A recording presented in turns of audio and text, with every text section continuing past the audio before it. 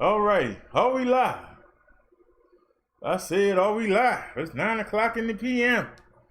on the East Coast, Fanatic Friday. I said, are we live? Yes, we are. So let's get it. Yeah, this bro Darryl, the one-man show. So now you know, can you feel the flow? The man with the plan, the man with the skill. Right now I'm about to get ill. Sit back and relax.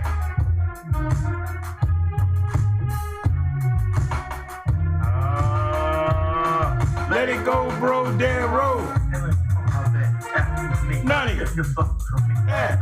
Cause y'all chumps. You can skate and feel anything. All on the show. I bet no one rocks like a big show. I'm bro Darryl. Can't none of you punk out there. Can't none of you. Cause y'all chumps. You can skate and feel anything. All on the show. But I bet no one rocks like a big show. I'm bro Darryl. You know what you're doing? You're dealing with the one-man show. Don't fuck on me. Cause you can. But I bet no one rocks like the big show. Can't.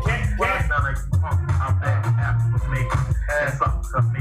Don't fuck on me. Cause you can. Can't feel anything. But I bet no one rocks like the big show. Can't. None of you punk out there with me. You suck to me. You think you bust them down like me. So there's no comparison to suckers. I'm harassing like I'm stalk. I'm dynamite. Like you walk on good. I just can't define my talent. Cause that's like a hot line. Get the full 1-1 from the musician who's second to none. The only one who can't be beat. So take a seat. Who out there can defeat me? So he was orchestra. The one-man show. I shine sucker cruise like mops and blow. I'm selfish. I hog the spotlight. My beats and lyrics. I always try to excitement. I ignite. I fight the good fight. I drive a sedan all day, smoking seeds all night. I'm not topical, but I'm more topical than any with me. In a curve bit, breaking down anyone who doesn't step up to the king of the underground sound. I'm loving bodies like John Gotti.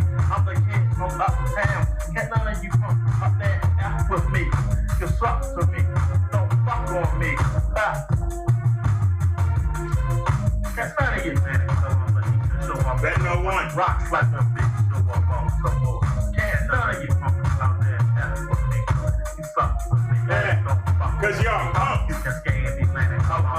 Show up as a one rocks like a big show. I'm bro Darryl. And none of you punk out there and F with me. None of you can suck to me. Don't fuck on me. You can scan the Atlantic. Show up as a one rocks like a big show. I'm bro Darryl. And none of you can I'm a young brother. Don't fuck on me. Can you get enough? I'm a young brother. Rocks like a big show up some more. Can you get enough of the young brother who swallows the fucking MC with the weak vocal? You don't sound that shit sound local. Bragging about your guns, running fights, don't stop whining, no one cares. Pull up your hands and comb your hair. And you might get a job, you solve, but now your wine keep swinging, so you keep bringing strength into your life. You won't pick up a book, my friend. So you're stuck in the pen for some hard times. And when you get out, you want to run with your tails of being locked down, sorry clam. I'm here to strip it to him. They love being hard. You're doing right. They're walking away from my fight. Go back to school, find a church. You won't be riding in the back of a hearse. By the way, how to corn on the nickel on the ground. Talk your dead homies. Why not little little? She might be lonely. If you got a girl, why not commit? Instead of banging everything that strolls on the strip. Remember, loose hips, sick shit. Leave the hoes alone. Leave the creeps alone. Then think about picking up that microphone. Because you punks, you know, you suck for me. Don't fuck on me. Let me laugh at you, man. Come on, but show up at one rock like a baby. Show up on trouble. None of you. And none of you punks out there ask for me. You suck to me. Don't fuck on me. You can scan me, man. How long the show but I bet no one rocks like the big show. I'm bro Darryl. And none of you punks out there ask for me. None of you. You suck to me. Don't fuck on me.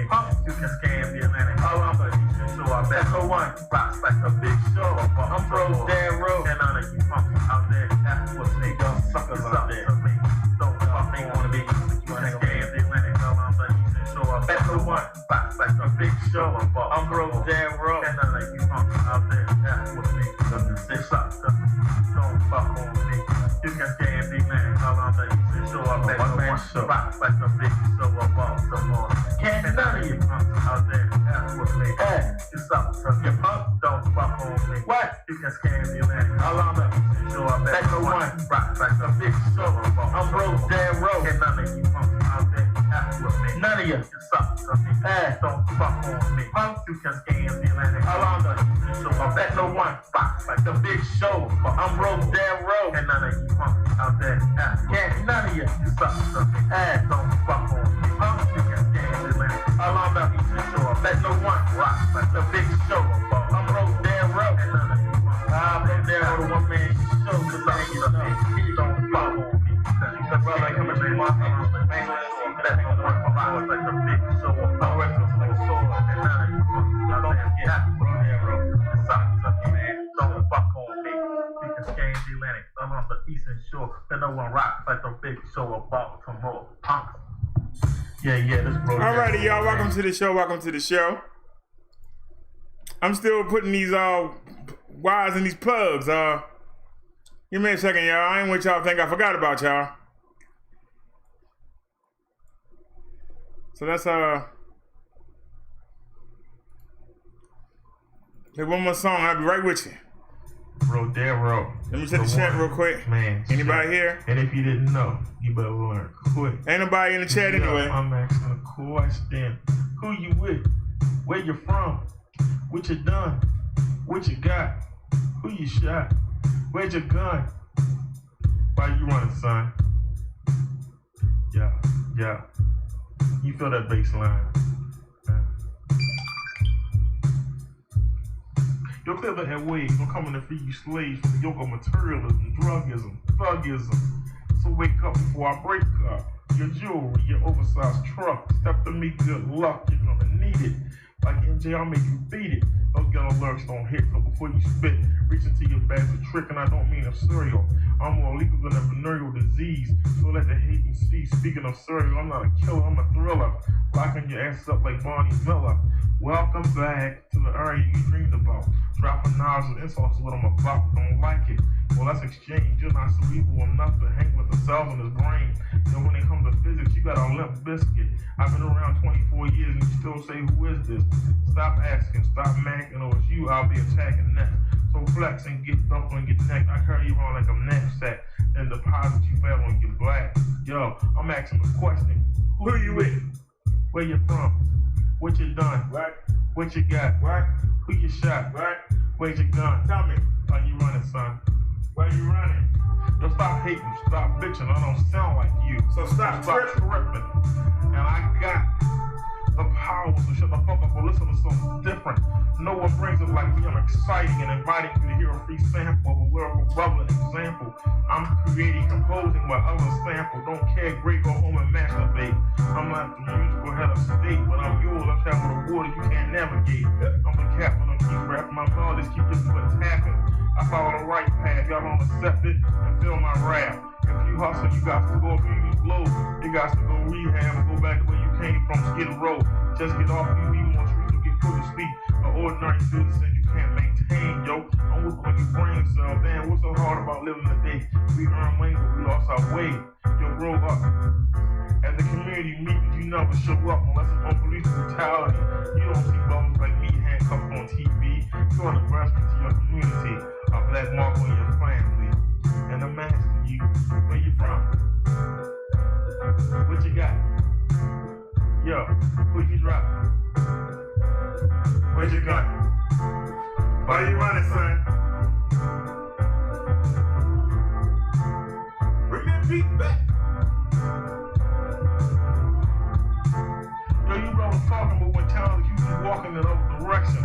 Another poor reflection of generation experts don't respect or knowledge. The few that go to college ain't learning nothing. But I first to speak on something. If you don't swing, don't flex that bling bling. I respond, I don't sing, so stand back, I'm letting go. You knuckleheads piss me off, yo, I'm bringing it full barrel. Shooting your ass like James Quarrel. So if you a shot caller, come face this bad knuckle brawler. When I rap, it's full contact, I'm not coming to hang. But to put you on your back, bring your loose cracks. Who you with? Where you from? What you done? What you got? Who you shot? Where's your gun? Why you running, son?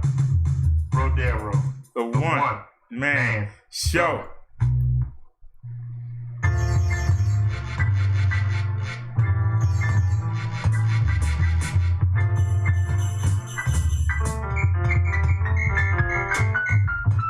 Come on and hold me tight. But all you wanna do is fuss, cuss, argue and fight. See, y'all ain't right. All I wanna do is hold you tight. But all you wanna do is fuss, cuss, argue and fight. See, I can't help you out with that, but check this out. Take it easy and take it slow. Welcome to the BD show. Take it easy and take it slow, and welcome to the Brother Derrick show. You other YouTubers, y'all straight greasy. Your whack beef videos sound cheesy. Please, somebody release me. Take it easy and take it slow. Welcome to the BD show. Take it easy and take it slow, and welcome to the Brother Derrick show. I ain't stressing, I'm here to teach a lesson. I ain't stressing, I'm here to teach a lesson. I ain't stressing, I'm here to teach a lesson. Here to keep you other YouTubers out there guessing. So take it easy and take it slow. Welcome to the BD show. Take it easy and take it slow, and welcome to the Brother Derrick show.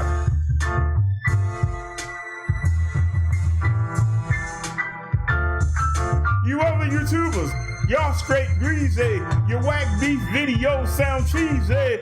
Please, somebody call Jeezy. Take it easy and take it slow, and welcome to the BD show. Take it easy and take it slow, and welcome to the Brother Derrick show. Hold me tight, hey, don't turn off the light. Hold me tight, hey, don't turn off the light. Hold me tight, hey, don't turn off the light. Don't turn off the light, but take it easy and take it slow. Welcome to the BD show. Take it easy and take it slow, and welcome to the Brother Derrick show. You other YouTubers, y'all straight greasy. Your whack beef videos sound cheesy. Please, somebody release me. Take it easy and take it slow, and welcome to the BD show. Take it easy and take it slow, and welcome to the Brother Derrick show. Hold me tight, hey, don't turn off the light. Hold me tight, hey, don't turn off the light. Don't turn off the light, but take it easy and take it slow. Welcome to the Minister Brother Derrick show.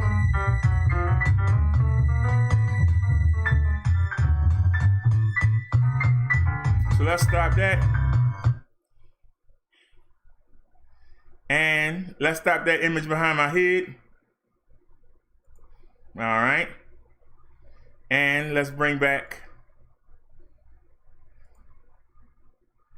the church background. We can change that for today. Church is tomorrow. Can we get a different background, please? Can we get a different background? Yeah, we can get a different background here.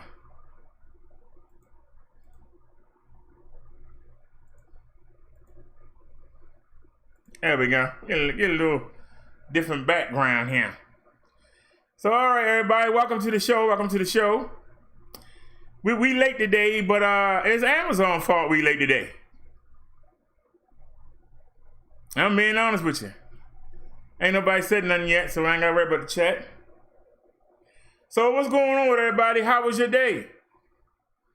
Fantastic Friday. Why is it fantastic?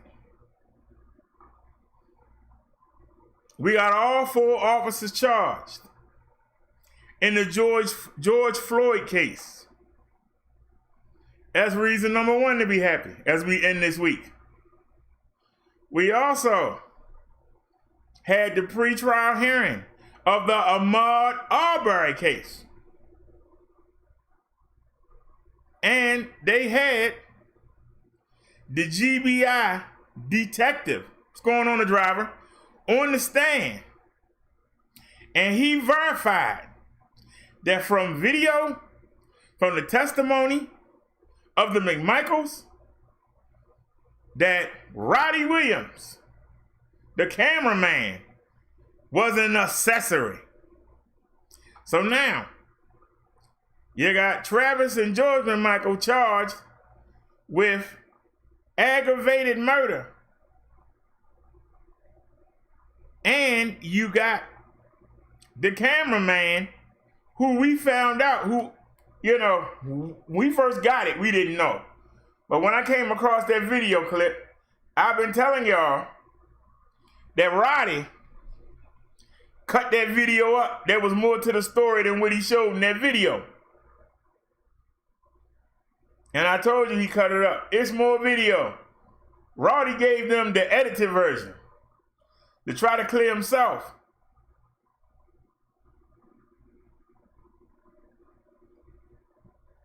He tried numerous times. Hey Liz, he tried numerous times to block in Ahmaud Aubrey himself. So, this has been a great week.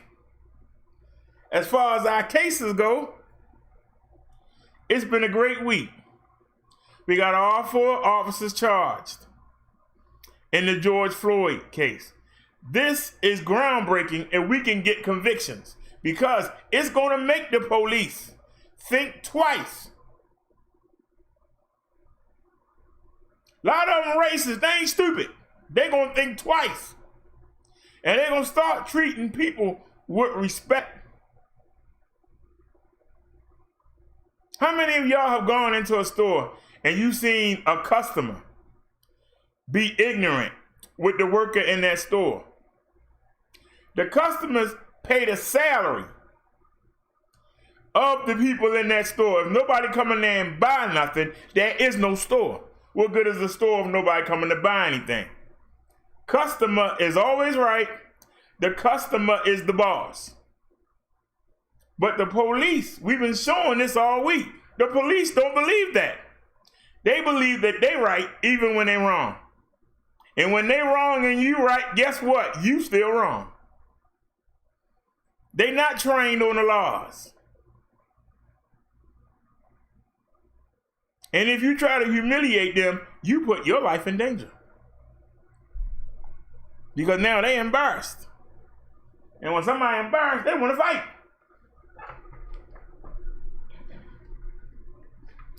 And 9 times out of 10, you out, you ain't got no gun. You out, you ain't got no baton. You out, you ain't got no taser, but they do.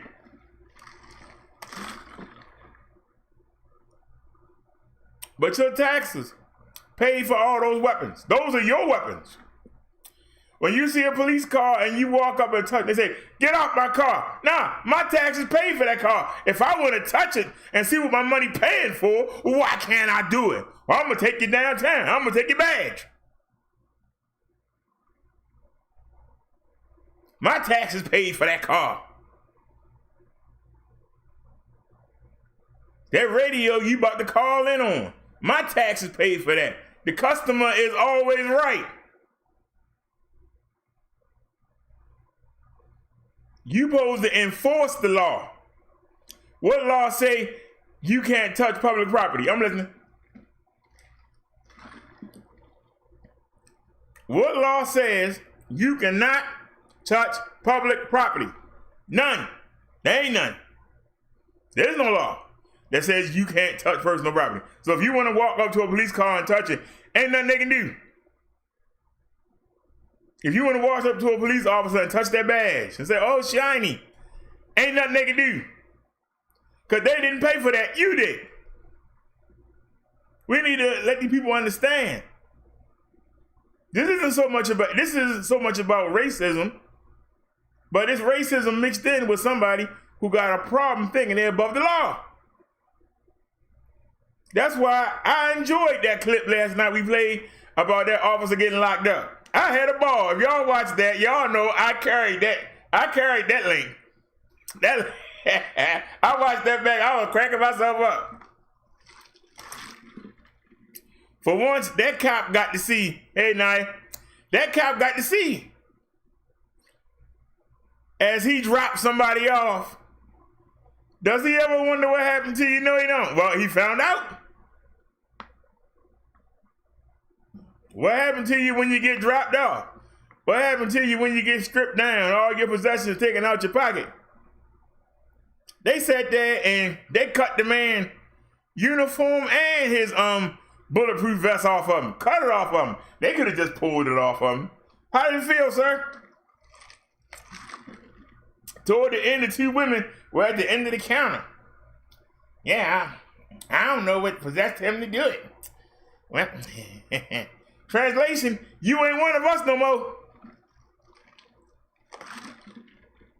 You in the dim. You ain't among the elite.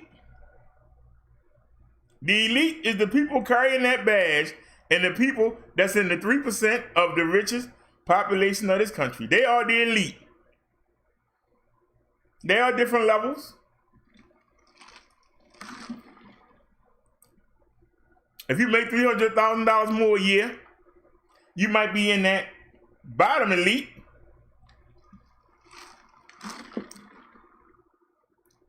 If you make 50 to 100,000, yeah, you're middle class.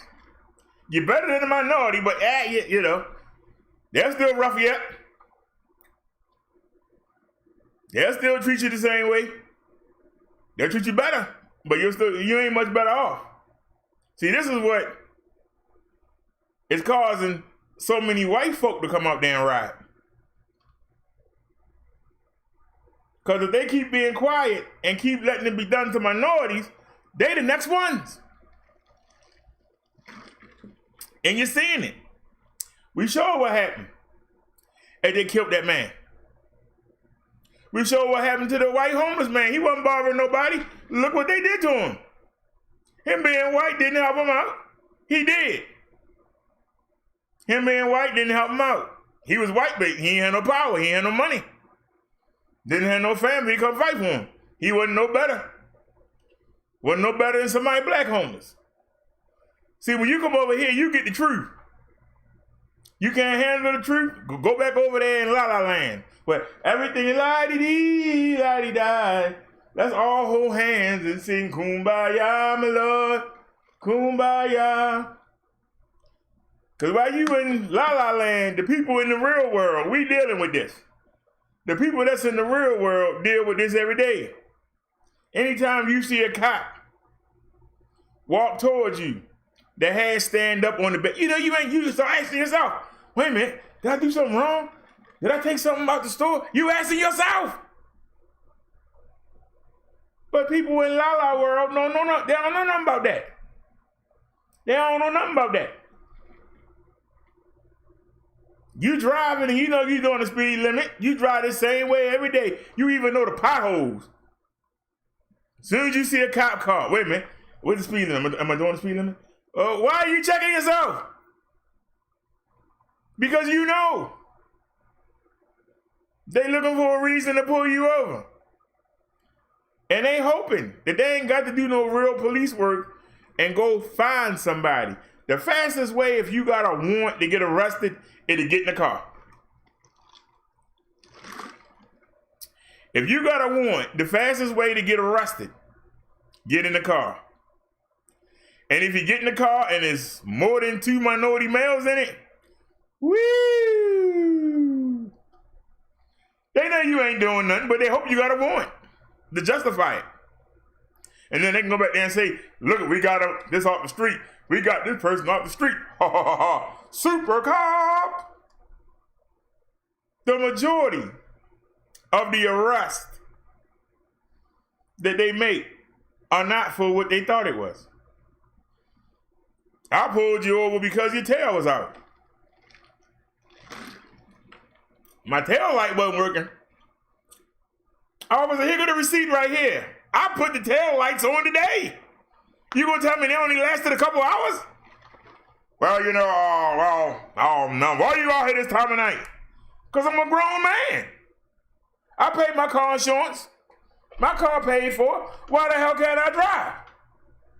Well, you know, you shouldn't be out here in this neighborhood. Says who? I'm on a public roadway. I'm not in a complex. I'm not in one of them gated communities. I'm on the road. This is a public roadway. A deer can come out here and take a dump in the middle of the road and ain't nothing nobody can do about it. It's public roadway. And you telling me I can't drive a car that I pay insurance on? I can't drive down a particular road. If you don't take that racist, redneck, backwood stuff out my face. Because I'm not stupid. I'm not going to disrespect you. I sure as heck don't want to have to be bothered with going down to your station and being thrown in your nasty jail. I sure don't want to have to get a lawyer. Are you going to make me do all that? Or are you going to leave me alone and let me continue on my way? Because you haven't given me probable cause. I need to see your license and registration. For what? I haven't done a crime. Because I asked for it. You work for me. I don't work for you. I'm asking you questions. Answer them. Why you pull me over? What crime did I commit? Well, you shouldn't be in this neighborhood. Show me a statute that says I can't be in this neighborhood. I'm waiting. You one of them uppity ends. Yes, I am. And the word is Niger. Oh, we got one of these smart boys here.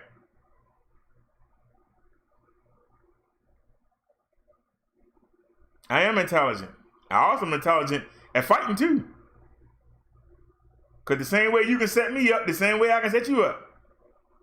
You can walk out here to this car tomorrow and they might see you and they might not. You just threaten me, I threaten you back. But see, you work for me. I don't work for you. I work for the we pay taxes to them. They get their money from us. You work for us. We their boss. I know the mayor personally, and the mayor works for me. No, he's not. You don't know your law. This conversation is going on somewhere in America right now. Somewhere in America, this is going on. As we encounter these police officers. Let me check the chat. Are y'all chatting away here? The driver says he missed it. Naya said he was sitting in jail awaiting for proceedings without a bail. The driver said BD, the cop is in the mental hospital. Oh, really? The driver said BD, Donald Trump had disappointed me on the way he's handling the riots. The driver said, turning the military against his own people. You know,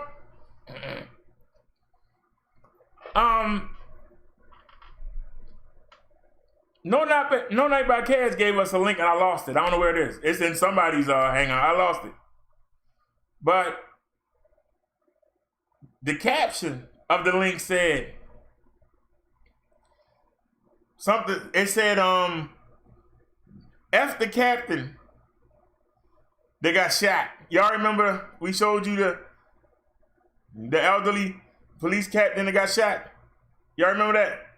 And the young boy had the phone, and he was like, y'all killed this old man for a TV.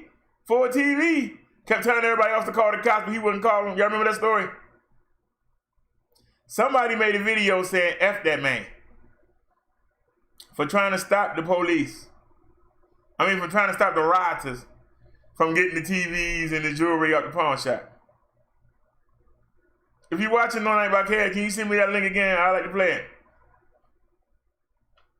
We had got so many of them, I lost it. I think we played like the 35 links that day. That's why I wish the driver and Naya would get Hangouts instead of using the Gmail, because I have to transfer your links from there to somebody's Hangout so we can use it during the show real quick. Now Liz showed me to use Word documents. And so we're going to try to start using that. So where I can just go to documents on the computer, pull it up, get the link, and then come back and put it into the Google search and let that find it.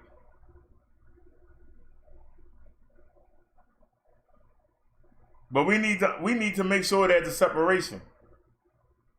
People protesting and people looting is two different animals. We need to make sure that we put that out there. That we do not support looting. Because I've already told you. They attacked the wrong people. If you was mad about the George Floyd murder, you should have went after that Arabian woman that called the police. If you didn't go get her and didn't burn down where she worked at, that's the first thing you should have did. Instead, you got a memorial out there. Because the man said he paid for the funeral, so you sold out. You sold out.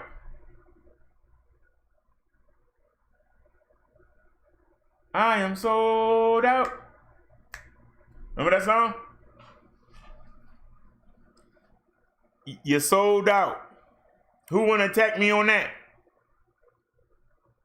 I wouldn't want that man to pay for nothing. I wouldn't string him up. Your employees, probably a relative, called the police on that man because she didn't do her job. That man would still be alive if she would have done her job correctly.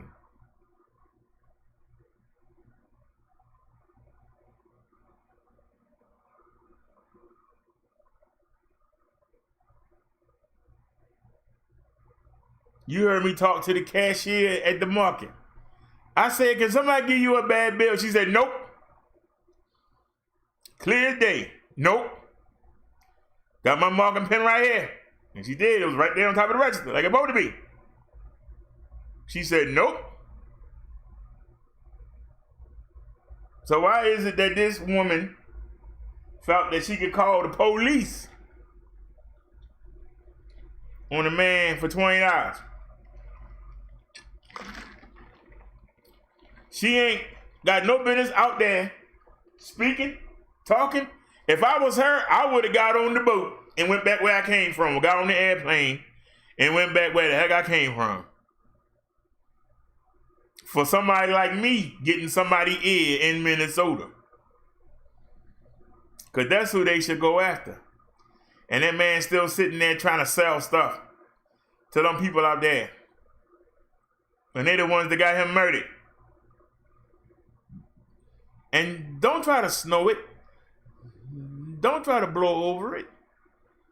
That's a fact. Because I guarantee you, if it was somebody white, she would not have called the police. They would have just ate it. But we're not going to eat a 20 from a black man. No, we got to get our money back. So don't let that man come on camera and be all nice and sympathetic. And they think you thugs. But what do they need from you? They need your money. They need you to come in that store and buy stuff. They need you. They don't want you. They don't like you. They don't think much of you. You just a money-making mechanism. That's what you is.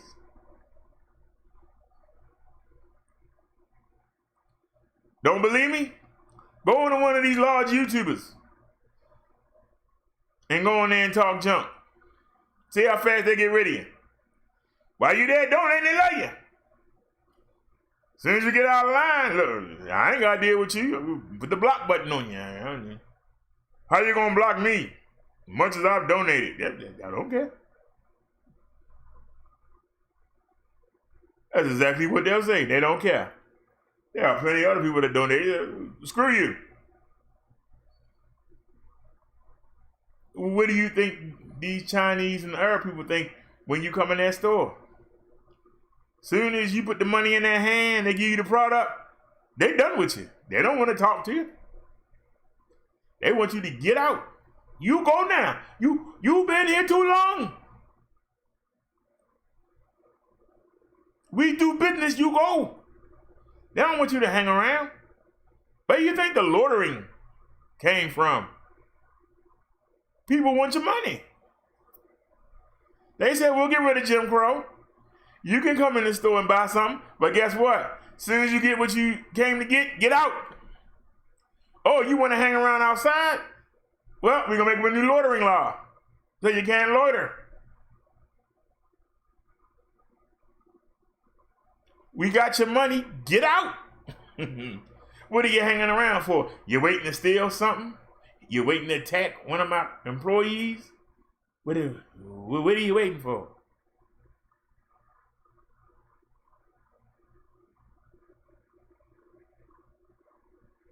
I'm dead serious.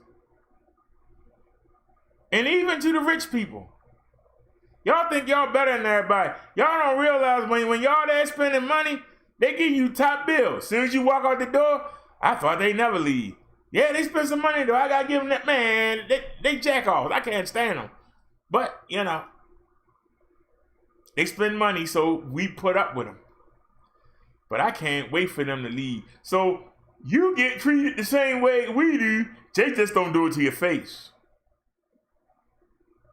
And you going around, I'm better than everybody else. They can't wait for you to get out the store either. They can't wait for you to check out the hotel either. You just as much a nuisance as anybody else is. Expecting somebody to come answer your every call. Ring, room service. What took you so long? Not thank you for coming. Let me set the chat. The driver said, turning the military against its own people. Y'all have to forgive me sometimes. Unlike other YouTubers, I can come in here and just bring something. I might not look at the chat sometimes. It's not that I'm not interested in what y'all saying. It's just that sometimes I got something to say.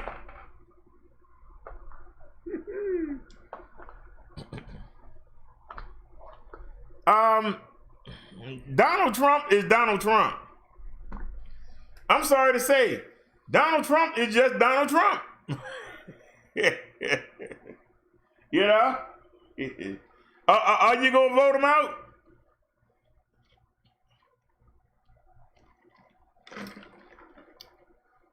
Republicans are always late to the dance. I've been telling y'all that for years. Y'all act like you don't hear what I'm saying.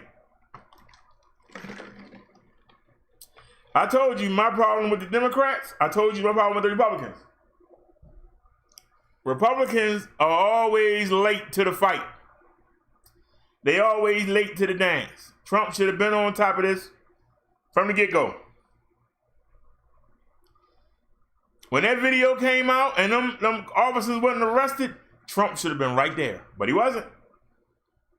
But now when they start rioting and tearing stuff up, now all of a sudden, looting means shooting. Really? Really? So you couldn't respond to what them cops did. That was okay with you, Mr. Trump. Because you didn't say nothing. You stayed back. The same way you stayed back on the CV. You ain't had no problem saying nothing. Letting it go on. Well, you didn't lock down the country. Well, I blocked China. Yeah, but you let the Europeans in, knowing that they had it too.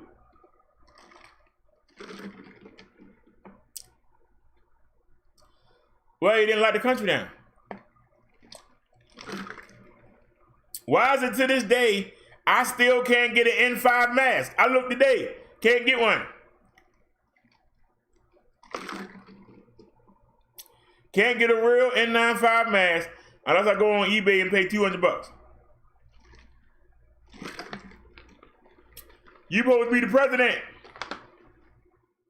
You didn't want to close the country down. You want us to wear masks.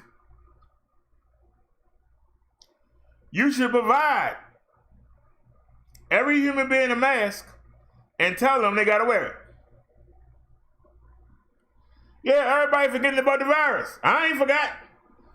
I was online today looking for a daggone, I was looking for an N95, a P100, a P99, I was looking for anything, an N97.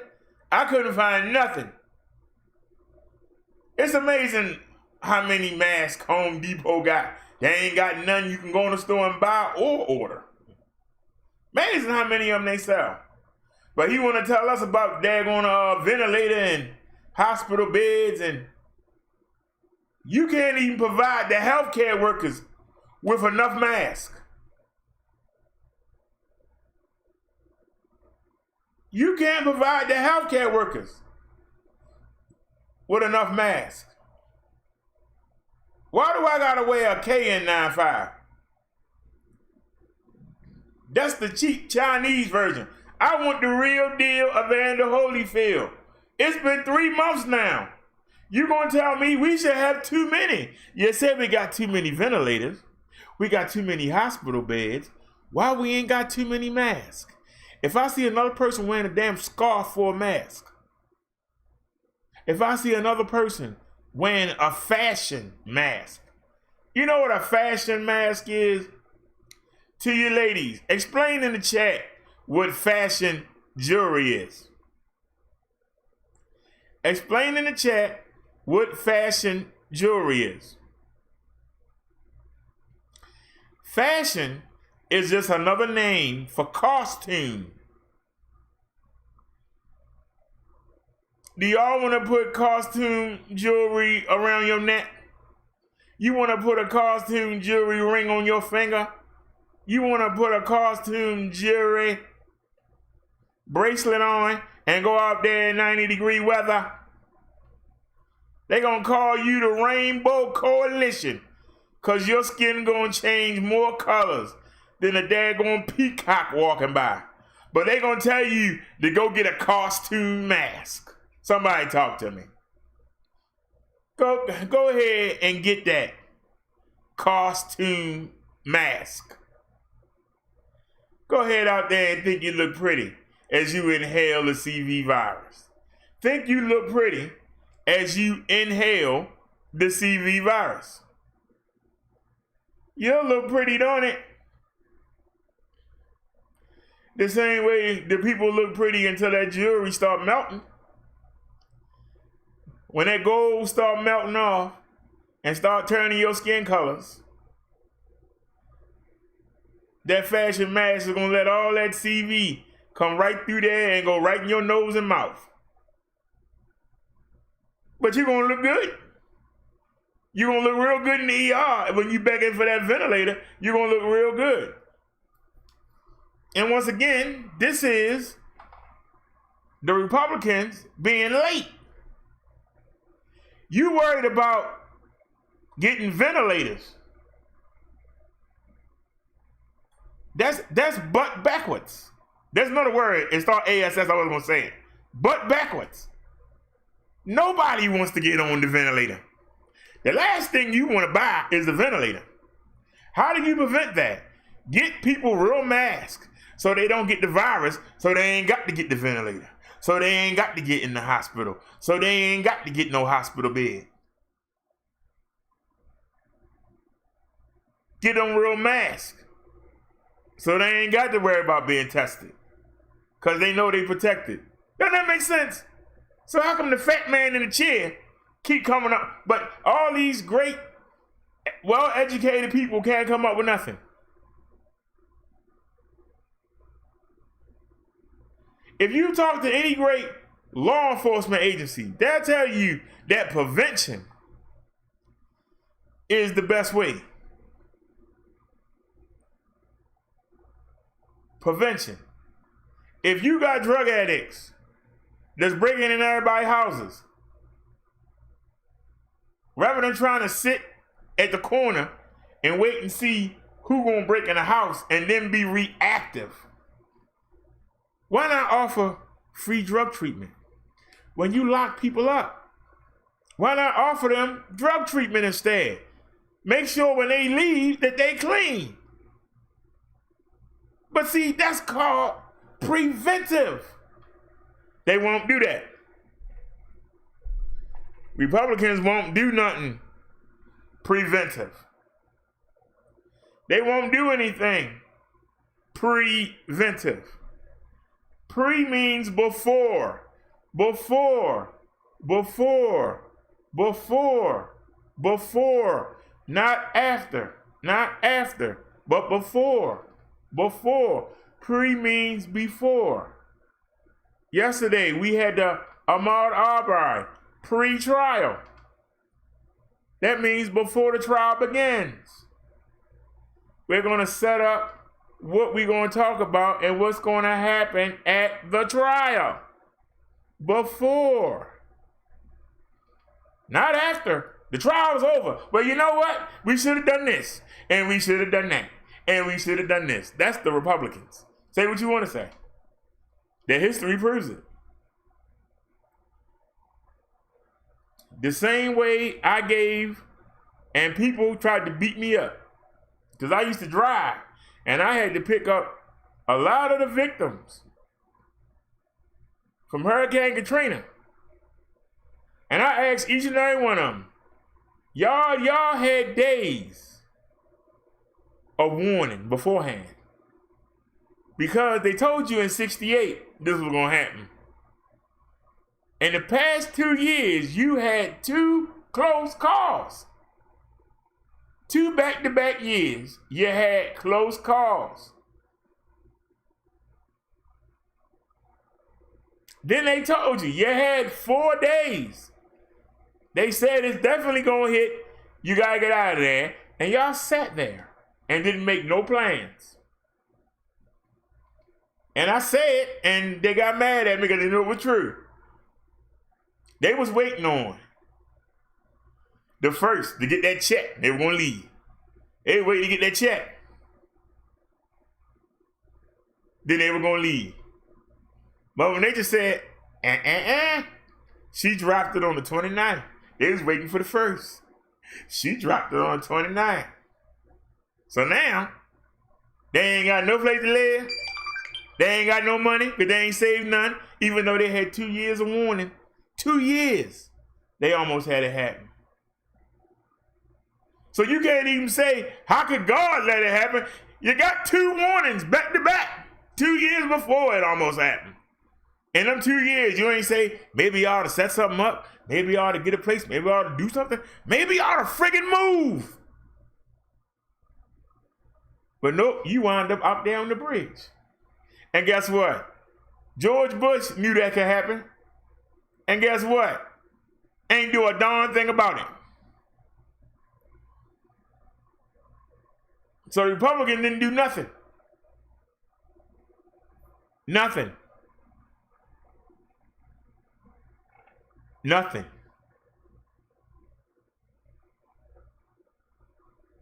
The same way George Bush heard about 9/11. Was reading a story to some kids in the school. Instead of getting up, we got to get up here and get up. Okay. All right, y'all. And once again, the bunny rabbit was very happy. Then a week later, yeah, we got to get this together. Man. If I'm saying something wrong, somebody come challenge me. If I'm saying something wrong, that's why we got to chat. Come on in.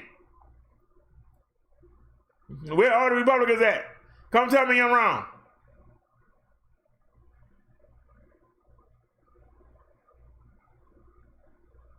You're going to have a hard time because I'm going to cut you down. Because I'm not attacking the attitude. I'm not attacking the personalities. I'm just telling you what I see. Come tell me I don't see what I see. I'm giving you fact after fact. For everything that you can say, Trump good with this, Trump good with that. In a crisis, Trump ain't good for jack.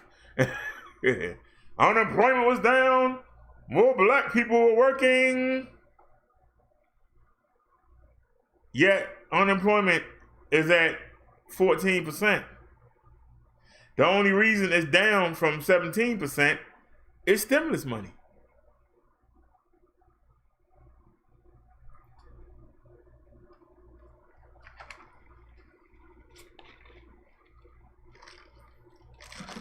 Republicans never want to help you until they have to. They wait till the last minute.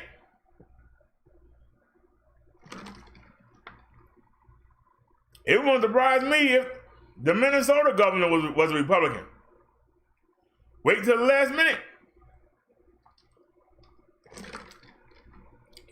They got the police station. They tried to get it the day before. Did they get ready for them? No. They lost the police station.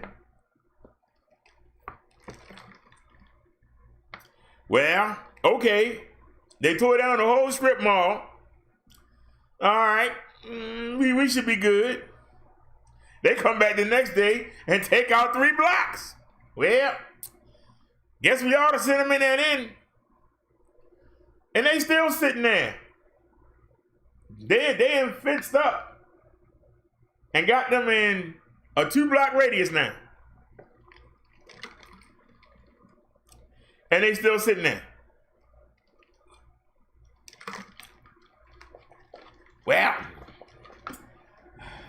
they ain't rioting no more, so I guess we ought to leave them alone there, Jed. What does the rest of the country think when they tune in and see them partying and dancing and you ain't told them to go in the house? What did they say to the rest of the world? Well, they ain't burning down no more businesses.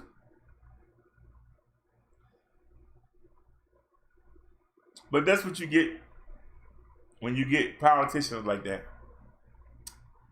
You're supposed to be preventive. Not waiting till something happen and then you come in. That's late. Let me set the chat because I ain't going on. Anybody got any links? All right, Naya got a link. And driver says BD Medicare will help you. The driver says BD, they give them synthetic drugs in rehab. They do give them synthetic drugs, but the fact of the matter is, why can't we help them before they get locked up? Why don't we have drug programs and really push people into them? Seriously. Not make them afraid that they're going to be locked up or looked down upon, but actually believe, come in here and get this help. Not make them feel embarrassed and ashamed. They got the regular folk to do that. Why you got to do it too? You don't think they got family members to say, look, man, get it together. How many times you gonna try and break in here and steal Grandma China? How many times you gonna try and steal my daggone Xbox, man? Come on. Get it together. We should be encouraging people. But I can hear Trump now. Till you taking the copper wire out them housing, you doggone drug addicts, we got something for you. Some of them people want help. But they're afraid to get it. And that doesn't help them. Threatening them and, you know. Let's take a look at Naya's link.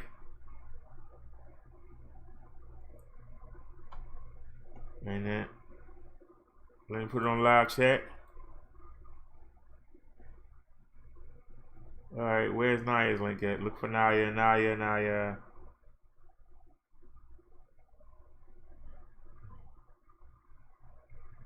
Did I miss it?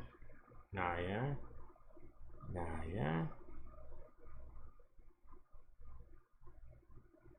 Or did the driver, who dropped the link first? Why am I not seeing it? I ain't seeing nobody's link. Hold on.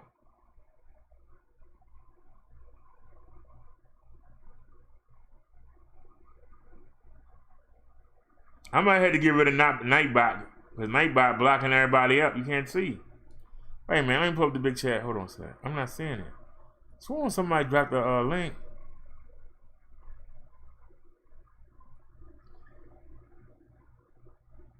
Wait a minute.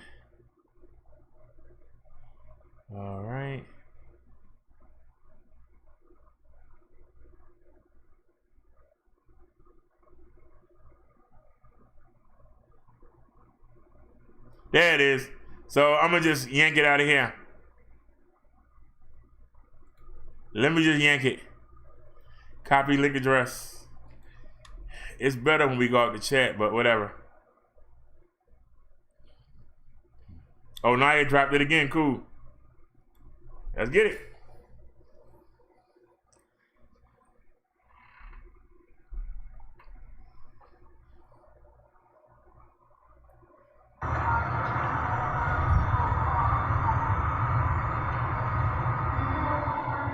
All right, we can blow it up.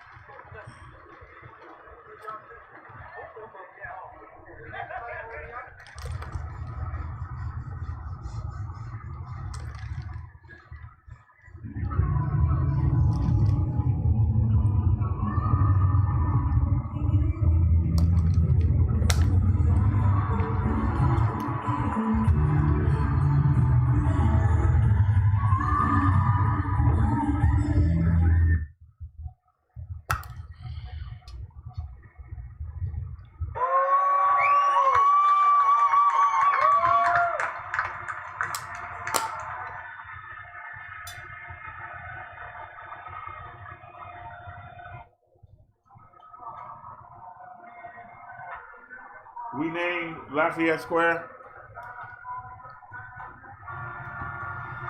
Appreciate you.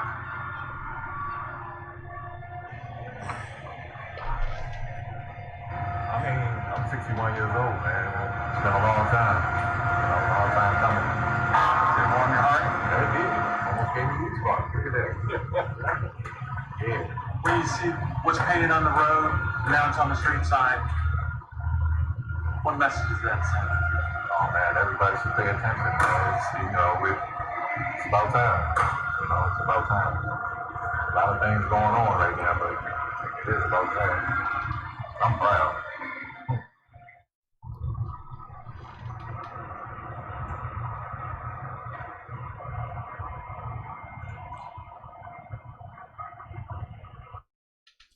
Black lives matter.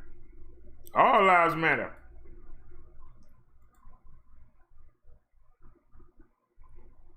All right, the driver had his link there too. And then we got some links from Liz, y'all. I ain't forgot your Liz. And gotta get these before they go away. All right, let's see if y'all can see that. Yeah, y'all can see it.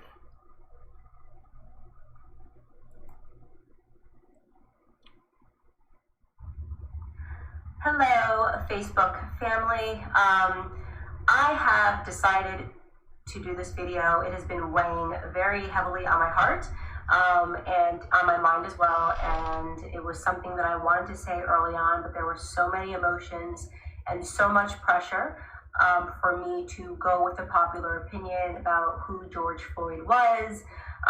And sometimes it can be difficult when there are just so many external pressures to say what you believe. And this was an instance where I felt like my silence would have been better in the beginning, but the more that I think about it, I realize that we are being sold a lot of lies, and at the detriment to the Black community, at the detriment to the white community, and at the detriment to America as a whole. So I want to come out and say that I do not support George Floyd and the media depiction of him as a martyr for Black America. I'm going to explain why, and I hope that some of you guys will understand where I'm coming from.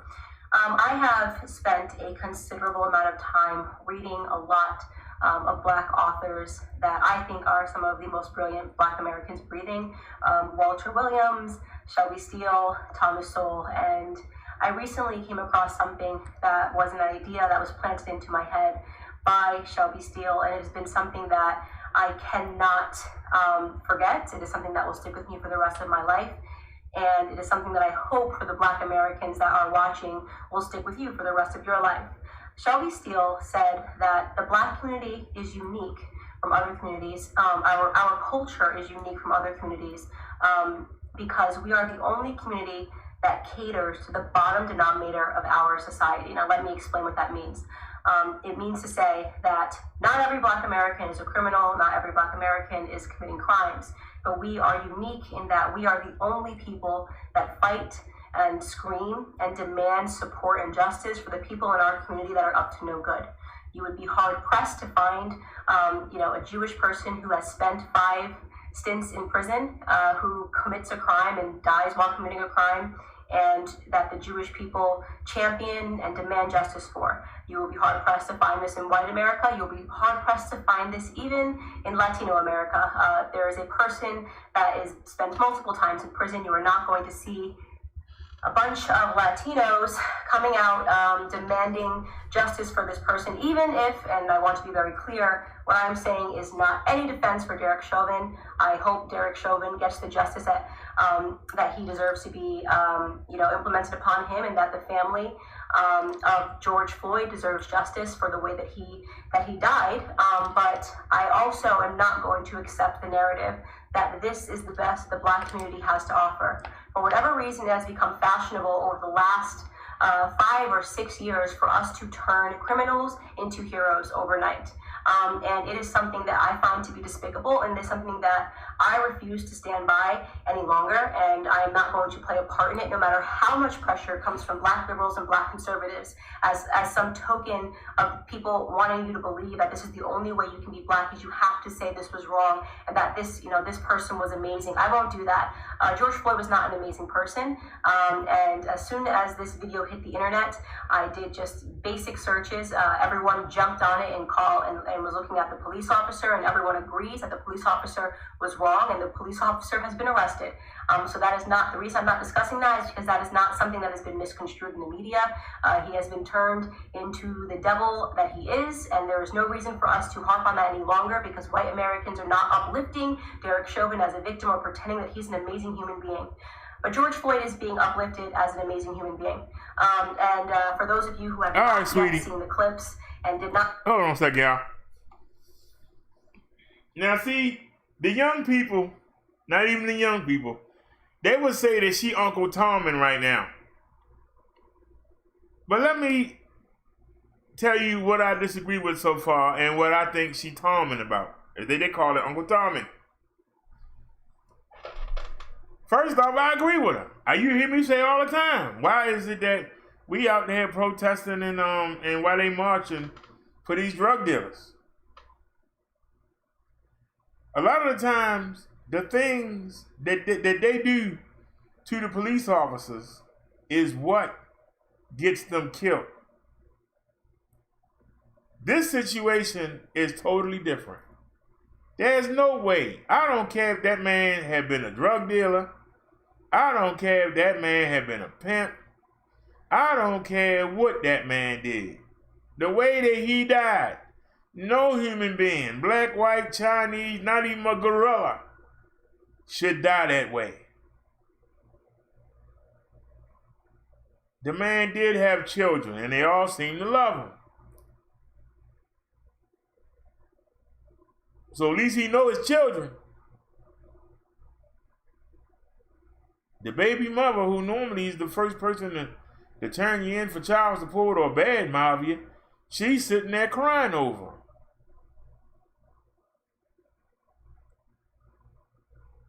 So the man couldn't have been that bad. But whether he was bad or not, the man still did not deserve to die like that. And so she don't want to spend no time talking about how the cops killed him. But she want to spend time talking about how this man wasn't a good man. Whether he was an evil man or whether he was St. Jude, the patriarch, nobody deserves to die that way. Especially somebody who you helping to pay the salary of. They're supposed to protect and serve, not kill you. So if you're not going to talk about that, you shouldn't talk on it at all. Because see, this is the problem. This is why they call it Uncle Tommy. You're going to sugarcoat what the white man did wrong. And then you're going to try to discredit the victim. That man was a victim. There was no reason for that man to die. And the problem is not so much white. It's these rogue cops. And sometimes in that rogue circle, there are other minorities that are there, but they can't do anything. That's the reason why those other 3 cops that had that knee in them too are going to jail. Because any one of them could have stood up. Derrick Chauvin didn't have any rank. He wasn't a commander. But they took the sheep role. Instead of standing up and saying, hey, this ain't right. We need to stop this. They went along with it. The same reason that Roddy Williams is being charged along with Gregory and Travis McMichael. He could have said, hey, this ain't right. The police are on the way they've been called. Let them handle it. But instead, he went out there and tried to block the man. He blocked the man several times. Cut his path off.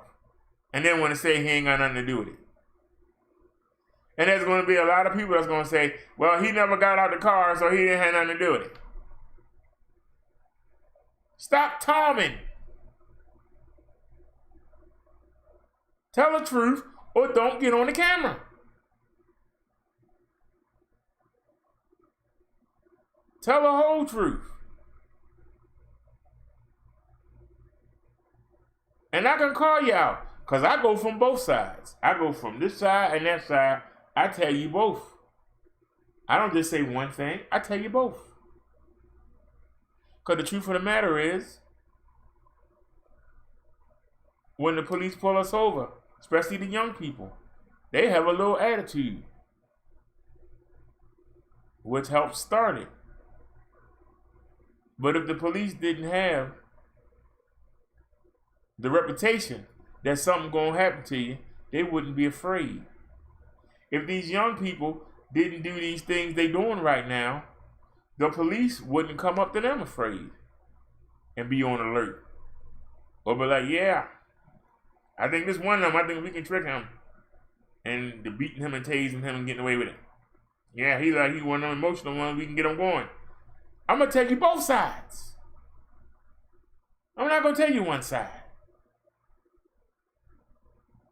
But yeah, but I'm not even going to talk about Derrick Chauvin, but we're going to talk about the victim.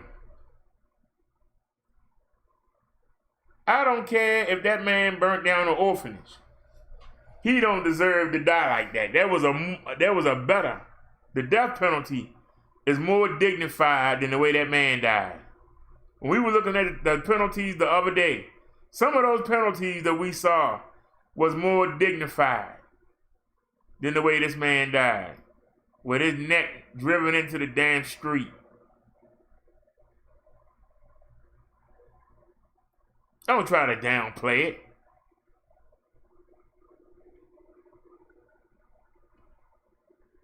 The driver says he like to have,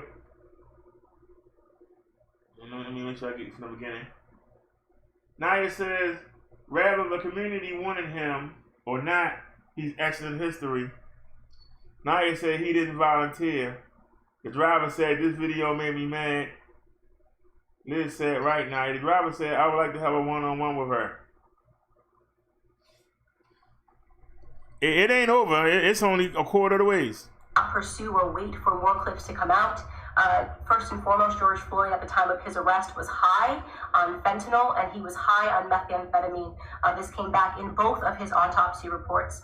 If you pursue the 911 transcript, you can see the person describing somebody who is out of their mind high, and which is what made the person fearful because he tried to use a bill that I guess was a fake bill to purchase something, and then he was outside acting weird, and they in their police call said that this person was obviously distorted and on drugs.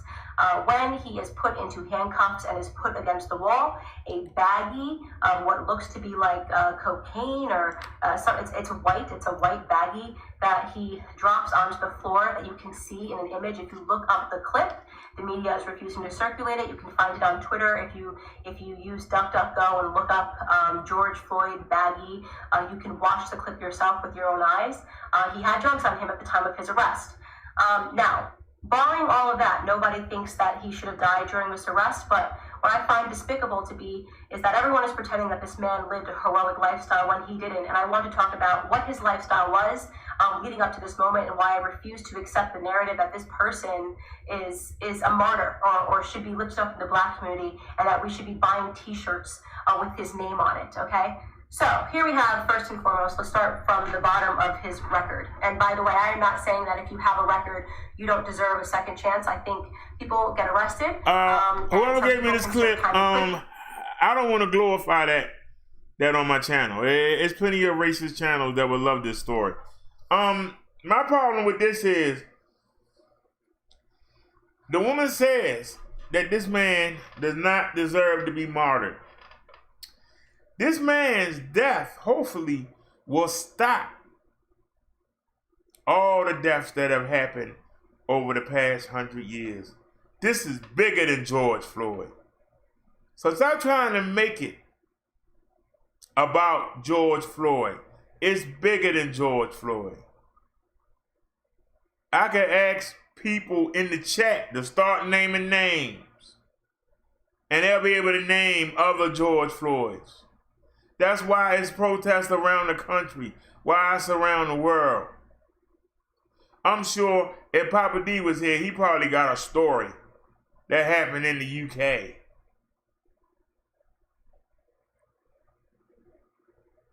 This is not just George Floyd.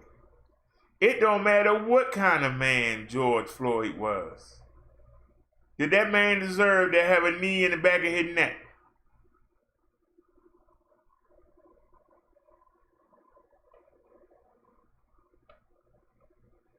Did that man deserve to have knees in his back, pushing in, keeping him from breathing?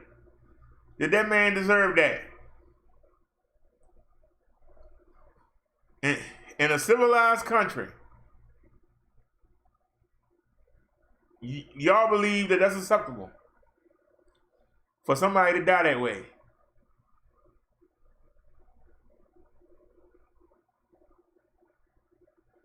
Now, we showed the clip of the white man that died at the hands of the police. They didn't have a knee at his neck. They had knees in his back.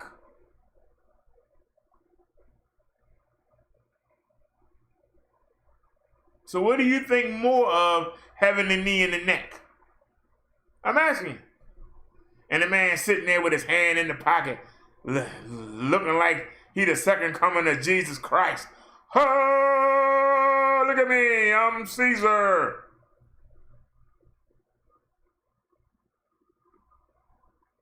This is the picture that should go around the world, showing that man with his knee on his neck, talking to the people that pay his salary like they dug, like he paid them. That's what needs to be going around. We need to be focusing on that.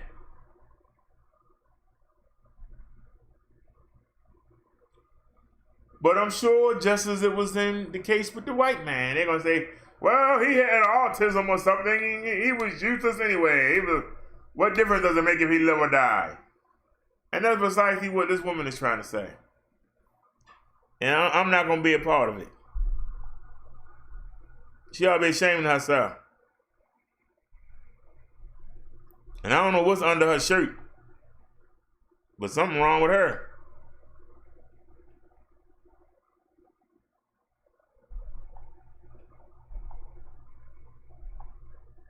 Just sitting there, Uncle Tommy. That's what they call it.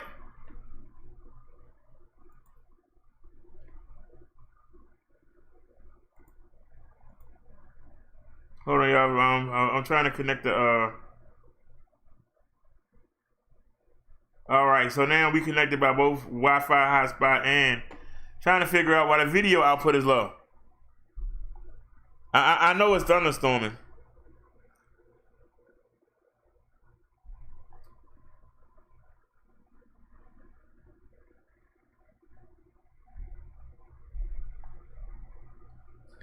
The phone bill on this phone is due tomorrow. I don't know if I'm gonna pay it or not.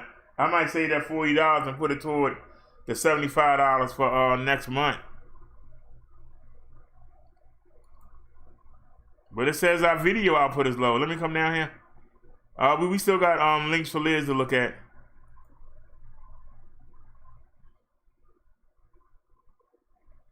All right, we seem to be stable now. All right, we turn orange. That's where we should be at. We should be orange.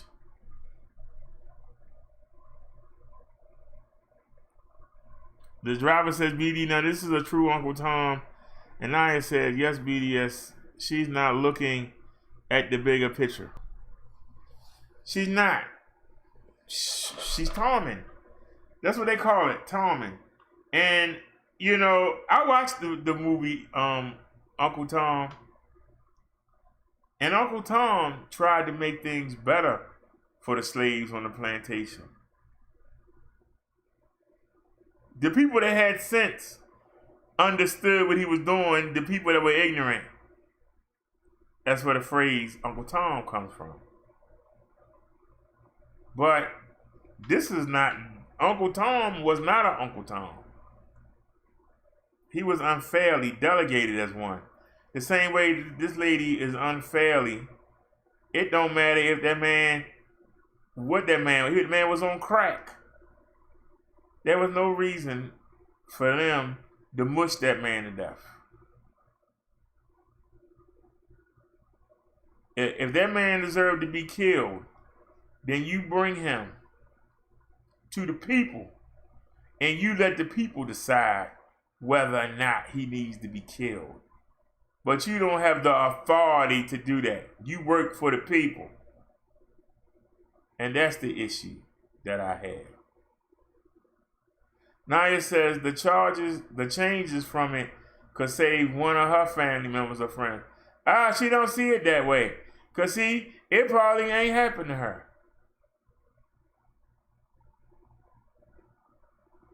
It probably ain't happening to somebody she know.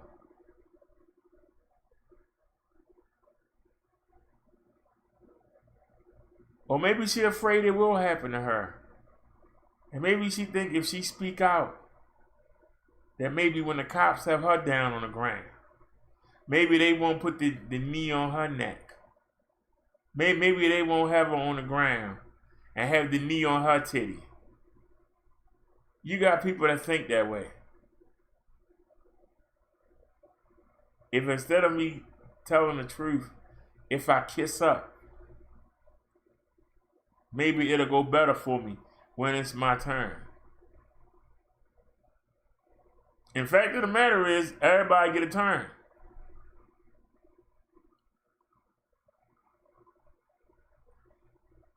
I ain't never done no hard time in my life. I ain't even done soft time. But I know on one mistake. That's why I don't mind carrying cameras around when I go outside. On one mistake. One wrong look at somebody. One wrong mistaken identity. It's that easy to get caught up. And it's so hard to get uncaught up.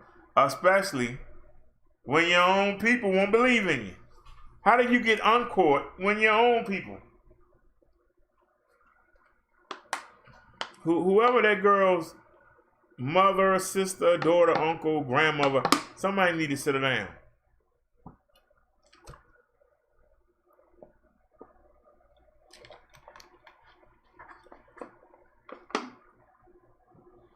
When you start looking at the character of the victim, you trying to ignore the character of the criminal. And Derrick Chauvin and those 3 officers are criminals because they engaged in criminal behavior. They committed murder. And you can't justify it. You can't sugarcoat it. You can't wash it away. They are criminals. Because no matter what you can say about George Floyd or Aubrey or the man that got choked out in New York or the man that had the plunger shoved up his anus by the police or Aubrey and any other countless names that we can come up with. Whatever their interaction was with these men, it did not warrant them dying. Aubrey looking in a construction site is not worthy of him dying. A $20 bill is not worthy of somebody dying. Freddie Gray selling loose cigarettes is not worthy of him dying. The man that got choked out in New York for the same thing. We thought you were selling loose cigarettes. And so you choke a man to death for selling loose cigarettes. These cops in these situations were worse than the criminals because the criminals didn't kill, they did.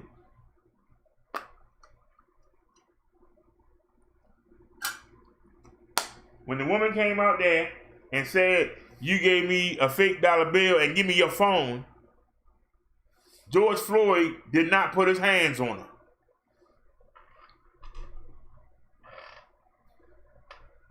But she went and called the police and they came and they put their hands on him. Now explain that.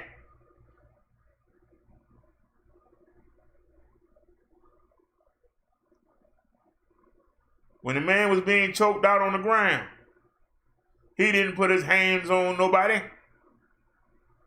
Well, he was a big man, so they had to hold him down, so I understand why they killed him. Yeah, whatever. Make them excuses. We tired of hearing them. We tired of excusing this behavior. And his body's rogue cops. Think they're above the law.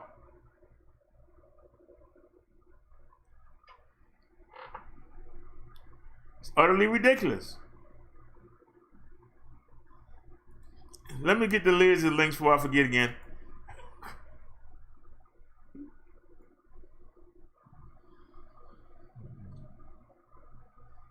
I think we showed one already. Where's the other one? I know that's old. Man.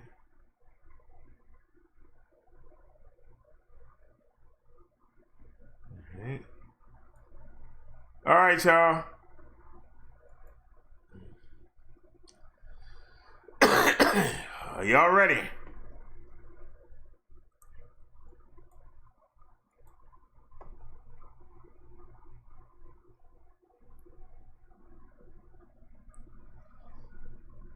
Twitter disables Donald Trump's campaign's George Floyd video tribute.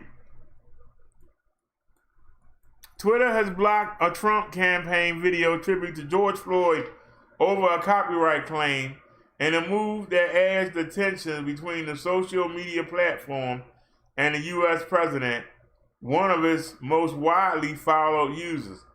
The company put a label on a video posted by the @TeenTrump account that said, "This media has been disabled in response to a claim by the copyright owner." The video was still up on President Trump's YouTube channel and included pictures of Floyd, whose death sparked widespread protest at the start. Per our copyright policy, we respond to valid copyright complaints sent to us by a copyright owner or their authorized representative, Twitter said in a statement. It did not say who made the complaint.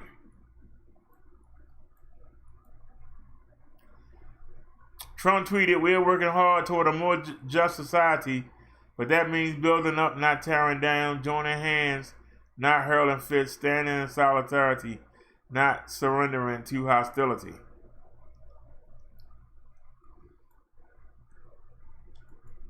I'm trying to play it. I don't know if it's going to play. Media has been disabled in response to a report by the copyright owner. The 3-minute and 45-second clip is a montage of photos and videos of peaceful marchers and police officers hugging protesters, interspersed with some scenes of burning buildings and vandalism, sent to gentle piano music and Trump speaking. Last month, the Twitter fact-check warnings on 2 tweets from Trump's own account that called mail-in ballots fraudulent and predicted problems within the November U.S. elections. Under the tweets, there is now a link reading, "Get the facts about mail-in ballots" that guides users to Twitter Moments page with facts, checks, and news stories about Trump's unsubstantiated claims.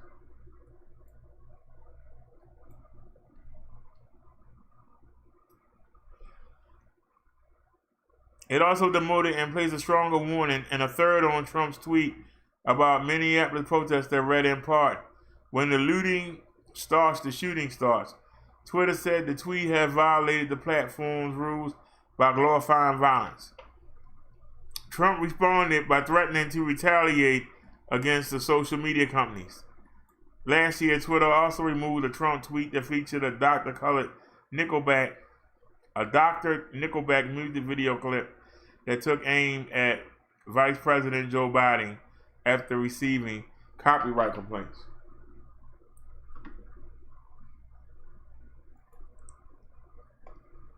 Okay, what is he crying about?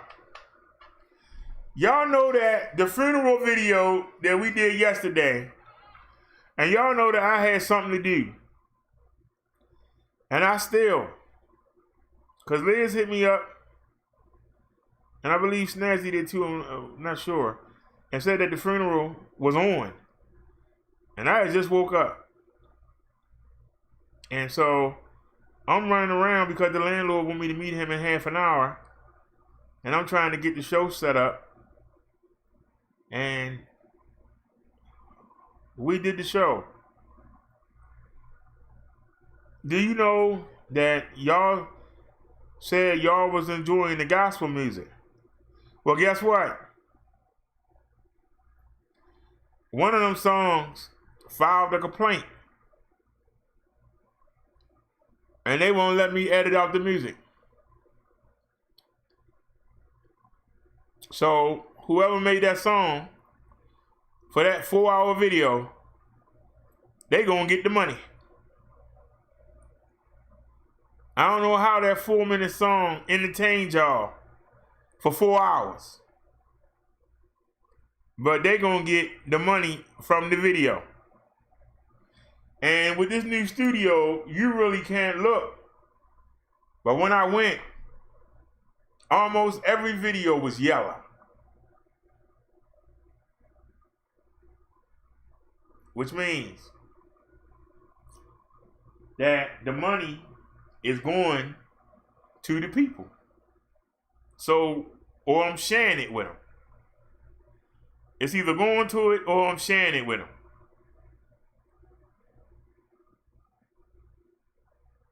Now, we can edit out a video, but they won't let us do it.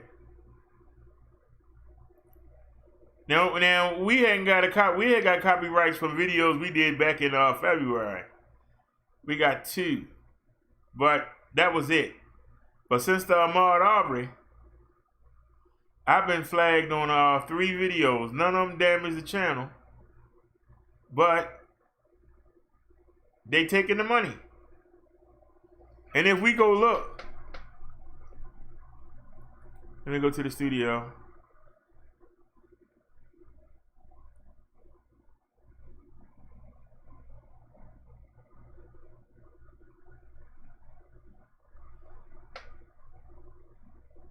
Copyright owner claims some comment June 15th. This came in at 4:59 a.m. George Floyd funeral. I can't breathe.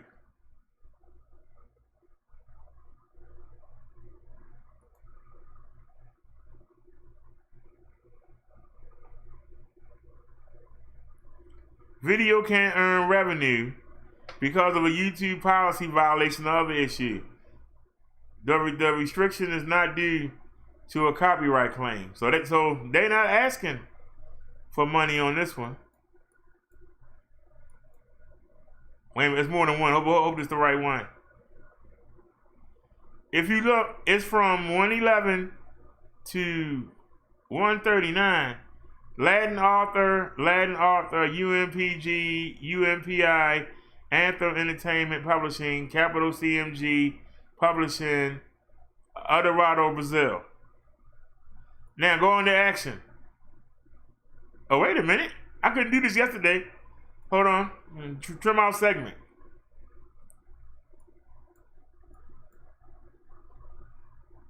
Continue. They wouldn't let me do this yesterday. All right. Get this mess out of here. Just take it out. Because I ain't going to make no money in either day.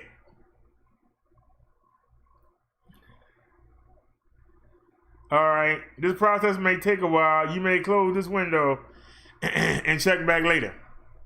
So, all right. That's one. Let's keep going. We got 7 in. 2. Review options.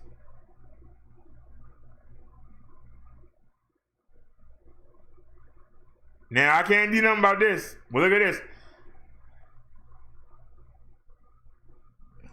They won't let me do nothing. Look at this, y'all. I can't do nothing. I can't do anything.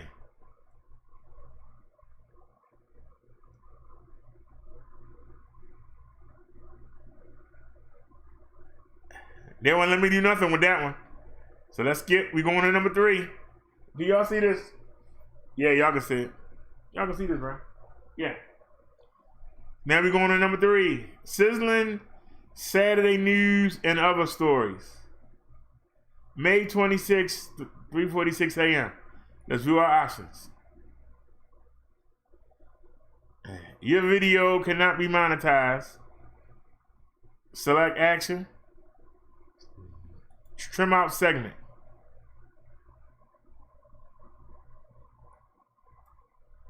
Continue.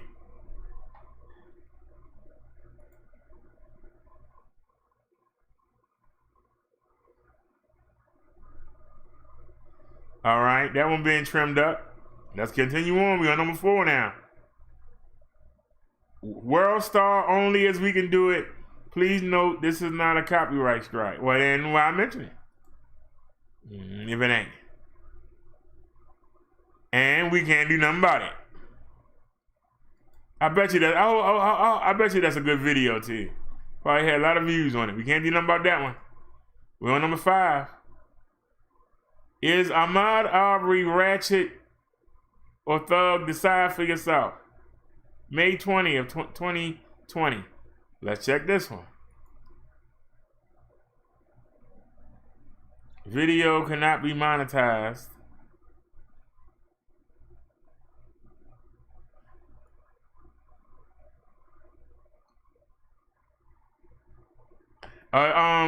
This is The Guardian.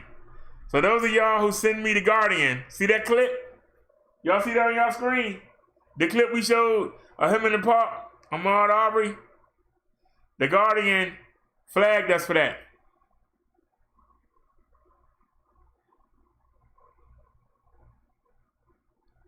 The Guardian flagged us for that.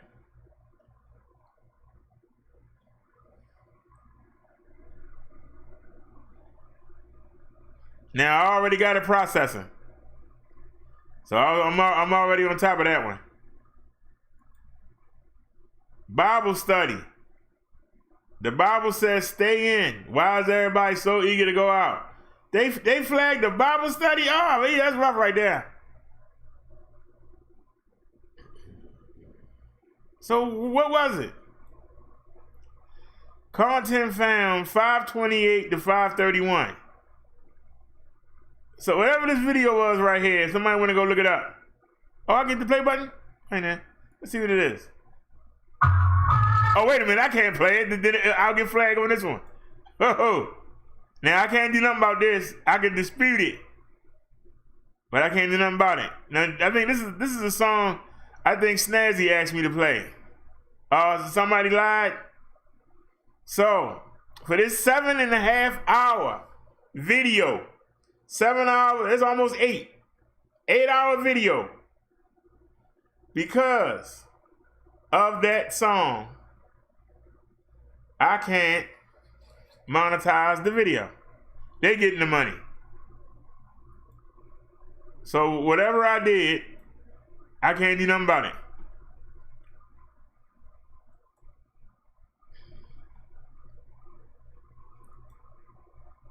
Wicked Wednesday. I'm feeling sore tonight after my back ride, May 10th. What are our options? Video cannot be monetized. I'm outside. Or I'll be inside.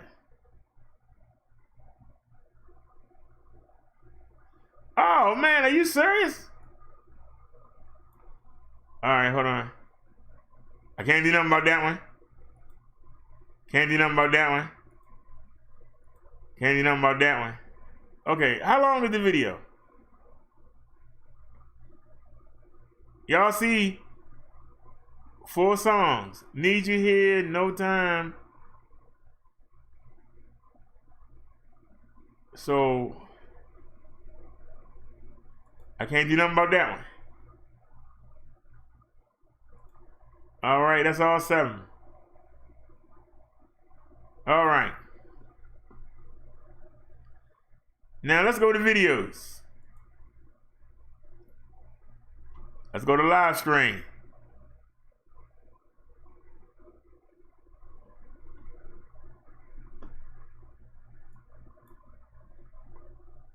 Now I want y'all to notice. This is us right now. And we on limited. Right? This is me waiting on Amazon. It's only 3.5 minutes long. We got full account for that. This is the Aubrey video. We unlimited. Let's go for a ride. Now, they can't do nothing about that. We got the green on that. I mobile live yesterday. They can't do nothing about that. But look at these. Yellow. Limited. Limited. Limited. Limited. Limited. Limited. Limited. Limited. Limited. Limited. Limited. But check this out. We outside on the mobile live. We get the full green. So it's bad enough we only getting 8-10 cents a video, but now we not even getting that. Limited. Limited. Limited. Limited. Limited. Limited. We on the next page. Limited. Limited. Limited. Mobile live. Green dollars on. Webcam test. It's only 23 minutes. $4. But back to limited. We did a 2-hour show, limited. Then we came back on the second hour. We got the $4. Huh? Same night? We already saw this one. Ineligible. Another mobile live. We got the $. Mobile live. Got the $. Mobile live. We got the $. Is Jesus the same God we worship? Limited. Sabbath Saturday. Limited. Mobile live. Full green sign. Frantic Friday. That ain't the first time I did. I thought that was my first time. Oh no, we did fantastic today. But we got limited. Let's make sense of this. I'm mad. They gave us the full green on that one. Another mobile live, full green. Bible study. They got us on the Bible study. We on the late night, limited. But these are all parts of the same video. The rest of them are green. What's up with that? But the big part was limited. Off to the pharmacy, mobile live. And they let us go on the 4K test, but we were doing 4K tests. We didn't show anything.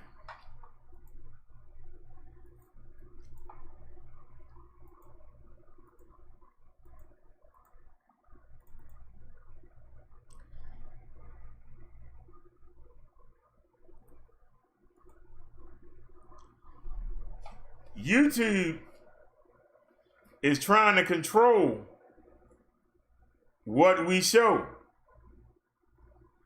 They trying to control what we show.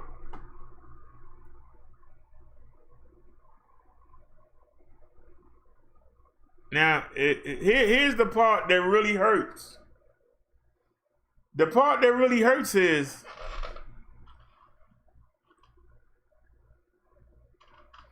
part of the appeal is y'all can bring your own links.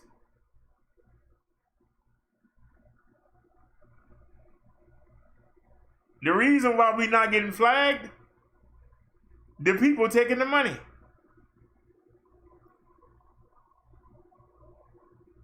Do y'all understand that? Whereas before we wasn't monetized, we were getting flagged. Now we not getting flagged, they just taking the money.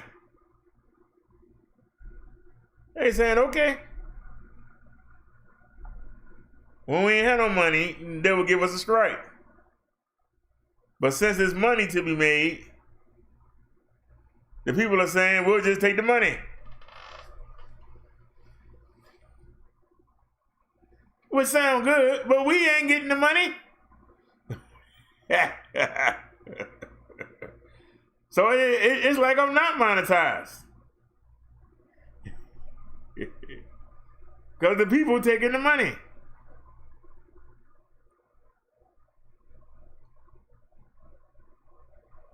I don't think that's right.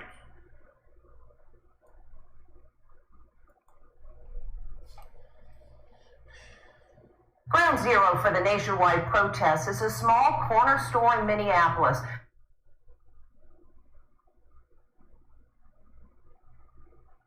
All right, hold on, something ain't right. Where a clerk called the cops when he thought George Floyd had tried to pass off a fake $20 bill. Amber Cogliano takes you inside the store. It's your first look inside the store where George Floyd was shopping just before his tragic death. This is the cash register where Mr. Floyd spent some of his last moments. This is how he would have exited the store. Out of these two doors, and then into the streets. Inside Edition spoke to the store owner, Mahmoud Abu Mayale, and his spokesman, Jamar Nelson.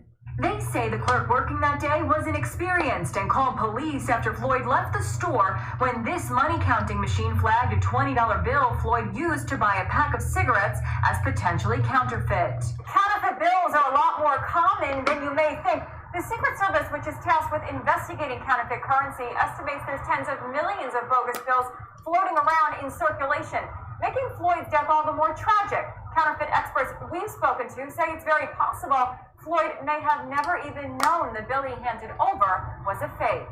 If it was a counterfeit, so far, police aren't saying because it's an active investigation. Sean Trundy is the chief operating officer at Fraud Fighter, an LA-based company that sells high-tech counterfeit detectors. The quality of counterfeits that are being seen out there in circulation is quite high. So high that the naked eye cannot really discern whether or not it's fake or real just by looking at it. George Floyd was a regular customer coming into the store at least once a week. Everyone knows George. I know him to be extremely friendly, kind, caring, very jovial all the time. The owner says he wants the world to know he's heartbroken about what happened inside his store. He says had he been there, the cops would never have been called. Thank you. People want answers, people want justice. At least we got that confirmation. George Floyd didn't deserve to die. Today, 10 days since Floyd left Cup Foods for the last time, the store remains boarded up and the nation continues to mourn.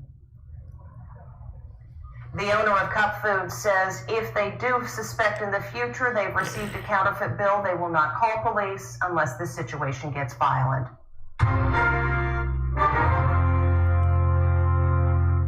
Don't y'all get, I know you know we gonna get flagged for that inside edition, but we ain't gonna make money in this video neither. Don't y'all get tired of me telling y'all I'm right.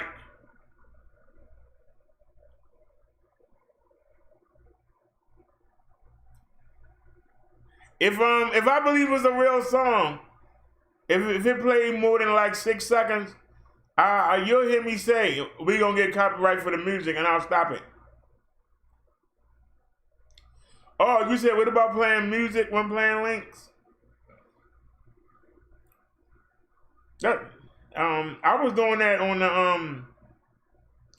the reg lives. Maybe we should play some background music. I tried to see if it worked. But tell me, y'all. Uh-oh, somebody just ran. Don't run, come back. Don't y'all get tired of me being right. Be honest. Don't you get tired of me being right? I told you. The owner said so himself. She was an inexperienced cashier, and he said if he was there, the police would have not been called. That means he had some ignorant, dumb foreign woman working behind the counter. She didn't know what the heck she was doing. Why wouldn't she run it through that machine at the time instead of waiting until after the transaction and then doing it? Do y'all understand? So I was correct. But you also saw on that table, what did the man have there? He had a marking pen. But a marking pen is cheap. He was trying to get you to buy that machine. That machine he want the owners to buy, that machine probably cost about $400 or $500. So even doing that, I'm calling him out. I'm calling him out. Yeah. That man trying to get business owners to buy one of the machines. Why he didn't show you the proper way to use the marker? You can go get the marker. Probably get a 2-pack for like $5. Nah, they want you to get the $500 machine, and they want you to put one in every register. So, say you a market, and you got 18 registers, that's 18 sales. All right, y'all, something going on here. I know it's raining outside, but I'm noticing that our reception is all over the place. Before I started the show, I checked it, and I'll check it again while we're doing the show. Now we need 4 megabit up to run the show.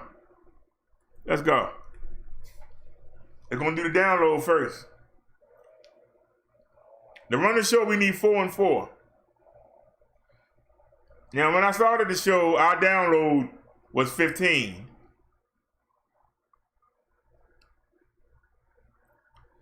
And our upload was 8 or 9. We only using 4. Come on, man. Look at that. Bull crap. That's not enough to run the show. We're using 4 to run the show. So that's a lie. Why are you lying? I need to know. Why are you lying?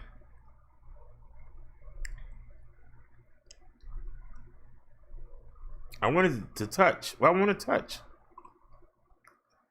Just touch. Touch it.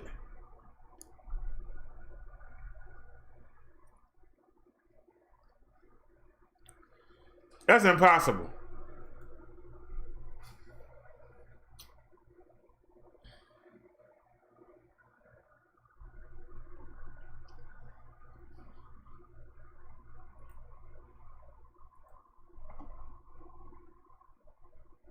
It's connected.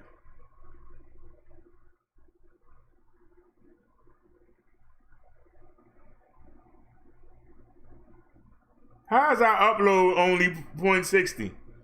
We on band 13, right? How is our upload only 0.60?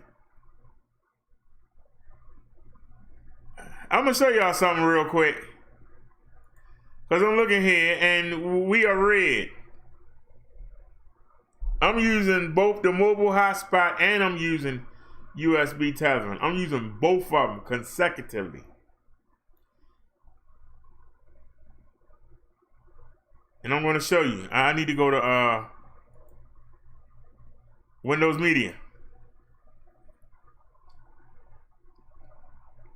Now, if you look here, it's saying 4127, 4018, 4360, 4072. We doing, let me go into the settings and be sure. I know we doing 4.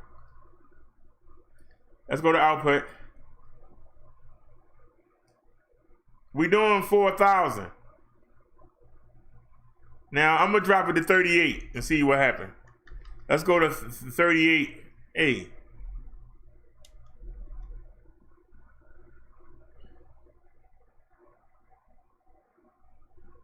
Three, and then move back over. Hey, you made it difficult. 3,800. Let's drop it down to 3,800.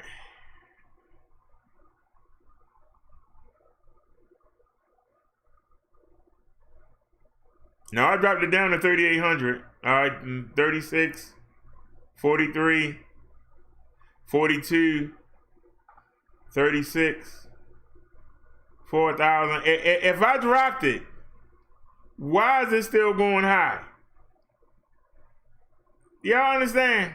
I dropped it and it's doing worse. Go to output.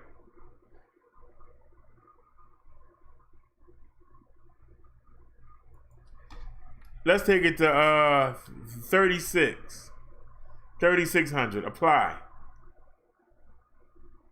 Is it running better now? It went down to 19. Something ain't right. Something is not right.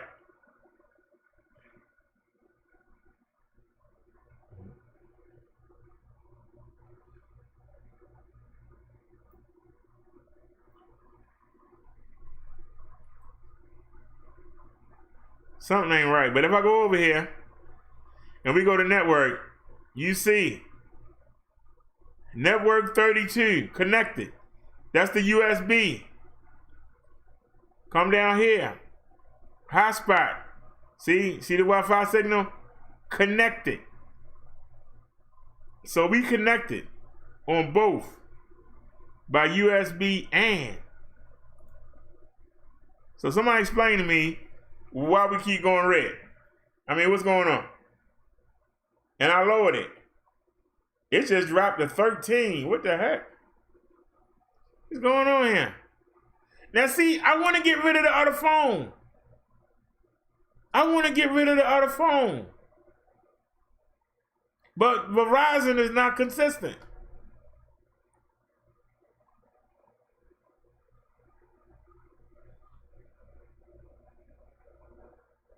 Verizon is not consistent.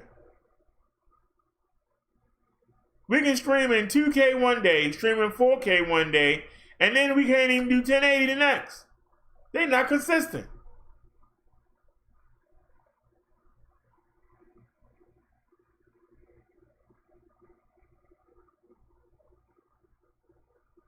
I put it on 36. It just went from 37.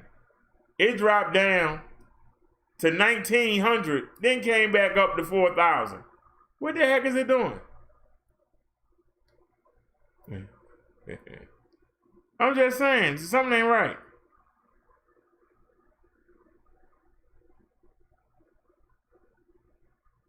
And y'all, now we down to 25. Why are we doing 25?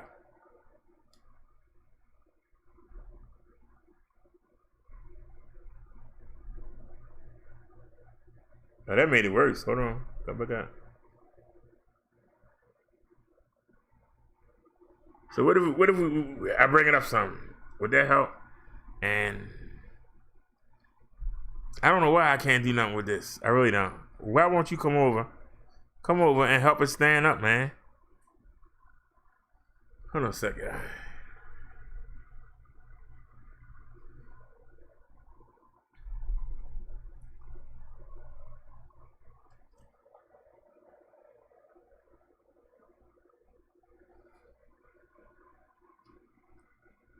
Put it on root. Do a refresh on that. Refresh the radio.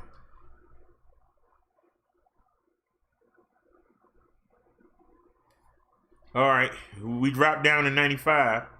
Let's see what it's doing now.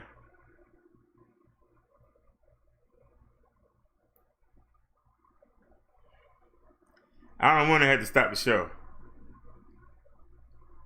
This is what happens when you use phones.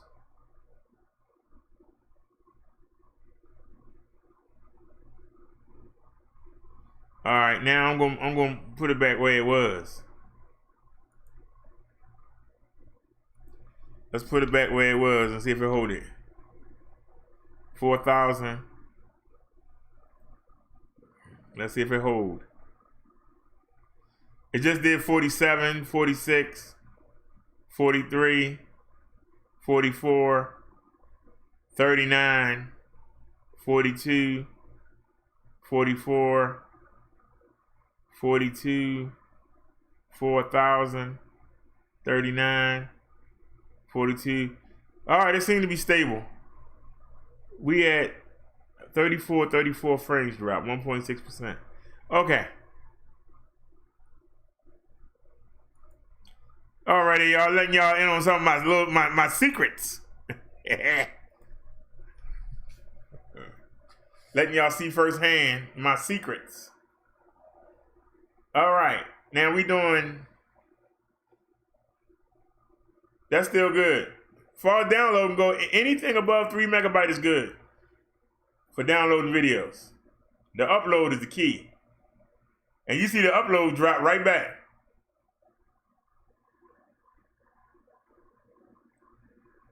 You see that's lying. That's lying right there. Well, why is it lying? There's no way that we doing 0.34 when I just showed you what we were doing. Now let's see if we still red.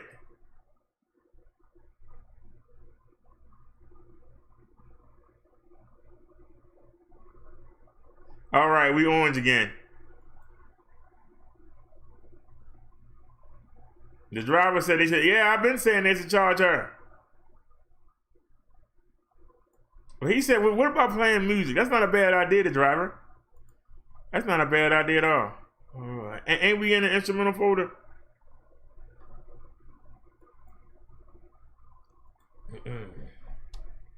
It's just, oh, there you go cheating.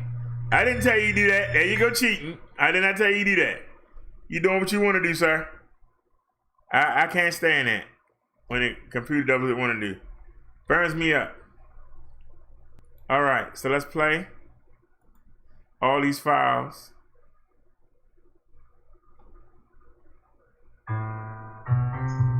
Turn the volume down. Hold on.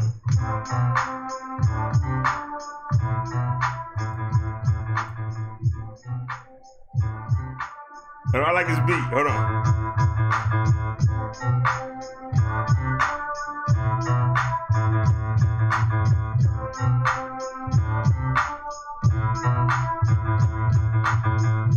All right.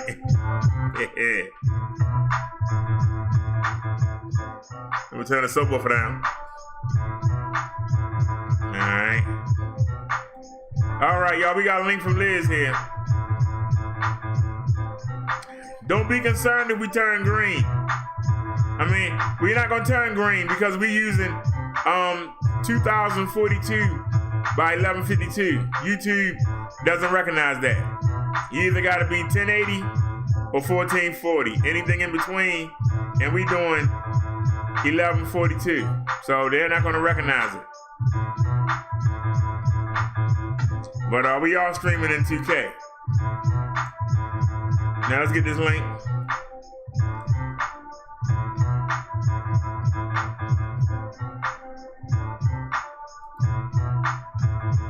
All right, I got it.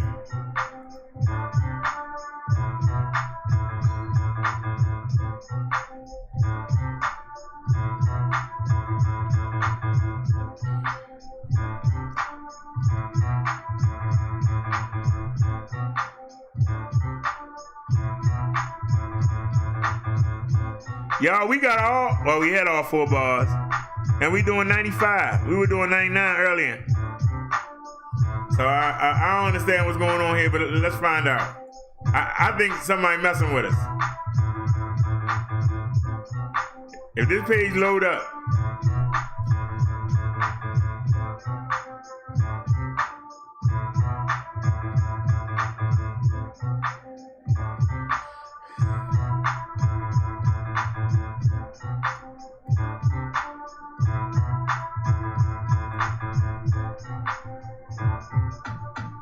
you can pause that. Kanye West has paid college tuition for George Floyd's daughter in the wake of his May 25th death at the hands of a police officer. A representative for West confirmed to CNN that he set up a 529 education plan to fully cover 6-year-old Gianna Floyd's college costs. He also made a $2 donation that will be dispersed between the families of Floyd, Ahmaud Aubrey, and Breonna Taylor. CNN said this includes legal fees for Aubrey and Taylor's families and will be used to support black-owned businesses in Chicago and other cities.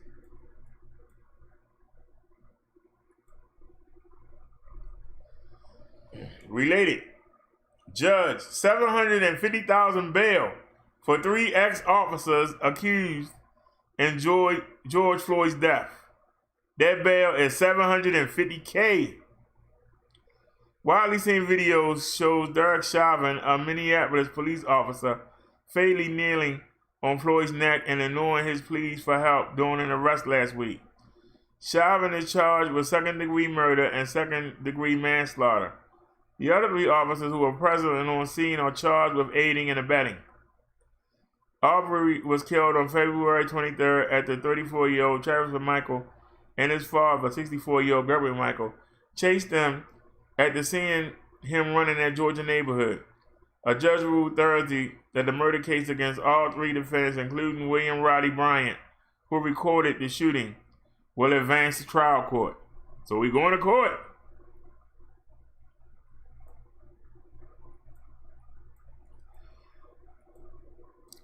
Taylor was fatally shot by a police officer back in March when narcotics detectives knocked down. Wait a minute. Hold on. That's a different story. What happened?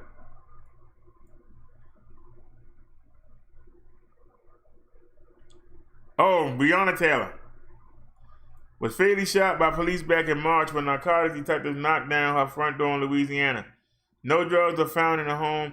This led to a review of how Louisville police conduct no-knock search warrants, according to the Associated Press. The FBI has opened an investigation into her death. So that's nice of Kanye West to actually step out and help the family out. So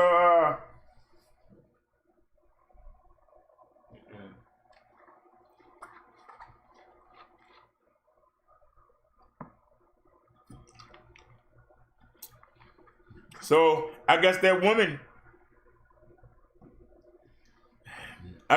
we played earlier ain't happy to hear that.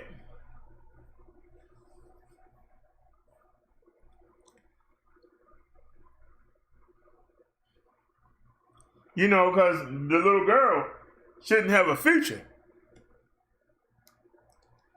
You know, the little girl shouldn't have no future. According to the lady the driver gave us earlier. She shouldn't have no future.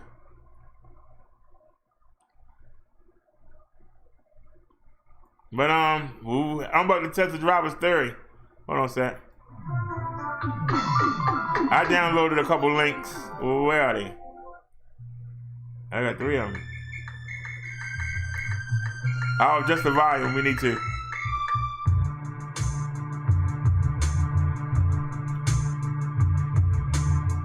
Welcome to Audit the Audit, where we sort out the who and what and the right and wrong of police interactions. Today's video will be somewhat different from our regular content and covers a growing trend amongst the constitutionally aware internet community of refusing to show purchase receipts upon exiting large chain stores such as Walmart and Costco. Is it legal for them to search you? Do you have the right to refuse their requests? Let's dive right in and explore the laws.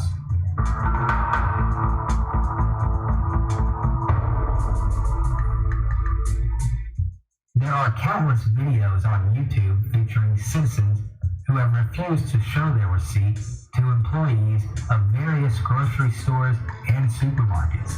I don't show my receipt. No, thank you. So, I want to see your receipt. No, get off of me. I want to see your receipt. Get off of me. I don't have to show you shit. You accusing me of stealing? Man, I'm trying to check the receipt, bro. And each refusal provokes a vastly different interaction. You know the policy here, we need to check your receipt, okay? I'd like to just return this in. Thank you. Let's go to customer service.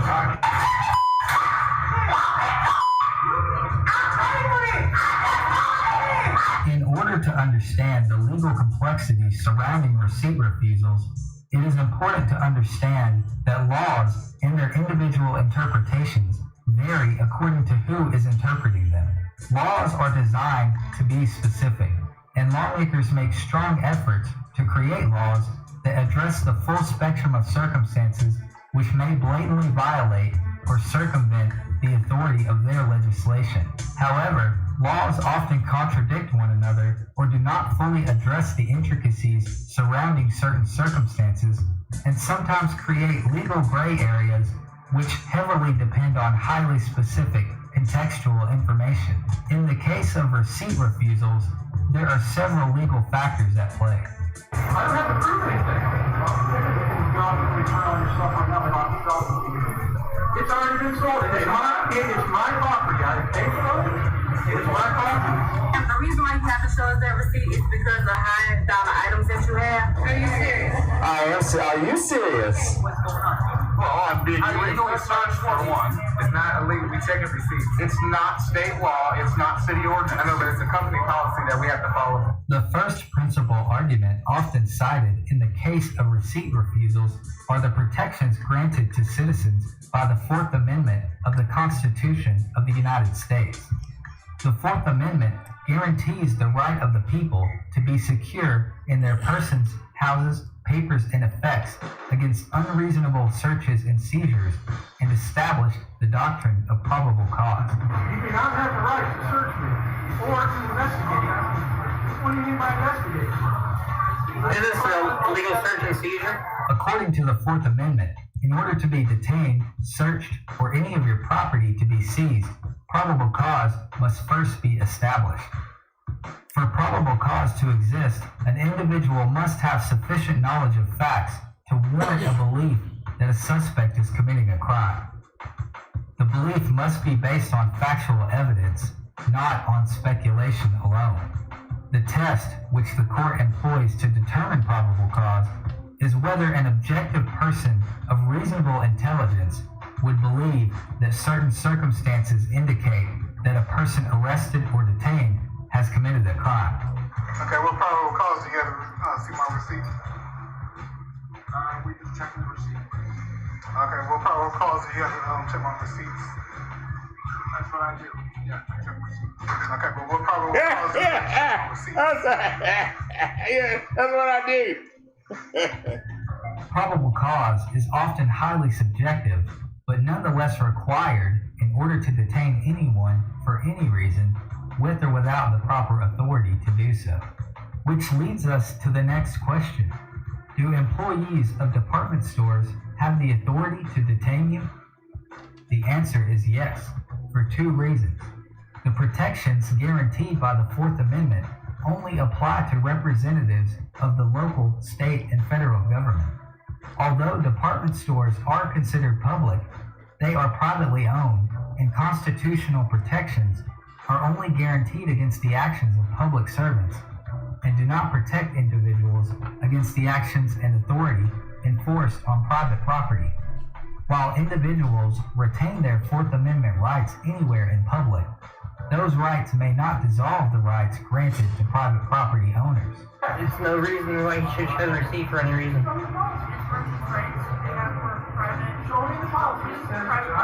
Is there a policy that's rear that we have to show you? Or we're not going to shop here ever again. We're going to show what we purchased.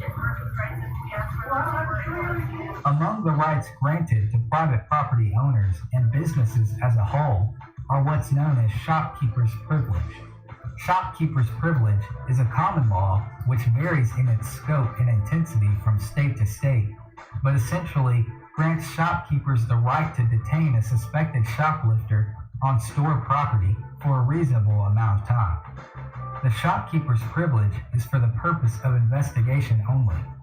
If after a reasonable detention and investigation, the shopkeeper mistakenly concludes that the suspect is guilty and has them arrested, the shopkeeper becomes liable for the damages caused as a result of their actions. Just like any form of detainment, in order to invoke shopkeeper's privilege and detain an individual, probable cause must be established. A department store employee must have probable cause to suspect an individual has stolen something in order to demand proof of payment. If the employee detains an individual without establishing probable cause, the detainment evolves into an illegal false imprisonment.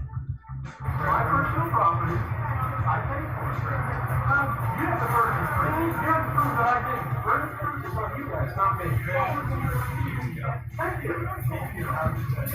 The circumstances surrounding most receipt refusals create a cloud of legal fog which can be quite undefined and often results in an accusational paradox. The first time an employee asks a shopper to produce their purchase receipt, it is considered an informal request, not an accusation or speculation.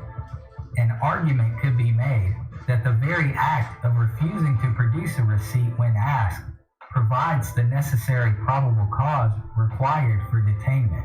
Therefore, the accusational paradox arises of a shopper creating the very probable cause which they feel is an invasion into their privacy. Although there is no legal doctrine which defines the limitations or parameters of this paradox, some courts have ruled on similar instances in the past. In the case of Ball v. Walmart Incorporated, on June 23, 2000, the U.S. District Court of the District of Massachusetts ruled that an inspection of items in a shopping cart, which were purchased moments before, do not constitute an invasion of privacy because a person relinquishes their privacy right by placing themselves in a context where their legitimate expectation of privacy is reduced. And common sense dictates that the act of shopping in a store involves exposure of the person and the items they purchase.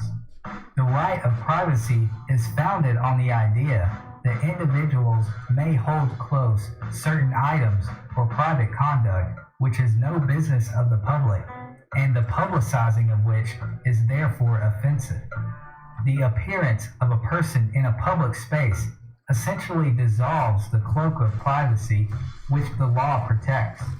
The court went on to quote the 1951 case of Kelly v. Post Publishing Co., stating, "The law does not provide a remedy for every annoyance that occurs in daily life.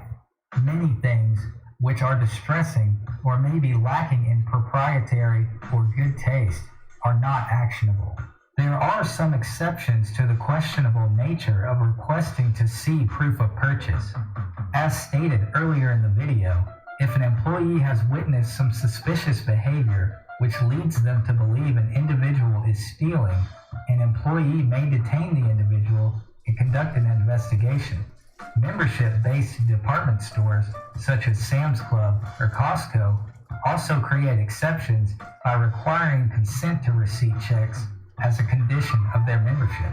Overall, the refusal to show a purchase receipt upon request exists in a legal haze where policy, rights, and law are in an unceasing whirlwind of interpretation and inconsistency.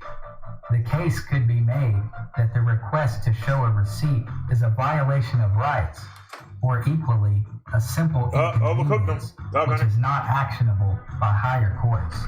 Either interpretation is enshrined in some measure of fault and some measure of validity. And no great legal revelation rests on the shoulders of the refusal to show a receipt at Walmart. No wars will be fought in the name of receipt rights, and no agenda will be progressed through the refusal to produce a receipt or the demand to see one.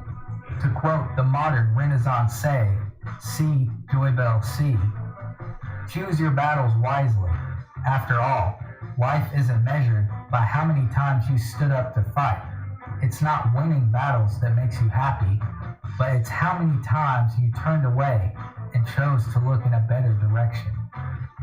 Thank you for watching, and let us know what you think of this type of content in the comments below. Let us know if there's a legal topic or police interaction you would like us to cover. And don't forget to like and subscribe for more police. Why don't you want to? 'Cause you can. You want to. Well, tell me. Why don't you want to?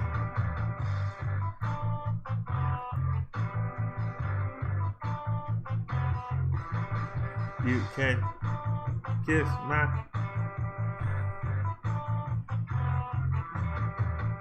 You can kiss. You can. The President of the United States at the White House at his America Product meeting is now taking questions from the media. Let's watch. Well, that's just a very racist statement, somebody that would say that. So Speaker Pelosi said, "Make America white again." Let me tell you, that's a very racist statement. I'm surprised she'd say that. John, go ahead.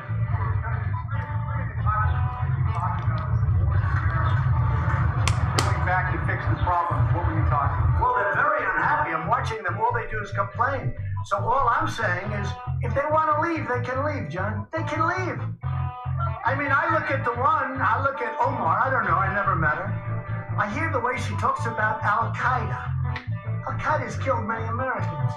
She said you can hold your chest out. You can, when I think of America, when I think of Al-Qaeda, I can hold my chest out. When she talked about the World Trade Center being knocked down, some people, you remember the famous some people? These are people that, in my opinion, hate our country. Now, you can say what you want, but get a list of all of the statements they've made. And all I'm saying that if they're not happy here, they can leave. They can leave, and you know what? I'm sure that there'll be many people that won't miss them. But they have to love our country. They're Congress people, and I never used any names. But these are people, quiet. Are you okay with Quiet. your tweets are racist? Quiet. These are people that if they don't like it here, they can leave. And I don't know who's going to miss them, but I guess some people will. One of them is polling at 8%. One of them is polling at 8%. So when I hear people speaking about how wonderful Al-Qaeda is, when I hear people talking about some people with the World Trade Center, some people, no, not some people, much more than some people. When I hear the statements that they've made, and in one case you have somebody that comes from Somalia, which is a failed government, a failed state, who left Somalia, who ultimately came here, and now is a congresswoman who's never happy, says horrible things about Israel, hates Jews. It's very simple. And if the Democrats want to wrap their bows around this group of 4 people, one of them kept Amazon out of New York, tens of thousands of jobs, would have been a great thing. And she kept Amazon from going, would have been a good deal. I mean, could have made better maybe, but tens of thousands of jobs. And New York has not been the same since that happened. It's really hurt New York and New York City. Amazon was going to go. They were going to relocate a major section of their business in New York. She kept them out. That was a terrible thing she did. Thing she did. So here's the story. I see them complaining. They're complaining constantly. I watched Lindsey Graham today on Fox and Friends talking about the same subject, and frankly, even stronger than what I'm saying. He said they're communists. I'm saying that They're socialists, definitely. As to whether or not they're communists, I would think they might be. But this isn't what our country is about. Nevertheless, they're free to leave if they want. And if they want to leave, that's fine. And if they want to stay, that's fine. But the people have to know. And politicians can't be afraid to take them on. A politician that hears somebody where we're at war with Al-Qaeda and sees somebody talking about how great Al-Qaeda is, pick out her statement. That was Omar. How great Al-Qaeda is. When you hear that, and we're losing great soldiers to Al-Qaeda, when you see the World Trade Center gets knocked down, and you see the statements made about the World Trade Center, all the death and destruction, I'll tell you why. I'm not happy with them. And it's very easy to be saying, oh, gee, well, it's okay. If weak politicians want to say, and the Democrats in this case, if they want to gear their wagons around these four people, I think they're going to have a very tough election because I don't think the people of the United States will stand for it.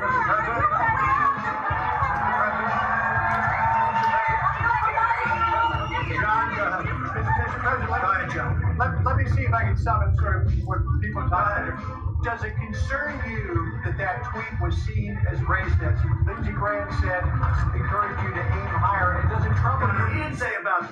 He just said, don't go. See, I disagree with Lindsey. Oh, okay, because these are congressmen. What am I supposed to do? Just wait for senators? No. And that's a four. So I disagree with Lindsey on that. That was the only thing. He said, aim higher, shoot higher. What am I going to do? Wait until we get somebody else in a higher position, higher office? These are people that hate our country. But, John, they hate our country. But they hate it, I think, with a passion. Now, it's possible I'm wrong. The voter will decide. But when I hear the way they talk about our country, when I hear the anti-Semitic language they use, when I hear the hatred they have for Israel, and the love they have for enemies like Al-Qaeda, then you know what? I will tell you that I do not believe this is good for the Democrat Party. Certainly, it's not the party that I've known of. But can I just Mr. President, where should Mr. President? Does it concern you that many people saw that tweet as racist and that white nationalist groups are finding common cause with you on that point? It doesn't concern me because many people agree with me. And all I'm saying, they want to leave, they can leave. Now, it doesn't say leave forever. It says leave if you want. But what it says, what that says is, if they're not happy with the United States, if they're doing nothing but criticizing us all the time, you see these people walking down criticizing the United States, we just hit the highest stock market in history. All of these incredible manufacturers that are in, these are great business people. They employ many people, and we have workers with us too. They're having the best year they've ever had. Can I say that? Is that a correct statement? And they're hiring more people than they've ever had, and more people are making a good living than they've ever had. We just hit 27,000 plus on the Dow. It's the highest the stock market has ever been. And you have to go by the election because the market started going up the day after I won. You know, they like to add all of that tremendous gain. They like to try and give it to Obama. The fact is, if I would have lost, the stock market would crash. And if these people that I watch in those debates ever got their hands on the United States government, 401ks, the values of your company, everything else that we talk about we're so proud of, it's down the tubes. People will lose their money, they'll lose their wealth, you'll have a crash like you've never seen before, and I'm really good at this stuff. I know what I'm talking about. Thank you all very much. Thank you. No.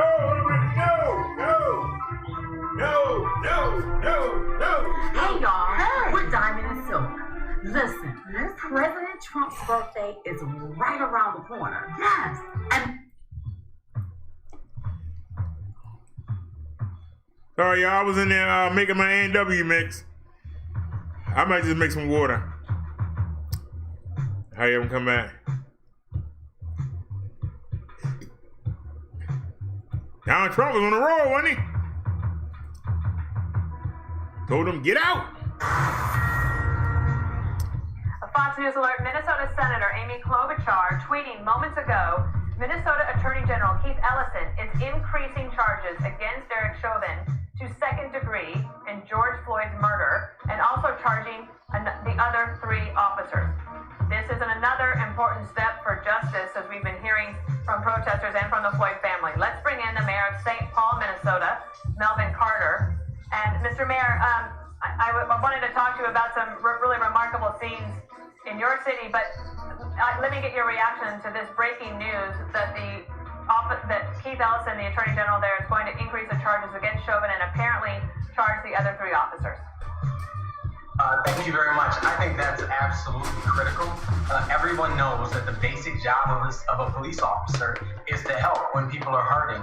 And so when we look at this video and see Officer Chauvin committing this gross atrocity against humanity against George Floyd, when we see that video of his murder, there's also a wrongdoing there. I've heard people say the officers who did nothing. That's inaccurate. Those officers assisted, they helped hold him down, they guarded the scene while it was happening, and that's unacceptable as well.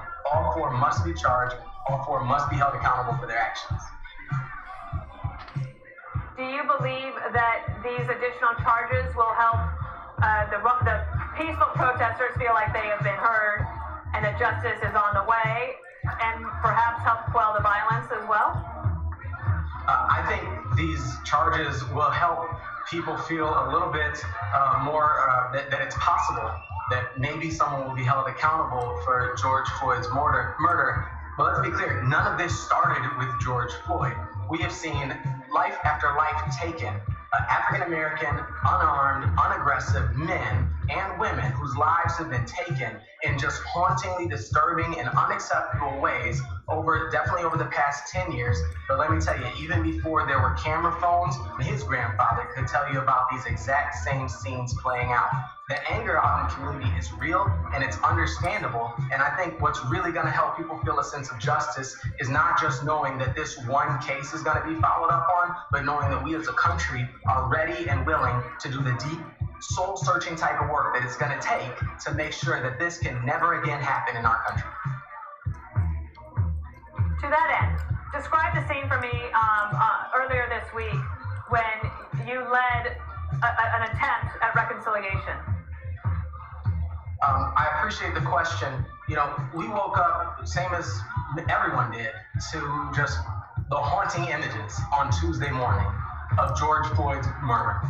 Every member of humanity I know, our police officers, our CEO, our neighborhood activists, my neighbors in my community, look at that video and say that is just unacceptable. We cannot accept that as the status quo of how law enforcement operates in our community. And I think it's important to note that the anger that we've seen around it, that the rage, that this enormous energy that we've seen around it is understandable. And the truth is, feeling angry about that is really the only human response. Unfortunately, there are some who manifested that anger in ways that were destructive and unacceptable and ended up further traumatizing and re-victimizing the same communities that are already traumatized by that video, the same communities that are already traumatized by the history of violent policing in America. We can't do that, but we have to continue this energy. We have to continue to protest. We have to continue to press impatiently to make sure that the focus stays on the facts, that George Floyd should be still alive, that all 4 of those officers responsible for his death must be held accountable in a court of law, and that we have that deep work to do to prevent this from ever happening again in our community. So our call here and nationwide for me is for peace. Let's express our energy in a peaceful way, but not patience. Let's never return to patience. Let's not ask people to sit and wait while we Mayor Melvin Carter. Mr. Mayor, I need to get to the White House briefing. I appreciate you. Thank you for coming on the show. We'll stay in touch.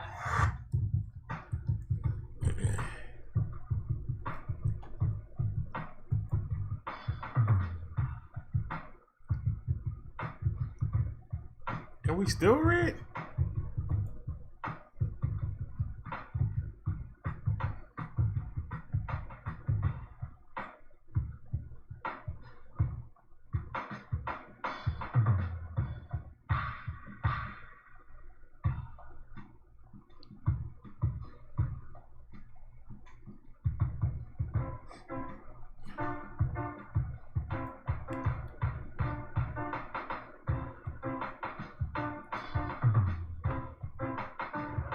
photographer here?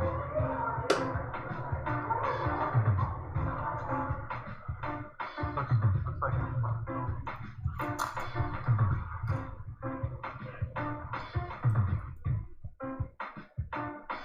complete this work, I would like to just introduce David Boyd as well. He is a deputy at the Attorney General's office.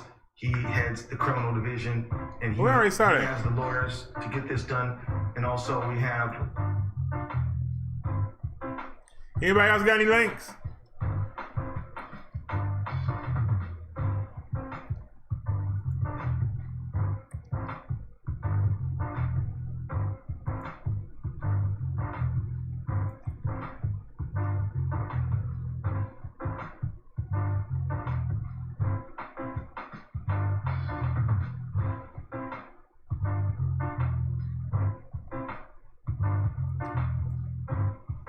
Oh, okay, so that's who Candace Owens is.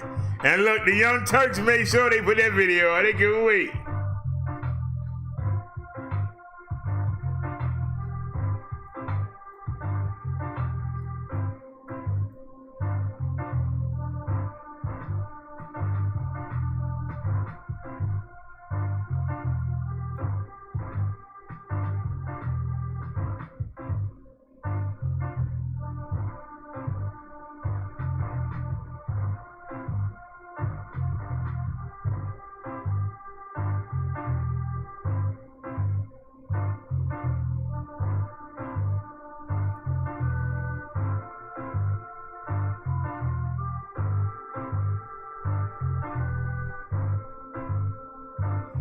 All right, I'm gonna take a chance on you, sir.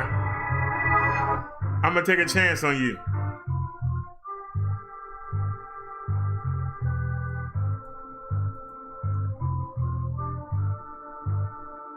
Let me be honest, probably before this video is over, some of you will consider me as an enemy.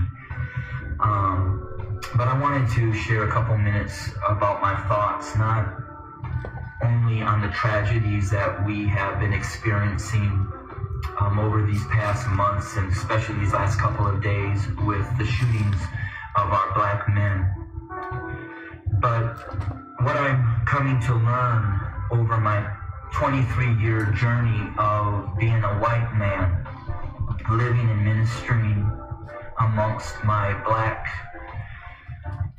family here in several inner cities of Chicago. And I'm going to speak very black and white because, let's be honest, it's a black and white issue. I want to take you to the book of Exodus, chapter 1, and I wanted to share a little bit of what took place prior to the rise of Moses.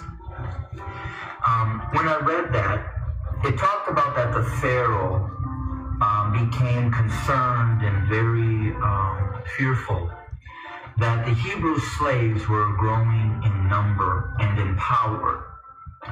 So in order to maintain their oppression, he put upon the Hebrew slaves cruelty to keep them down.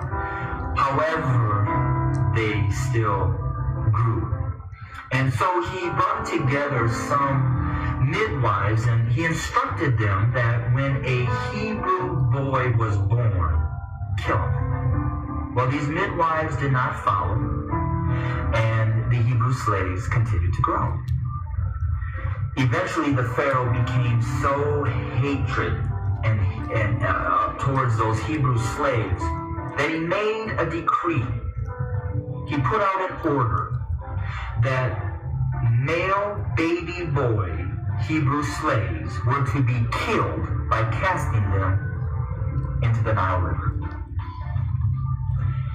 Let's look at America. We brought blacks into this country as slaves. We never intended them to be anything other than a slave. But they began to grow in number and in power, and eventually they fought their way to some freedom. So we became even more cruel. And to keep our black Americans down, we lynched. But yet they rose. So then we used the welfare system, the criminal justice system, to keep them down, to contain them, to destroy them. But yet they rose and they're rising. Then we built prisons and jails to hold them. Yet they rose. And so now we are doing exactly what the Pharaoh did at the end, sending out a decree, kill them. So until we admit that when we wrote this Constitution that all men are created equal, that we never intended to include our black brothers and sisters, our nation may end up facing exactly what the Egyptians faced when they refused to let God's people go. So I'm going to say this to my white fellow Americans, that the bloodshed that is on its way is not on the hands of our fellow black Americans, but is on our hands. We are the ones that are refusing to let God's people go. We are the ones that are refusing to acknowledge that we do not value our black brothers and sisters as equal individuals or equal Americans as us white men. And to my black brothers and sisters, somebody say this was boring. Issues, as I've said, have been there from the very foundation, but why do we see it more? Because there's a shift. Why do you find that boring? You didn't find that woman that was Tommen boring.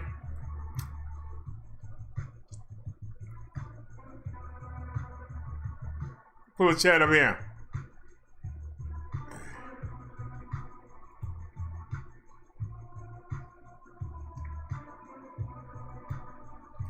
No, don't delete them. Where you at? Where you at, Bubble Yum? I'm coming to get you. You said we're boring. Well, let's spice it up. Why was that boring? Why was that boring, sir?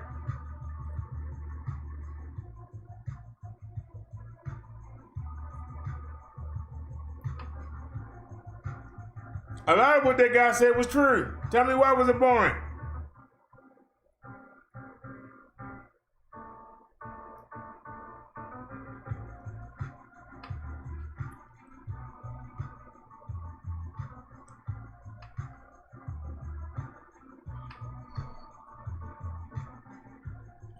Yeah, the message was deleted, but he wasn't. He didn't get blocked. I want Bubble Yum to explain why would the guy, a former police officer, so we're actually getting to hear from one of them.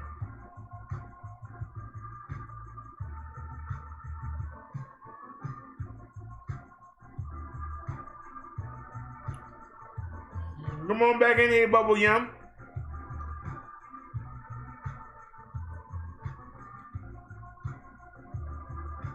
Because you said we boring, well, we get ready to get on you. Come on in here and liven it up. Come on. Since we're boring.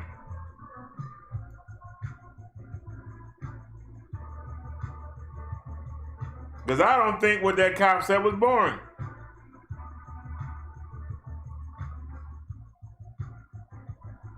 Anybody else in here think that was boring?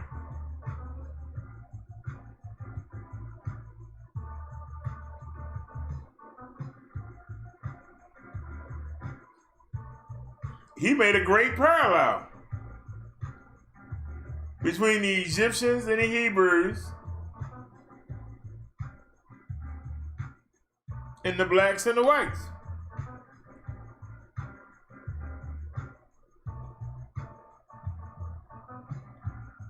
Because those of you that know the Bible story, y'all know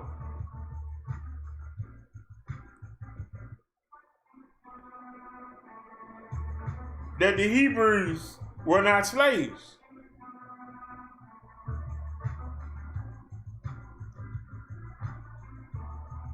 But that Joseph was sold by his brothers as a slave to the Hebrews. But he rose up and became very prominent among the Egyptians. But when Joseph died, and the great-grandson of the Pharaoh,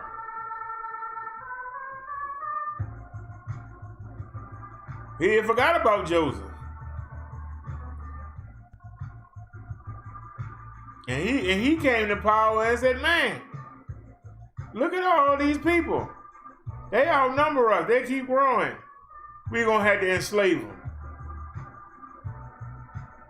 So the people were not enslaved until then.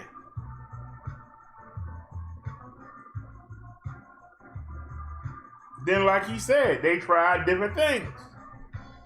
The same way they tried different things here. Jim Crow, lynchings, burning down the businesses, Black Wall Street, Oklahoma. You had the FBI.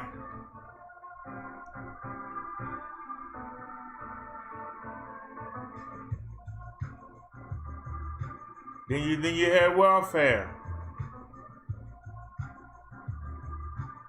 Drugs and guns being dropped off in the community. Who did these things? Then you had abortion.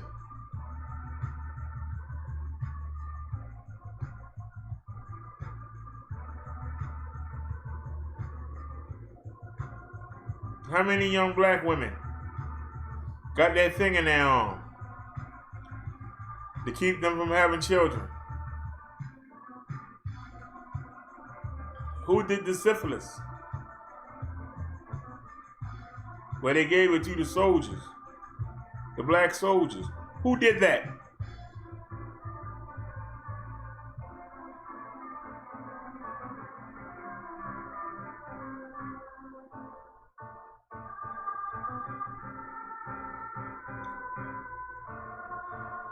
And still we rose.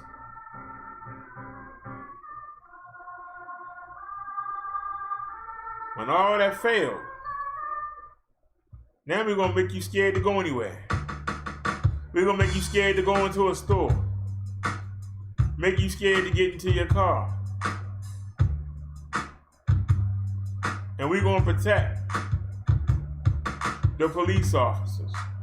And we know they doing you wrong. They still trying to protect the 4 officers in Minnesota. Look how they were trying to protect the McMichaels in Georgia. Look at how they tried to protect and hide the footage. A black woman was shot 8 times from so many different angles. They shot their whole house up. And the person they were looking for was already in jail. How come we can't see the video? Why are they still hiding stuff? Who's doing it?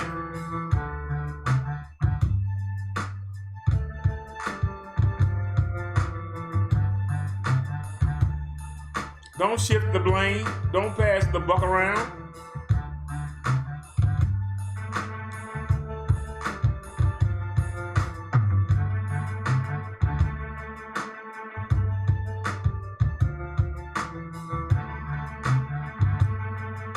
Here's opportunity. Here's death. Here's paradise. Here's baby hell. The wide is narrow. To get to that 3%. To go to jail or die. The road is wide open.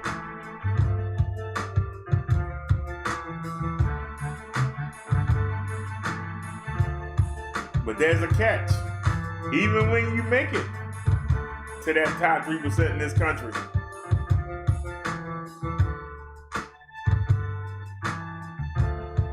you still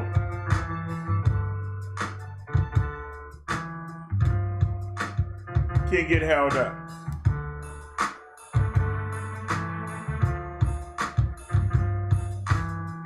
You say they need to fire Nia Jax.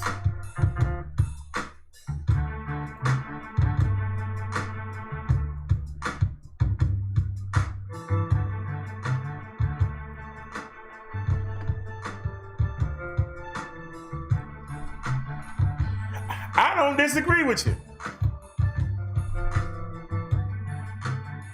But not for the reasons you think, because you're going to say the only reason that she's there is because she's The Rock's daughter.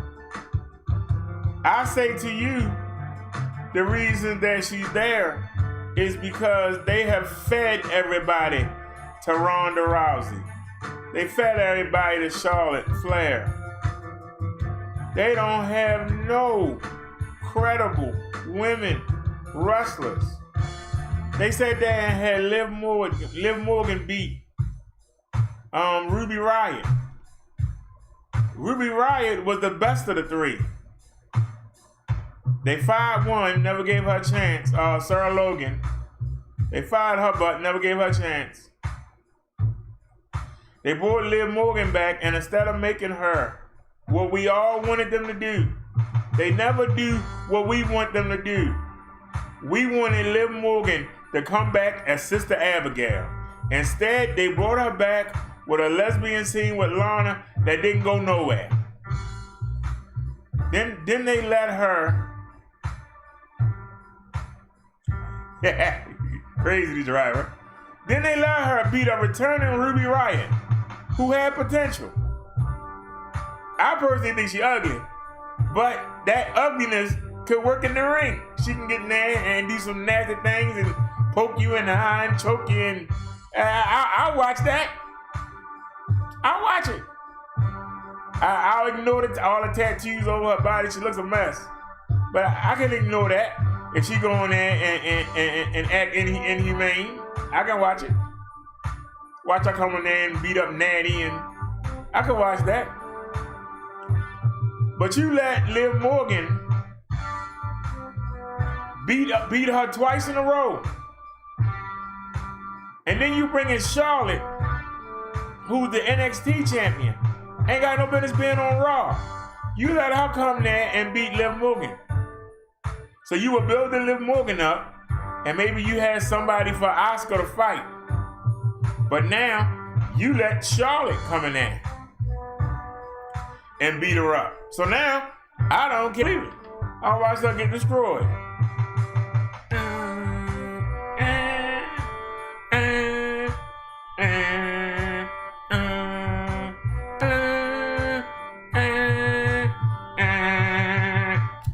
Sorry, y'all. That's my favorite part of the song. So if you fire Nia Jax, who does Asuka face? Because you brought up Shayna Baszler and you fed her to Becky Lynch. And now you don't have Becky Lynch. She's pregnant. So why would you feed her? Why wouldn't you let her lose the belt to Shayna Baszler and let her go have a baby? Nope. You had to let Becky beat her anyway. And then you making Asuka the champion. Asuka ain't gonna get nobody to come in there. We've been watching Asuka. You and made Asuka look like a bum and got her dancing around, speaking in Japanese and dancing and acting a fool. Who gonna take her seriously?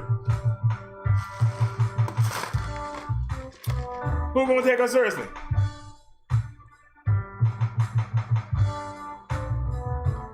Where you go to the RMD show? Where you go?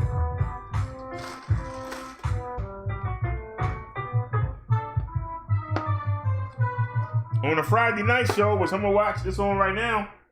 Oh, it went off. Okay, 11. No, it went off at 10.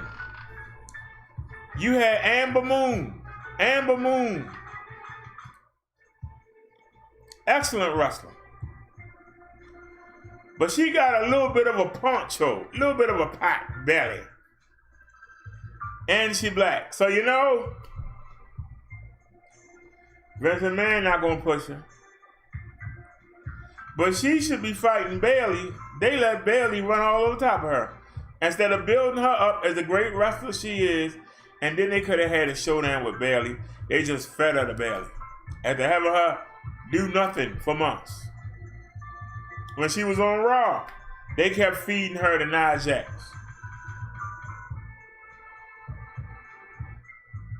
That woman could tie Nia Jax up in the knot. Her fat butt never get out of her. But she had to lay down. You know. We gotta sit here and watch Sasha Banks. You know that Sasha Banks is hot. She got the swag. She could be the greatest rule breaker ever. They got her as Bayley's lackey. You keep saying Nia keeps injuring all the other ladies. What ladies that she got to injure? Kairi Sane. You can't even see how good she is because they got her acting simple.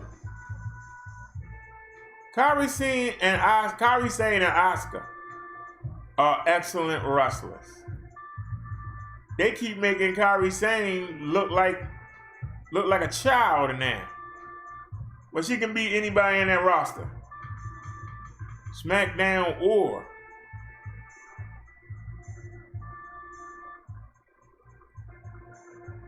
They got us sitting there trying to believe in, what's the name of the girl that do the moonwalk? Carmella. Now Carmella has picked a couple moves up in the past couple months, but she can't wrestle her way out of a daggone paper bag. You can take her, Dana Brooke, what is her name? Alexa Bliss, and the Iconics. Throw them all in the paper bag, and we'll wait. Put a little hole in it. They still won't wrestle their way out of it. They won't. The Iconics are horrible. But they are entertaining in an annoying kind of way. That in the ring work is awful. I mean, goddamn, I'd rather hear them talk. I'd rather hear them screech while they wrestling than actually watch what they doing. Because you ain't gonna see nothing. They can't wrestle a lick. Alexa Bliss picked up a couple moves, but her best move is a slap to the face. But because she blonde and she look like a little girl, so the perverts like her, that's why they push her.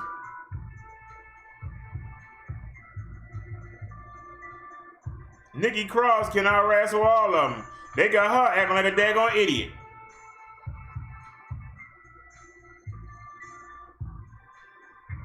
Nikki Cross is cut from the same European cloth that Becky Lynch is. They got her acting like a daggone fool. Sheamus just came back to SmackDown. Why ain't Sheamus fighting for the World Championship? They got him messing around with Shorty G, Chad Gable.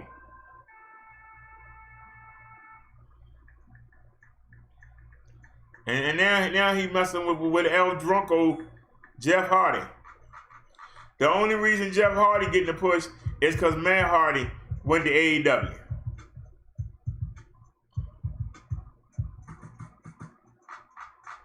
Now you keep saying Nia Jax keep injuring all the other ladies. Nia Jax needs to be retrained. They got a training center. Why is it that the ladies on Raw can't wrestle? They have a training center. Why is it that Carmella can't wrestle? She's been there for years. How come Natalya doing the same moveset she was doing 6 years ago? She ain't added nothing.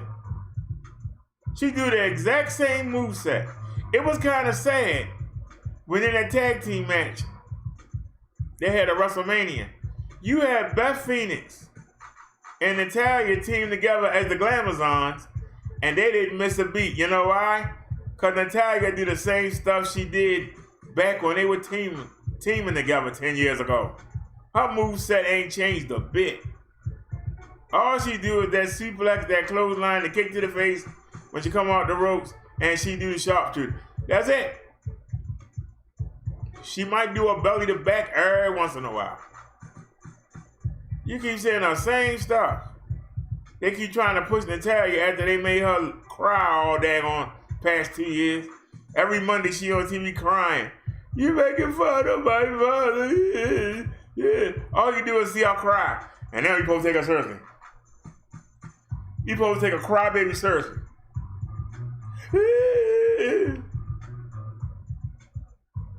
Somebody tell me I'm wrong. I've been watching wrestling since 1982.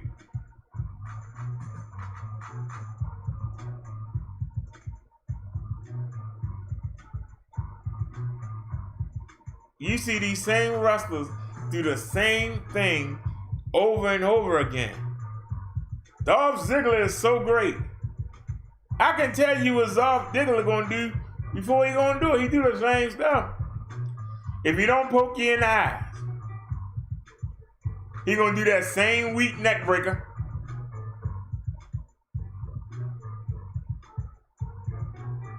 He gonna try and kick you in the leg. He gonna try and do that super kick. He gonna try and do that move where he grab you from behind the head and throw you down. It used to be a finisher like 5 years ago. Now it's an afterthought. He do the same stuff. You watch Seth Rollins, what's he gonna do? You know, he gonna do the sling blade. He gonna try the suicide dive. You know he gonna do the what's that move? But you do the suplex into the power bomb. He gonna do that.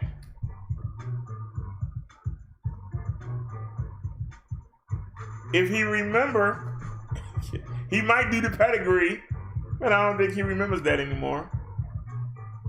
And he gonna try the foot stomp.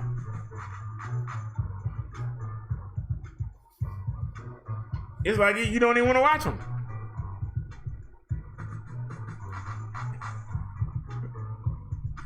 Yeah, funny. You said they had a fault once. I'm just saying. When they let Ronda Rousey beat everybody up, they ruined the divisions. Do y'all realize they had to bring back the Iconics? You know why? Alexa Bliss and Nikki Lost don't have no challenges. Other than the Iconics, name one tag team. I'm listening. Name one female tag team. I'm listening. And I mean a real tag team. I don't mean somebody thrown together. Name me a real tag team. And before you say Carmella and that Dana Brooke, they are not a tag team. They just bums. They have nobody to defend against because there are no female tag teams. There aren't. They had to bring back the Iconics, who suck. Because there's nobody.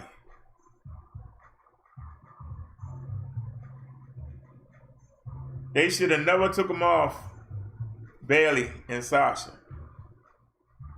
But Vince McMahon wanted the twins to get the title. You know what I'm talking about. They wanted the twins. They wanted Twin Magic. The Bella twins. They wanted them to win. But Nikki got neck injuries. So she couldn't come back. So they took the title off of Sasha and Bayley. They were supposed to lose to the Iconics so that the Bella twins could win it. That's who Vince McMahon wanted to be a tag team champion. And you say that Nia botches.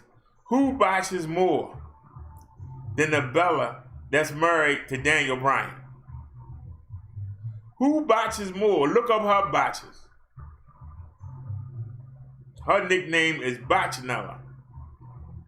But Vince McMahon was going to give her a championship, tag team championship, and take them off of Bayley and Sasha.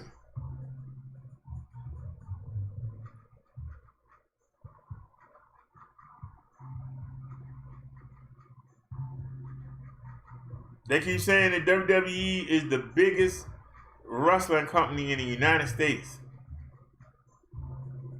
They don't have no contenders. So Brock Lesnar is, not Brock Lesnar, Braun Strowman is your world champion. Braun Strowman wouldn't know an arm bar from a toe hold to a side headlock. All he can do is run. I'm going to run around the ring and do a shoulder block. That's his claim to fame. His finishing move is a running power slam, and he don't do it like Dr. Death Steve Williams did it. He would pick you up, march, go back to the turnbuckles, then he would head out like he was going, like he had a football, and he was just going to go dive into the defensive line. He just pick you up. Yeah, there you go. 1, 2, 3. That man, come on. We got to sit there and watch people get thrown through tables, thrown off cliffs, thrown off ledges, hit with chairs. But nobody can kick out of that weak. Who else you got? They keep making Sheamus a joke. Who else they got down on SmackDown? I'm going to go watch the wrestling now. You got Daniel Bryan. Been there, done that. They actually broke up the tag team of Heavy Machinery to put Otis, give him the Money in the Bank. You ain't got no tag teams. You need Otis to be with Heavy Machinery. Why the heck would you take... They keep doing that. I don't understand. They have tag teams. They keep breaking them up. I just don't understand. You have a great tag team. You keep breaking them up. Just don't understand it. The New Day are the tag team champions, and you had to go down to NXT and get the Forgotten Sons. NXT wasn't even using the Forgotten Sons. That's a great name, so they were easily forgetting. Everybody forgot them. So you got the Usos, but one of them injured. The makeshift tag team of The Miz and John Morrison. Hey, ho. Miz and Morrison. Hey, ho. It ain't right.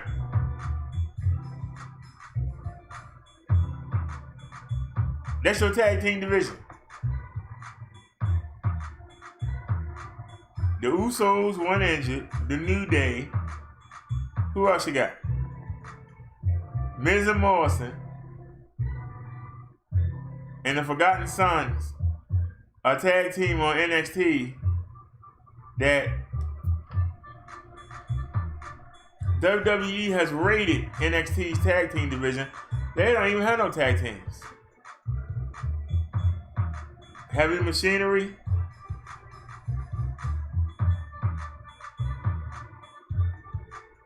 the Viking Raiders, Warriors, whatever you want to call them.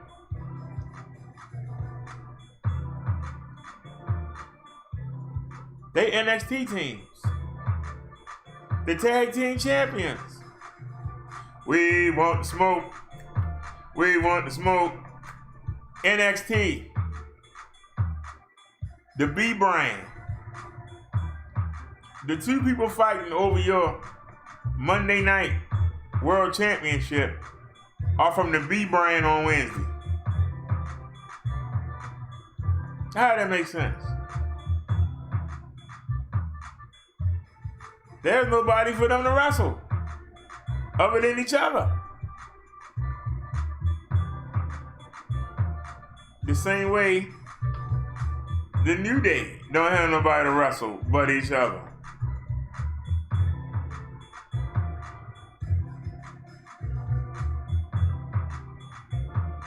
So they can't even build a tag team division. But we can go look at AEW. AEW, you got the Machine. They got Archer. They got Jake Hager.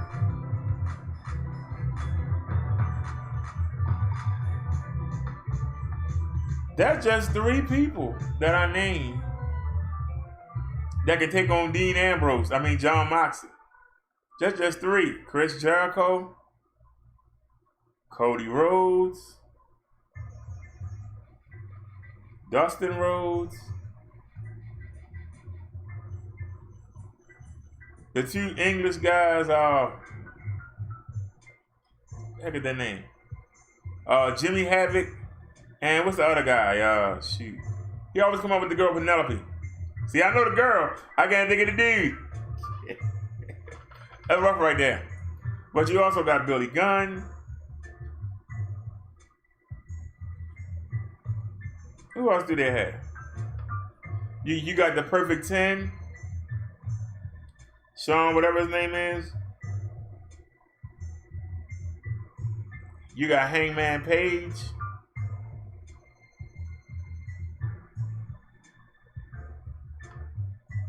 You got Kenny Omega.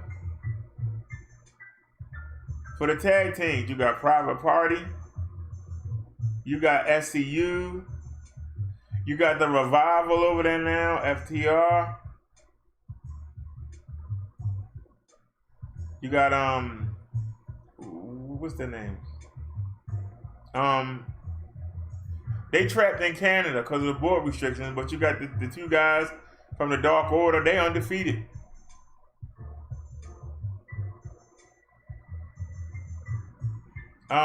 You got the American Nightmares, Dustin Rhodes and QT Marshall.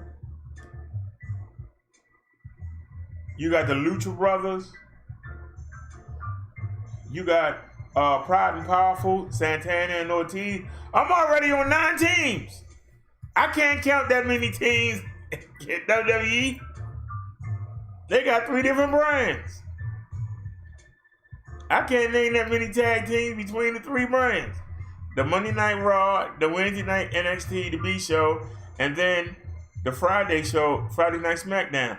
I can't name that many tag teams. He said AJ Styles is back on Friday. Yeah, they need some help. They ain't got nobody. Daniel Bryan, Drew Gulak. In the singles, Daniel Bryan, Drew Gulak, Braun Strowman, what's his name? The Fiend, Ray Wyatt. Who else they got? I said Sheamus already, right? Shorty G. I said Shorty G. Who else they got? Daniel Bryan, Shorty G, The Fiend, Braun Strowman, Sheamus.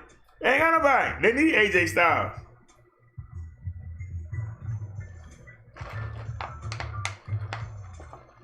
They need to raid the women division.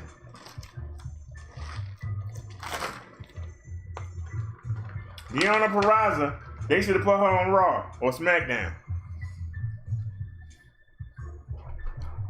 But I'll ask you, Richard, tell me the truth. Who does the Raw Women's Championship besides Shayna Baszler or Nia Jax? Who else would you seriously watch go against Asuka? I'm listening. If you was gonna spend your $40 to get a pay-per-view, and the headline was Asuka verse, besides Nia Jax and besides Shayna Baszler, who would you put in there? And the sad part is, they picked up Bianca Belair and they won't even use her. They picked up Bianca Belair and they wouldn't even use her. They won't do nothing with her. They picked up Bianca Belair and won't do nothing with her. So they done robbed NXT again. Natalya is from NXT. Charlotte, Bayley, Sasha, Amber Moon, Alexa, Dana Brooke, Nikki Cross. Are you catching my drift? I'm on 9 ladies already. And it came from NXT.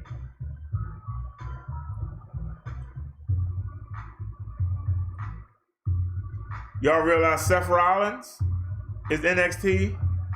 Drew McIntyre is NXT?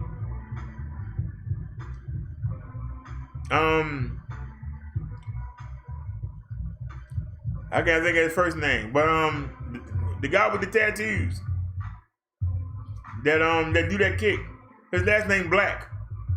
He from NXT. The tag team champions are NXT.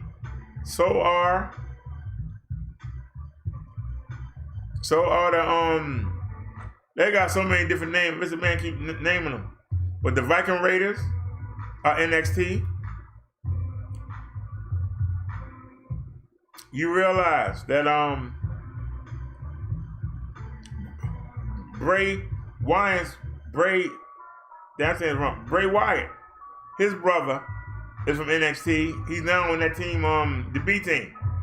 They call him the B team with Kurt Hennig's son. He came from NXT.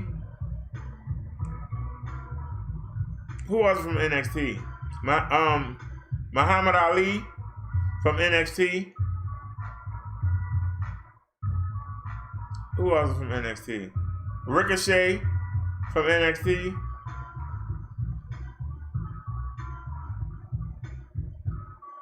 That supposed to be the B-Brain. That supposed to be the B-Brain. Look at all the names that came up from NXT. WWE and do them but ruin them. Because they feed you.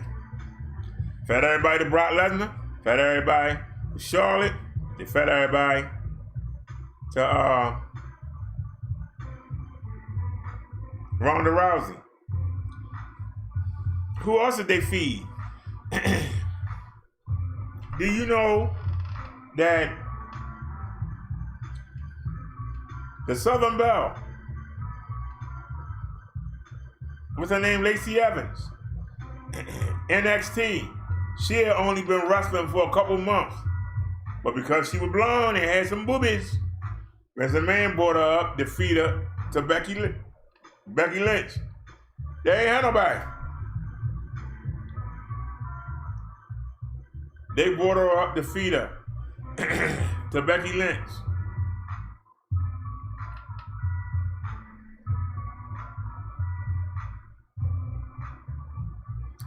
The guy from TNA, with the muscles, what was his name? Shoot. See, I can't even think of his name. Something the third. Brought him up. Did nothing with him. Nikki Cross was part of a 4-man team. She was the woman, but you had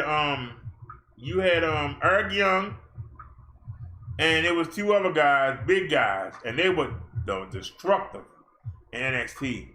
They brought them up. One of them is over in the UK doing something. One of them is back down in NXT. And Eric Young, I seen him wrestle once in the past year. So they don't know what to do with the people they got. All they do is feed them to their big people. You know? Did anybody still here? They're wrestling and everybody home?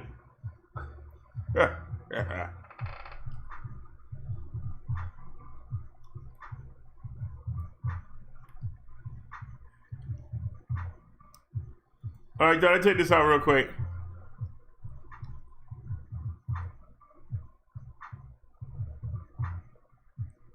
Yeah, you can see it spinning. Welcome to Audit the Audit, where we sort out the who and what and the right and wrong of police interactions. Today's video covers the laws regarding passengers of motor vehicles and the limits of police authority during a traffic stop. Do you have rights as a passenger during a traffic stop? Are you required to show your ID if you aren't driving? Can a passenger refuse a sobriety test? Let's dive right in and explore the laws.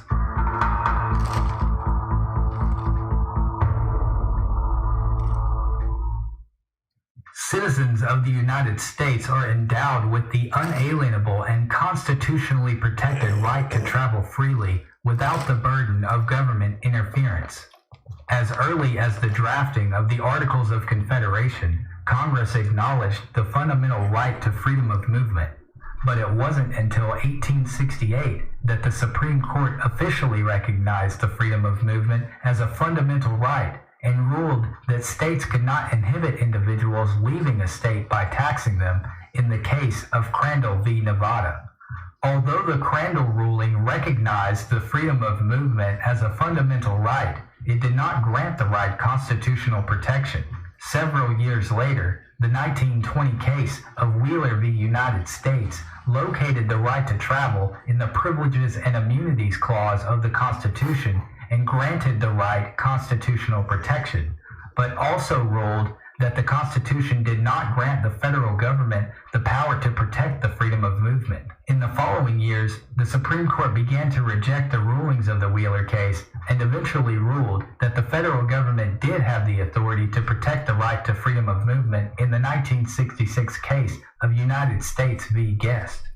The Supreme Court has specifically ruled that the constitutionally protected right to freedom of movement does not imply a right to use any particular mode of travel, such as a motor vehicle. In the 1915 case of Hendrick v. Maryland, the court unanimously held that in the absence of national legislation covering the subject, a state may rightfully prescribe uniform regulations necessary for public safety and order in respect to the operation upon its highways of all motor vehicles, those moving in interstate commerce, as well as others. This ruling essentially empowered states to dictate their own legislation and enforcement regarding the use of its public roadways and evolved to create the modern-day traffic stop scenario. I'm being pulled over. Hello. With the highway patrol. Is you okay? Yeah. You can give me your license back. Okay. It might be in my glove compartment. Okay, cool, check. Just about everyone who operates a motor vehicle or is a passenger in one has been or will be stopped by a police officer. A traffic stop is considered a seizure under the Fourth Amendment of the Constitution, and any police officer conducting a stop must have reasonable suspicion that a crime or violation has occurred or is about to occur, as per Terry v. O. How's it going? Did you know you were swerving between lanes? So the reason I stopped you was stopping 43 and 30. Actually, I think you said 40. This is car 15. I'm gonna need backup. I've got a stolen vehicle here. But this is my car. Suspect's getting belligerent. What? Officer down. The 1981 case of United States v. Cortez ruled that a vehicle can also be stopped if an officer has reason to believe that one or more of the occupants are suspects in a crime. In most cases, when a vehicle is stopped, the driver is the target of the seizure and the passenger is collaterally seized by the officer conducting the stop, which often begs the question, can a passenger be detained during a traffic stop? The short answer is yes. Get out. Get out of the vehicle. Step out of the car, sir. Step out of the car. So step out back. All right, sweet. The 1997 case of Maryland v. Wilson granted officers the authority to control the movement of passengers until a traffic stop is completed. In the 2005 case of United States v. Williams, the Ninth Circuit Court of Appeals held that an officer can order a passenger in a vehicle who was trying to exit and leave a traffic stop back into the vehicle, reasoning that allowing a passenger or passengers to wander freely about while a lone officer conducts a traffic stop presents a dangerous situation by splitting the officer's attention between two or more individuals and enabling the driver and or the passengers to take advantage of a distracted officer. The court ruled that the need for safety and ability to exercise control over the occupants in a stopped vehicle outweighs the minimal intrusion into the passenger's liberty. Although an officer can control the movement of a passenger by ordering them to remain inside or exit the vehicle, that does not dissolve the passenger's rights. In the 2007 case of Brindlin v. California, the Supreme Court held that all occupants of a stopped vehicle are subject to seizure and retain certain rights during a traffic stop. In most cases, passengers of motor vehicles possess the same rights as the driver. These rights include the right to be free from unreasonable or illegal searches by law enforcement, the right to remain silent and not answer questions by the police, the right to challenge the legality of a stop in court, and the right to challenge the legality of any search after the stop in court. Drivers are generally responsible for what is in the vehicle that they are operating. For example, a driver may be held responsible for any illegal substances or contraband found in their back seat. Passengers are not held to the same standard of responsibility over such items unless they are the owner of the vehicle, are within immediate reach of the items, or there is some other flagrant indication of ownership which ties the items to the passenger. Depending on the type of stop that occurs and the subsequent investigation, the passenger may have additional rights. But is a passenger required to identify themselves upon request? You're obligated when you're in a motor vehicle to present your ID. When you're driving? When you're in the motor vehicle, yes, like right now. Can I see what law is that? In 2019, the Ninth Circuit Court of Appeals held that a demand for a passenger's identification is not part of the mission of a traffic stop, and an officer may not extend the length of a traffic stop simply because a passenger refuses to present identification in the case of United States versus Landeros. However, there are certain circumstances which may grant officers the authority to demand a passenger to identify themselves. If an officer has a reasonable suspicion that a passenger has committed, is committing, or is about to commit a crime, then he may require them to identify themselves. For example, if an officer approaches a stopped vehicle and notices the passenger is covered in someone else's blood, then the officer may lawfully demand to see their ID. Furthermore, if a passenger becomes an element of an investigation following a routine traffic stop, they may be required to produce identification. For example, if an officer approaches a stopped vehicle and notices that the inside of the car is covered in blood, then the officer may lawfully identify the passenger. If you are a passenger and an officer asks for your ID, it is a good rule of thumb to ask the officer if they suspect you of committing a crime. What crime am I suspected of committing? Am I being detained or am I free to go? You're being detained. For what? What crime do you suspect me of committing? You suspect me of committing a crime? Bear in mind that law enforcement officers are not required to tell you what crime they suspect you of committing in order to identify you. Although officers must have reasonable and articulable suspicion that a crime has occurred, they may choose to withhold their reasoning until the case reaches the courtroom. If an officer advises you that they do indeed have reasonable suspicion, then you must produce your ID, regardless of whether or not you believe their suspicions to be accurate. However, if an officer tells you that they do not suspect you of having committed a crime, then you are not required to identify yourself. But what about sobriety tests? Do passengers have the right to refuse alcohol or drug testing? The answer is yes. If a vehicle is stopped for suspicion of DUI, the passenger may refuse any testing by police to determine their intoxication level. The driver, however, may not be able to refuse depending on the state. Because the potential crime being investigated by police is whether the driver was impaired while driving, the passenger's intoxication is irrelevant to such an investigation. Thus, a passenger may refuse any alcohol or drug tests without being subjected to any license suspension or arrest for refusing. Legal writer and attorney at law Lauren Wallace highlighted simple steps that can be taken when interacting with law enforcement officers as a passenger during a traffic stop, which can greatly impact the outcome of the encounter. Always be polite and respectful with police, even if they are not. Never interfere with a search by police or an arrest of someone else. Do not resist an arrest, even if you believe it to be illegal. Do not run away or make sudden movements when police have ordered you to stay or keep your hands visible. Do not answer any questions or make any statements to police if you do not wish to do so. You have the right to remain silent, and they may be able to use your answers and statements against you later in court. Ask the officer if you can leave, and if permitted, do so calmly. During any interaction with police, it is important to remain calm and remember to fight your battles against injustice in the courtroom and not on the street. Police are given a lot of authority to control a potentially dangerous or criminal situation. You're appropriate and put you in a better position to challenge any illegal police activity later in court. Let us know if there's an interaction or legal topic you would like us to cover in the comments below for more police interaction content.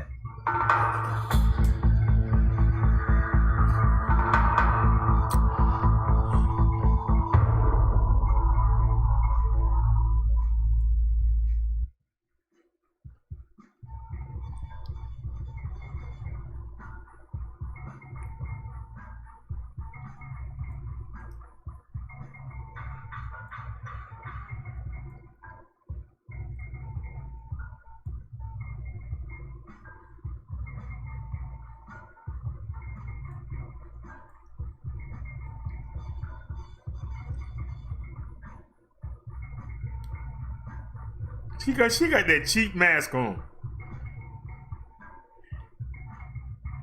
Just be quiet there. Keep going.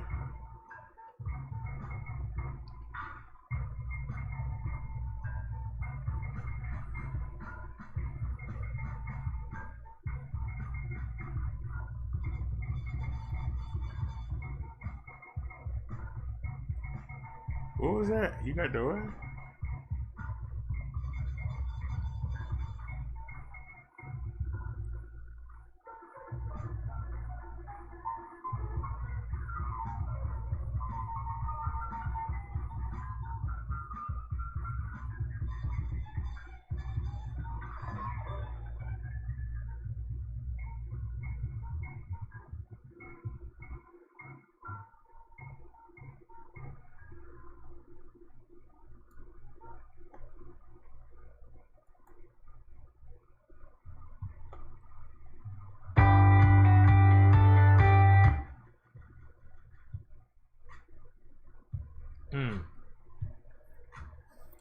Yeah, it's working.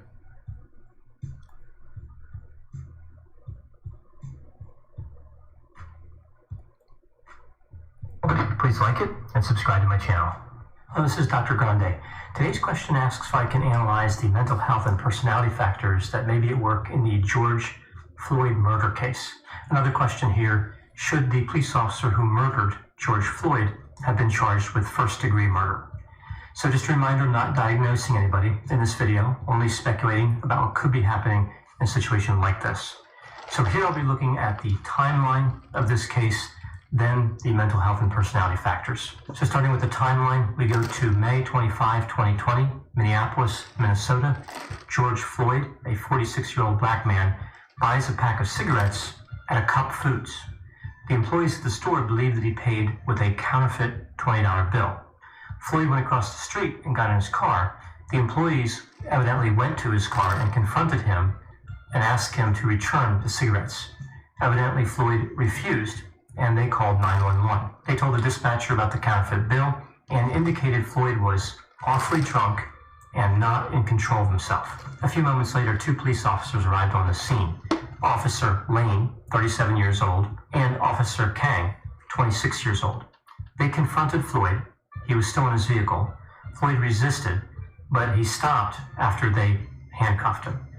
As the officers tried to put Floyd into a police vehicle, Floyd indicated he was claustrophobic and said he could not breathe. At this point, we see 2 more officers arrive.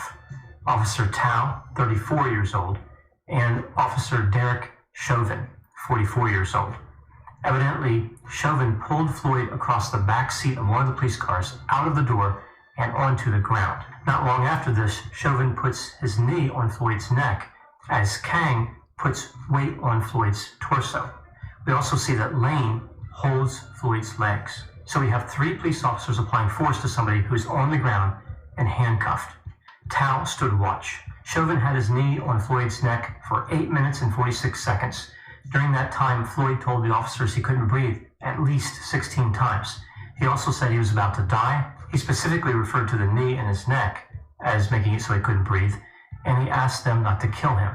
In addition, bystanders told the officers to let Floyd breathe, but the officers refused. We see that Officer Kang checks Floyd's pulse, but he's unable to find it. Even at this point, the officers did not render any aid to Floyd. They called for an ambulance first at a non-emergency level, but then upgraded it to an emergency.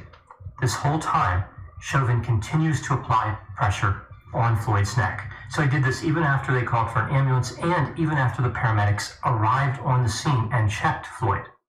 Floyd was transported to a nearby hospital where he was pronounced dead. The initial autopsy did not clearly indicate asphyxiation as the cause of death. Rather, it said that his restraint may have contributed to his death. But later we see an autopsy that confirms that Floyd died due to asphyxia due to compression of the neck. All 4 officers were fired the next day. Chauvin was arrested 4 days after the murder and charged with 3rd-degree murder as well as 2nd-degree manslaughter. So 3rd-degree murder is causing the death of another in a manner that reveals a depraved mind and shows a disregard for human life. But it's done without an intent to kill. On June 3, the charges were modified to include unintentional 2nd-degree murder. A conviction for this charge can be reached in 2 ways. Felony murder, so Chauvin was committing a felony assault when Floyd died, or by proving Chauvin caused Floyd's death while intentionally inflicting bodily harm. He was guilty no matter how we look at this. If he was convicted of this charge, he could be sentenced up to 40 years in prison, but the presumptive sentence is 12.5 years. Many people have asked why Chauvin wasn't charged with murder in the 1st degree. In Minnesota, there are 7 circumstances that qualify for this charge.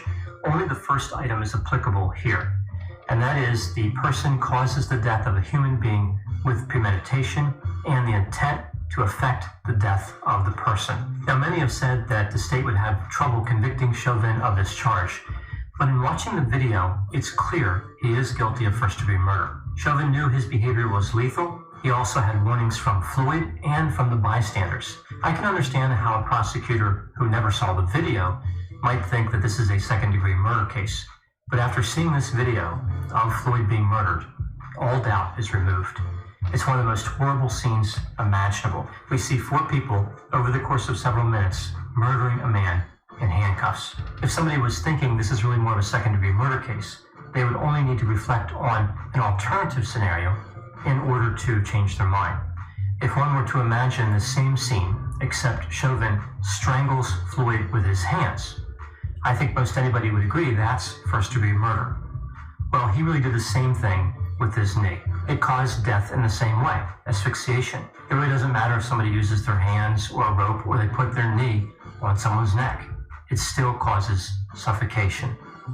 Also on June 3, we see the other 3 officers were charged with aiding and abetting a second-degree murder, and they're also charged with aiding and abetting second-degree manslaughter. In Minnesota, to get a conviction here, we see the person intentionally aids, advises, hires, counsels, or conspires with, or otherwise procures the other to commit the crime.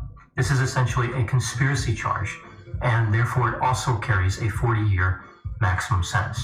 Now moving to the mental health and personality factors. So what happened in this case was that 4 officers entered into a criminal conspiracy to commit murder. Even though this case is clear-cut, it is worth mentioning that technically these 4 individuals have the presumption of innocence under the law. I can't imagine what defense they're possibly going to mount for these charges, but they are entitled to their day in court. There are many surprising elements in this case. The murder was committed in broad daylight. The murderers were police officers who were on duty and responding to a call. The victim was handcuffed and unable to defend himself. The officers were in no danger whatsoever. And they committed this crime over the course of almost 9 minutes. After they committed the murder, they returned to their vehicles and drove away, presumably, right? So they didn't appear to be shaken at all. They just went on their way as if they didn't just kill somebody in the street. So in a situation like this, we could be seeing traits of the dark tetrad. This construct has 4 personality traits under it: psychopathy, narcissism, Machiavellianism, and sadism. I don't really see any Machiavellianism here, but we see quite a bit of the other 3 traits. I'll go through a few items that seem to align with these traits. Derek Chauvin was essentially expressionless as he murdered Floyd. For quite a bit of time, he had his hand in his pocket, almost like this was just a casual day at work. He may have done this to communicate how he could kill and not be distressed. This communicated how he was not afraid. He wanted to make sure the bystanders understood he was fearless. It appears that he really wanted to dominate Floyd. That was the message he was communicating through his behavior. He could have just taken his knee off of Floyd's neck at any time, but he did not want to back down. He did not want to give in to common sense, give in to decency. He didn't want to give in to the urgent pleas of the bystanders or to Floyd's urgent pleas. Floyd again made it clear that he was dying. Chauvin wasn't going to give an inch. It became a matter of proving his absolute control and domination of that situation and of Floyd specifically. He was committed to homicide, and he was not going to give up. Even when the paramedics came over to check Floyd's condition, Chauvin would not remove his knee. Floyd had been unresponsive for minutes at that point. This is just utter domination. When bystanders voiced legitimate concerns, Chauvin pulled out a can of pepper spray, or whatever that was, and threatened them. They were not going to interfere with his will. It's like he was trying to prove a point. He was capable of murder, and he was going to commit murder. Chauvin's actions were sadistic. I think that's really an important part of his motive here. Chauvin wanted Floyd to suffer. Chauvin was not doing something that caused distress to himself. He wasn't keeping his knee on there because of any genuine fear. He was doing it because it was rewarding for him. That's where we get into the sadistic component. On top of that, he was narcissistic. His authority could not be questioned. Even the most reasonable and sensible pleas from the bystanders were ignored. They were almost taken as threatening by Chauvin. In Chauvin's mind, those bystanders weren't good enough to tell him what to do or to give him advice. Chauvin did not consider Floyd worthy of even the most basic human dignity. This is one of the many areas where we see the racism component, but also we see the sadism component. Right before the paramedics took Floyd away, Chauvin had to know that Floyd was dying. Even if he believed Floyd was seriously injured and not dying, remorse would have been the appropriate feeling at that time, yet we see no evidence of remorse by any of the officers. The sheer brutality of the murder of a defenseless man was frightening, as well as the ease with which Chauvin facilitated the cooperation of his criminal conspirators. Any one of these officers at any point could have done the right thing, and yet they were afraid to challenge Chauvin, perhaps because of an us against them mentality, which unfortunately is common in police departments. Floyd, and to some extent the bystanders, became the enemy, and therefore anything that they said would automatically be dismissed. These officers would not respond to reason. Their thinking became rigid and aggressive. They believed that their authority imparted immunity. If a citizen had physically intervened, they would have been arrested or worse. We know from what Chauvin did that they would have been sprayed with pepper spray. So there's really no illusion here that these bystanders could have intervened in any way, again with physical force. Even though they were watching a murder taking place, this is the type of protection that the police have in these situations. Everyone around knows if they jump in, they could be the next victim. Now, some have said that Chauvin essentially manipulated the other officers. I can appreciate that argument, but we're not talking about something small here. We're talking about murder. If their conviction to do the right thing doesn't activate when they see somebody being murdered, when would it kick in? The reality is that they saw Floyd's life as not valuable. Again, connecting back to racism. If Chauvin had been murdering a white man instead of a black man, those officers would have stepped in to help. I think the thought process here that becomes so dangerous is beyond simply Chauvin thinking to himself, he can kill Floyd. In addition, he's thinking he has the right to kill Floyd. This murder really uncovers the horrors of racism, aggression, and the failure to assert positive values. All four of these officers failed in the worst possible way. I know whenever I talk about controversial cases, there will be a variety of opinions. Please put any opinions and thoughts in the comments section. They always generate an interesting dialogue. As always... Now, if somebody can tell me that was boring, please tell me how. If somebody could tell me that was boring, please tell me how. That man was excellent in giving us information. Not only information into the law, but also information into the mindset of those 4 police officers. Where else have you heard that at? I'm listening. Where else have you heard that at? He not only broke down the charges,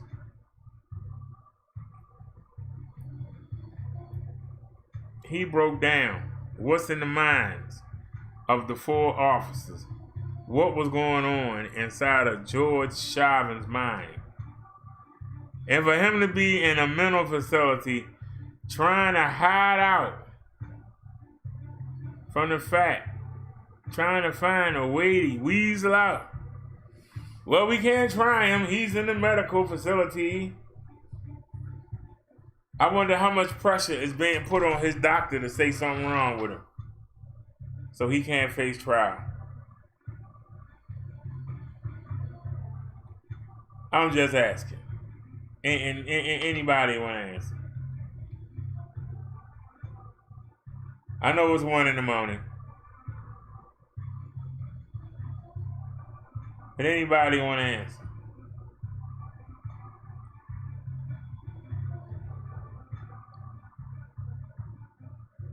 Fact of the matter is, we've been looking at police stops. But the reason I show you these, I want you to see the attitude. Because whether you want to admit it or not, you've seen that attitude in cops. And you don't want to say anything because you realize how close you might have been to being a victim. When I bring up these videos and we start talking, you realize how many times you were right there in front of a police officer. How many times that they were talking to you and treating you like you were nobody. You don't want to admit how close you was to having a knee on your neck or getting tased with just one wrong word, one sudden movement, one slick thing said out your mouth. Because that's all they need. The body cams are supposed to help out. But we've seen videos where the officers cut the body cam off or they cut off and the microphone and mute it so that you can't hear what's going on. Officers should not have a mute button. They should not be able to turn them cameras off once they on. I mean, if they have to go to the bathroom, men got stalls. You can put yourself up to the stall. Can't nobody see your little wanker? They should not have the authority to turn those cameras off. They should be on all day. And if they notice that the body cam is not working, they are to come in and have it fixed. And they can't make any stops until they get it fixed. These are things that we need to call for. But I guarantee you, you go to the other YouTube channels, ain't nobody saying that. Ain't nobody showing you these things. Ain't nobody telling you these things. But they call us boring. I guess knowing information is boring. But not knowing and being on the ground like George Floyd. Not knowing and getting shot like Aubrey. Not knowing and getting bounced around the back of a police wagon. Like the guy here in Baltimore, Freddie Graves. Or the fat guy in New York that got choked out. Not knowing is what got them down there. The man in New York that had the plunger shoved up his rectum. Not knowing how to deal with the police get you in these situations.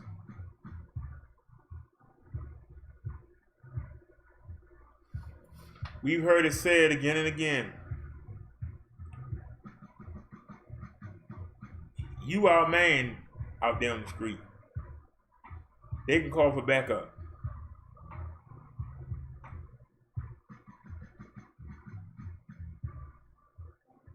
You get your revenge in the courtroom. You get them reprimanded. You get them fired. You make the city have to pay you money in damages. That's how you get back. Not by calling them names. Not by trying to fight them. Not by telling them to take your badge and your gun off. That's not going to help you with anything.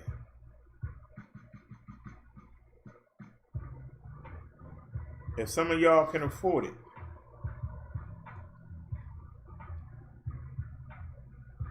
get you a body cam.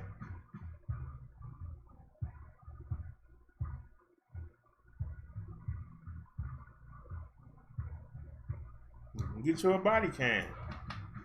You ladies can have a brooch made and you can have a camera put in it. Or a necklace. Or a charm. You can have one on your sleeve. On your belt. Anywhere on your upper body. Some of you ladies that wear the weave, you can put one in your hair. It ain't your hair. It should be fine to sit right there. For those of you that wear caps, there are cameras you can buy that's in the visor. You can buy sunglasses that have cameras in them. So that you always can be protected. Don't let the officers bully you around. But at the same time, stay respectful. Stay respectful. Maintain yourself. Because the better you look, the worse they look. Can I say it again? The better you look, the worse they look. Because if you showing activity, somebody looking to excuse the officer will focus on that. And I don't know. They'll focus on your bad behavior rather than the officer's bad behavior. You want to be the one that look holy.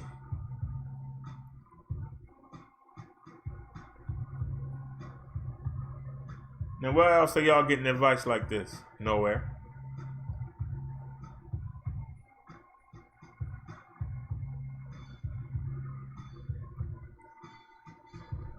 You're not getting it nowhere.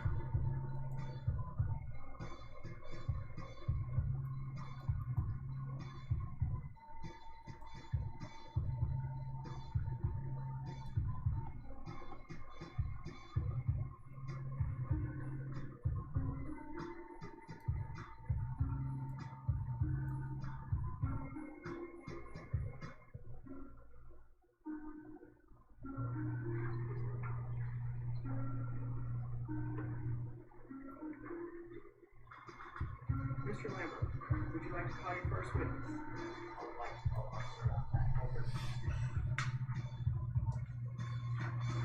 Turn the volume up.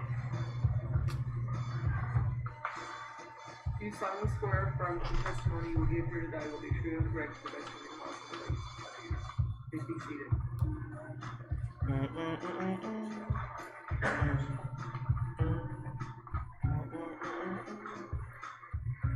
Officer, would you give your name to the court?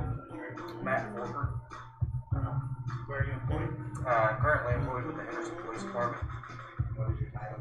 Officer. How long have you been with the Henderson Police Department? I've been with them right at 6 months. What was your employment before that? I worked for the Henderson County Sheriff's Office. October 21st of 2018, were you at that time working for the Sheriff's Office? Oh, yes, sir. How long have you been at the Sheriff's Office? At that time, I had been with the Sheriff's Office for approximately 6 years. Before you started with the Sheriff's Office, were you sent to training anywhere? I was. Okay. Could you describe that training?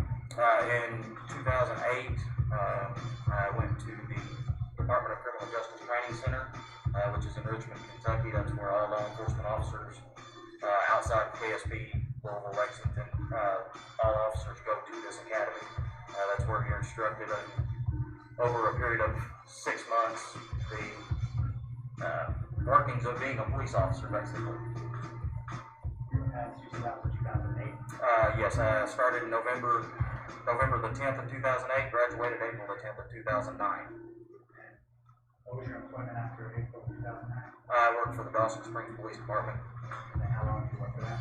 Approximately 3.5 years. And after there, I went to the Sheriff's Office. So you've been continually employed as a law enforcement officer of some sort for how long?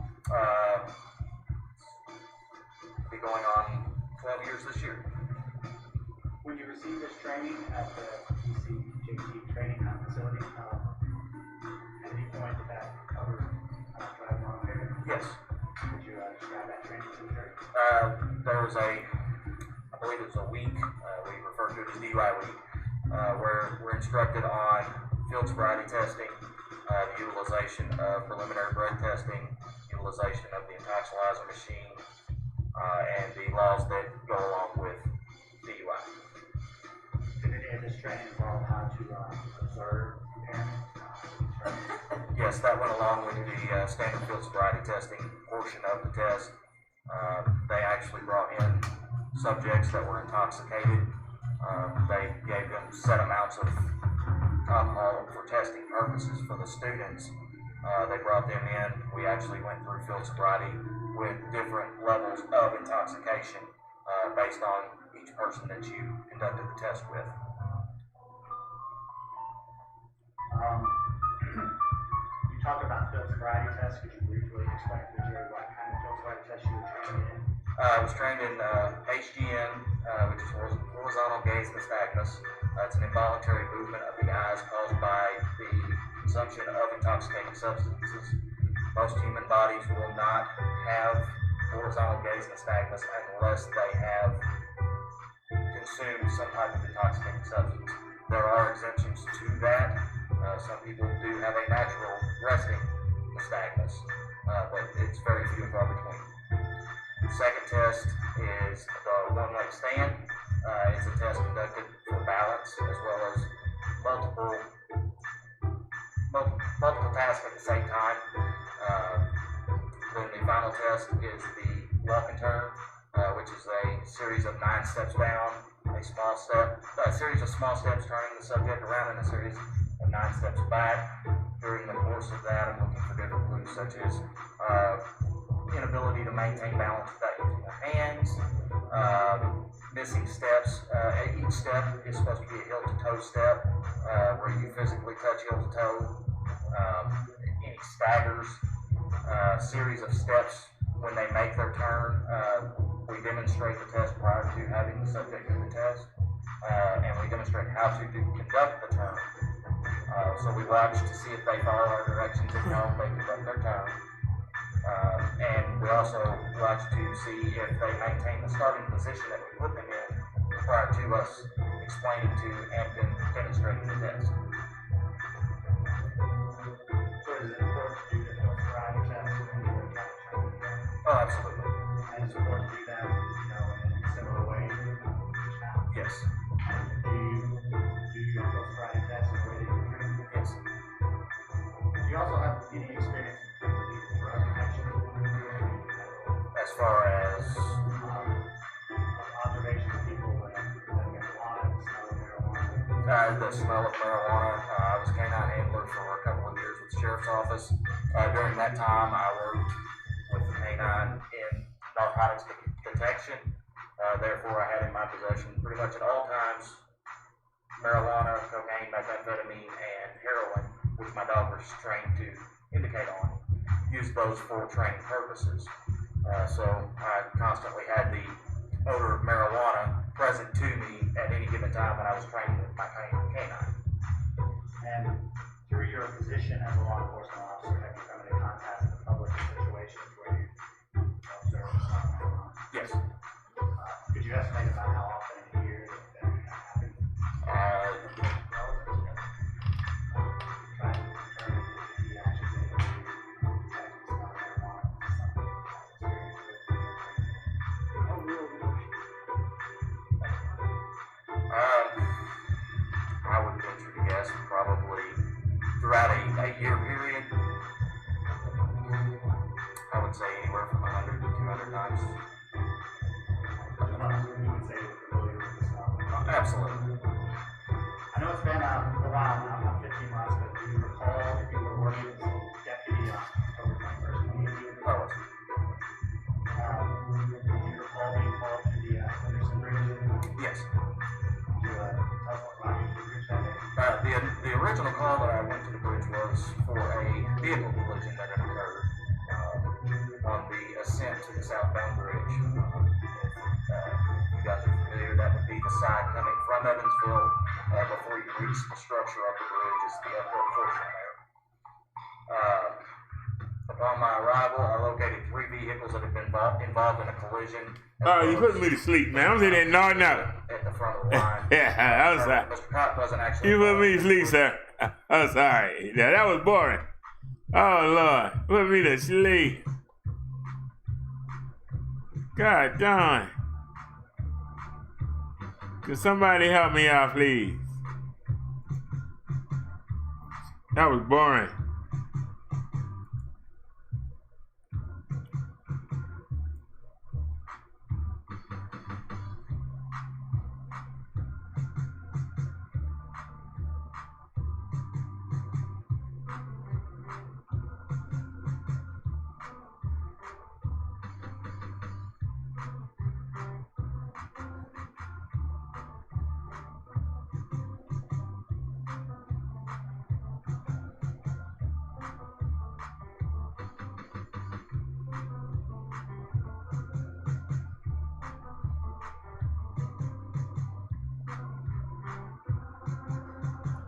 Did we see this already?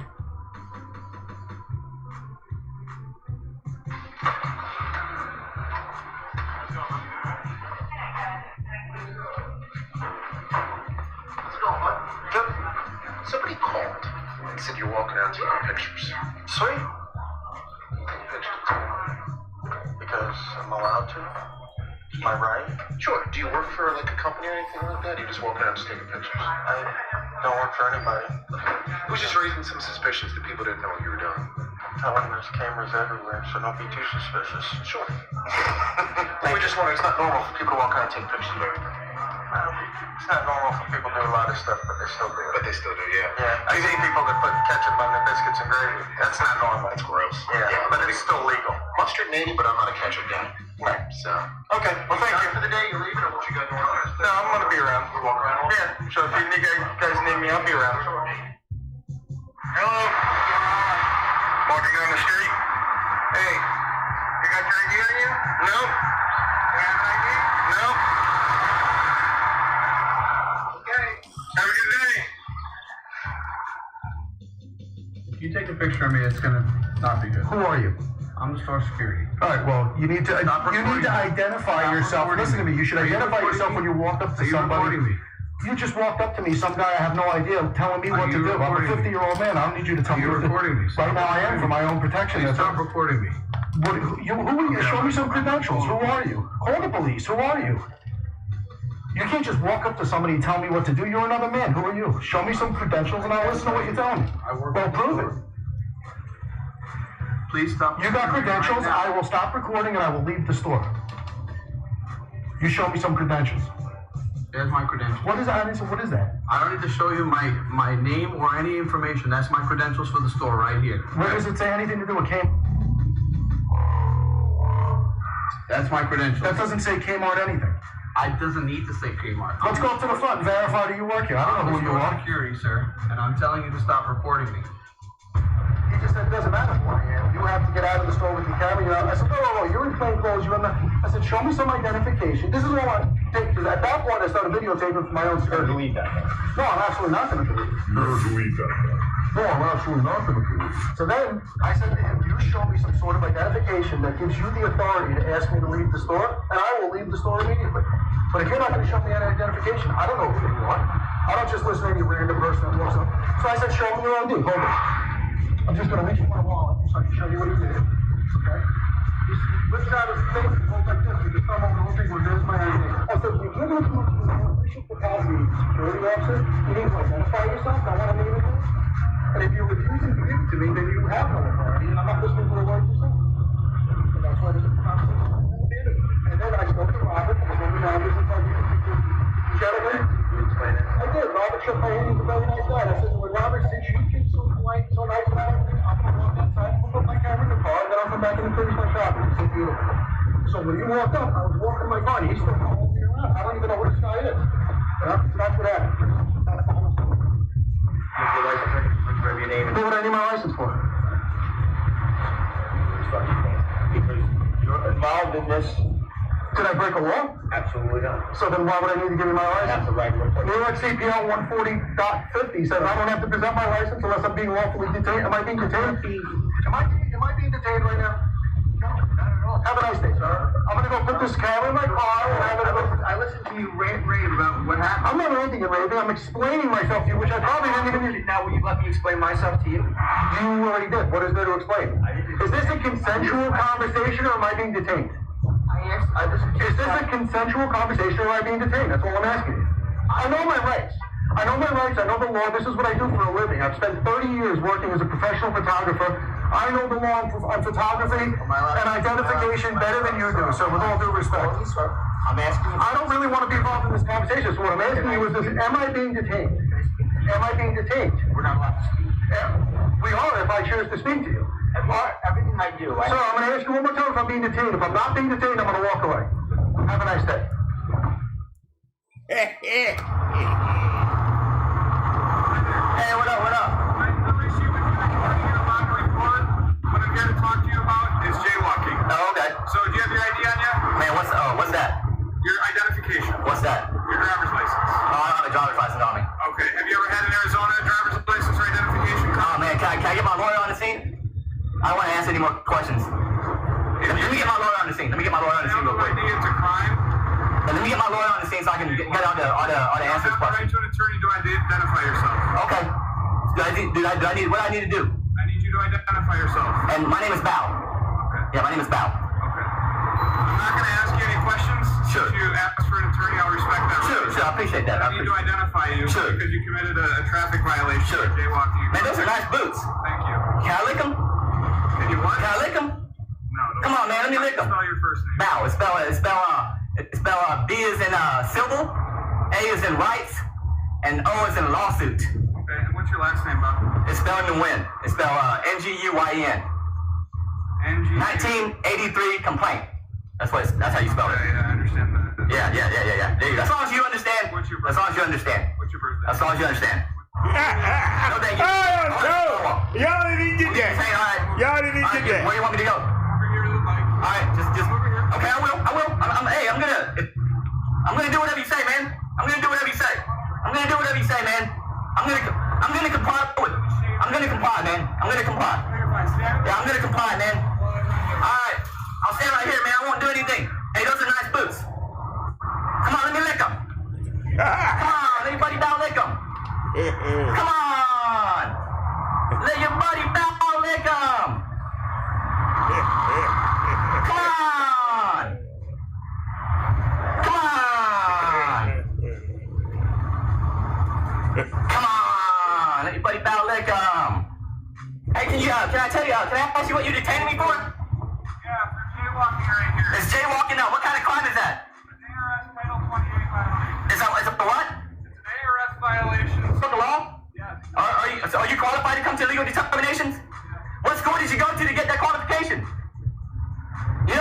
prosecutor's gonna listen to this, right? You know he's gonna throw you off the bench, right? You know that when I put you on the stand and I start asking you about elements of the crime, he's gonna say, objection, judge. The officer's not qualified to answer that question. The officer's incompetent and is unqualified to come to a legal conclusion. You know that, right, Fritz? You know the prosecutor's gonna object to you answering that question when I cross-examination you, right? As long as you know that, that's fine. Do you know that, Fritz? You look like you don't know. Hey, when's the last time you've been sued, Fritz? When's the last time I dragged your ass or someone dragged your ass into federal court? Huh? You look relatively young, Fritz. You look relatively young. You haven't been sued yet, huh? Yeah. Let's hope you don't have any pensions. To photograph and do all this stuff. We just like to know, for obvious reasons, if people are trying to do terrorist behavior and stuff like that, we like to know who is taking photographs and stuff for the building. You guys have any idea on it? Oh my God. He got all butthurt. Are you with somebody in particular? Or? Just me. Watching you take pictures of our parking lot. What's this about? Is that a problem? Yeah, this is a police law enforcement parking lot. Yeah, it is a problem. Oh. Who are you?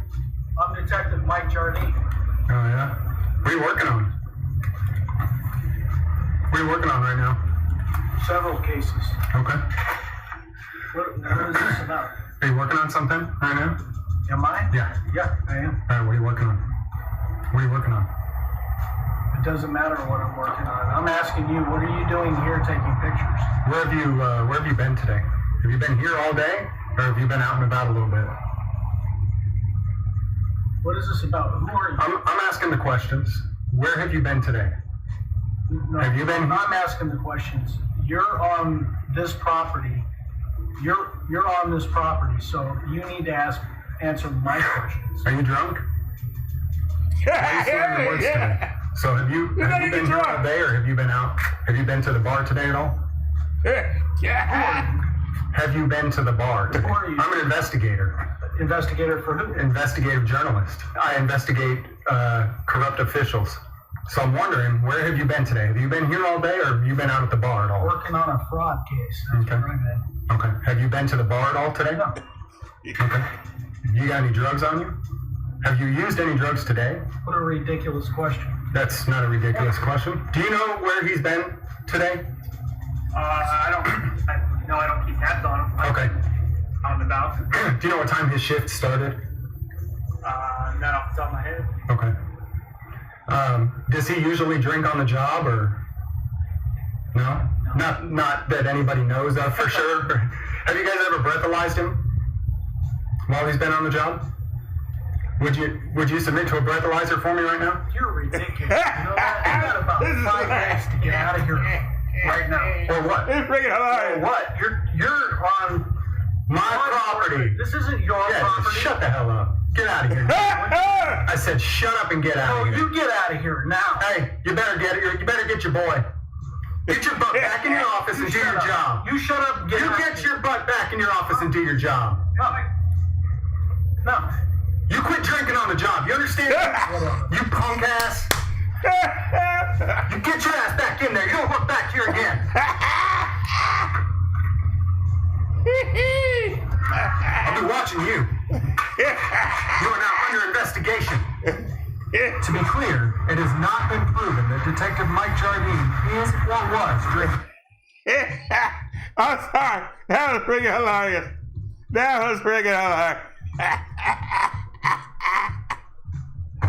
Oh, man, oh, shucks. That was freaking hilarious.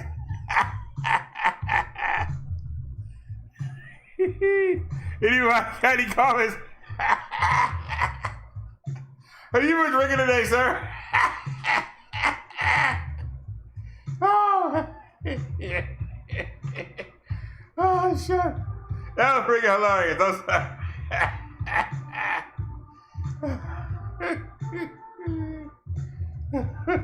Hey, Daya, I dare you to try that. Go outside and find a cop and say, you been drinking today? What time did your shift start? Then I see you at the bar, you been drinking today?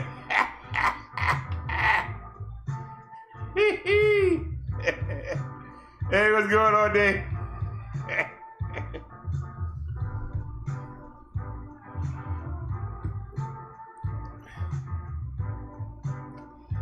Believe it or not, y'all,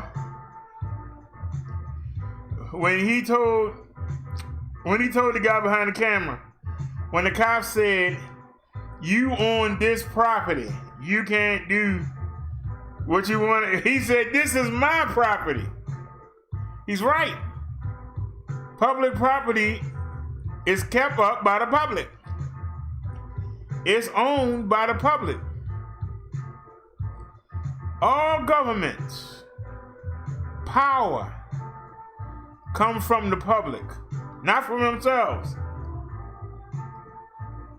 If we don't pay taxes and don't allow them to run our cities, to run our states, the people allow them to. So when the cop was trying to act like, well, you standing on, this is private police parking lot. Nah, bro, this is everybody's parking lot that pay taxes. If you pay taxes, that's your parking lot because you paid for it.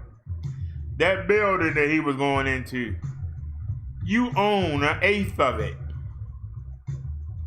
You live in that community and you pay taxes, you own a percentage of that building. It's a small percentage, but you own it. Any public place or government place, you own it. Now, the reason why I showed you the video about having to show your receipt in a store, there's a reason behind that. When you own private property, then you have to adhere to the policies.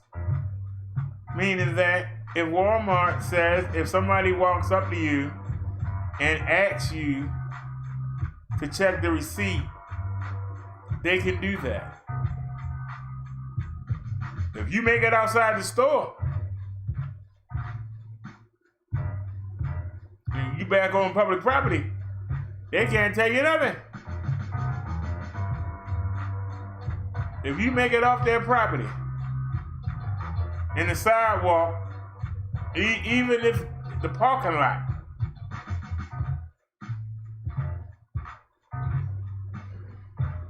if Walmart don't own the parking lot, if you look and you see there's other shopping centers, places there, then they don't own the parking lot. So if you make it to the parking lot and they don't own it, they can't stop you. But while you on their property, a store owner can ask you for your receipt. If they have cause, but you ask them, what is your probable cause? If they say you got a lot of items that are high priced, I want to take a look at your receipt. Or they say it looked like you were stealing when you was back in the corner. Then they can detain you for a couple minutes and do an investigation. If they think you're guilty, they can call the police. So know the difference between being on public property and being on private property. If you own somebody's private property, you don't have the same rights as you do on a public property. If somebody tells you you can't be on private property, that means somebody owns it. Government don't own nothing. We own it. Don't get that twisted. The government doesn't own anything. That's our tax money. What are you doing here? Why are you asking me what I'm doing here? Because I'm the security. Okay, security.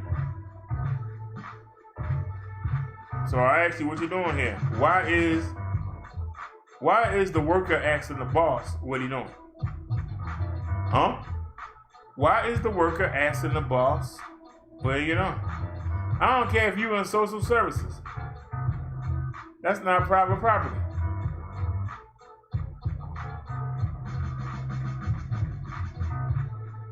You work for me. So why are you asking the boss what he doing? As your employer, as one of your many thousands of employers, I'm asking you, what are you doing, sir? I don't have to answer you, but you have to answer me. Because whether you know it or not, whether you care or not, fact of the matter is, you work for me. You having that badge and that gun and whatever else you got, it don't matter. My taxes help pay for it. That's my stuff. You walking around with my stuff. So I ask you again, what are you doing? I can ask you what you're doing. You can't ask me jack. Unless you see me committing a crime or doing something wrong, you have no probable cause. You have no probable cause. You have no reason to be talking to me. Do you talk to your boss without a good reason? Why are you talking to me, sir? Now be respectful when you say that, because I don't want to see y'all get beat up. But don't back down. See, that's not right. So Bailey and Charlotte won the tag team championships tonight. If y'all look on y'all screen, y'all see JD from New York and ruined it for me. He ain't ruined it now. He ain't ruined it. Oh, Gary, go back to wrestling. It's ruined now.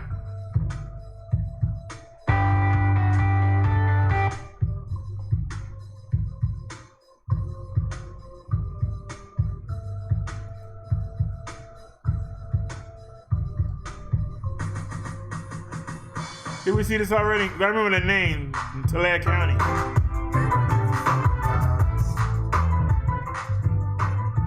Idea. That's fine. Everybody sitting here, I'm looking for a car that kind of looks like this. I bet you are. You got tattoos too, right? Car that looks Yeah, okay. Well, it's not me. Have a good one. Okay, well. Have a good one. Show me your ID, I'll be able to know that. Is there a crime been committed? No. Then you're going to need to see my ID. That's true. All right. Have a good one. Yeah. Hey, let me see some ID, man. You're being detained. Let me see some ID. You're suspicious. Give me your ID. I happen to work here. What y'all? I'm detaining you. ID now. Hey, man, get that blue line shit off that goddamn jacket, man. Get that off of there. That's a desecration of the American flag. That's a desecration, period. You put that line on anything, and it's a desecration. So you know you're on state property, correct? It's public. It's a public easement. From the outermost edge of the roadway up to the lateral curb line or ditch, public easement, public access. You can walk and park all through here.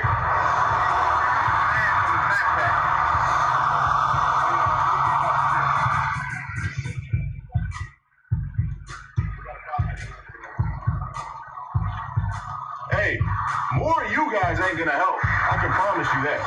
You're blocking the roadway, bro. Hey, get your car out of the road. See, you don't know how to respond, do you?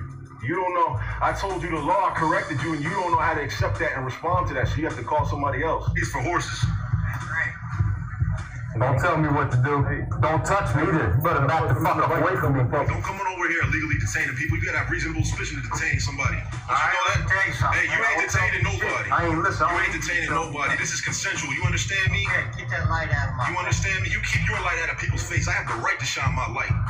Sucker, in my face. Sucker, it ain't in your face, and yes, I do. Yes, I do have the right. Bye. Dismissed. Hey, stay. Hey, you can't take nobody to jail. I can promise you that. Hey, who are you, man? Who are you? Come here. Give me some ID. Come here. You're being detained, man. Let me see your identification. Even up the play here a little bit. Even it up. No, that ain't. Hold up. But it's not even yet, though. You guys need about 6 more of y'all. Get as many of y'all. Hey, as a matter of fact, let me get everybody's name. What's your name? My name is Saturday. What's your name? Jacobs, what's your name? All right. Who's head honcho? It ain't him because he had to go get help. Yeah, you guys got a problem. You're the one with the problem. You approached us. Yeah, you guys got a problem. We can handle it. What do you suggest? I don't like man sign a red light in my face. You don't like the First Amendment. You don't like the First I don't like cops. This is a First Amendment protected activity. This is in public, and you don't have to like it. Period. Quick.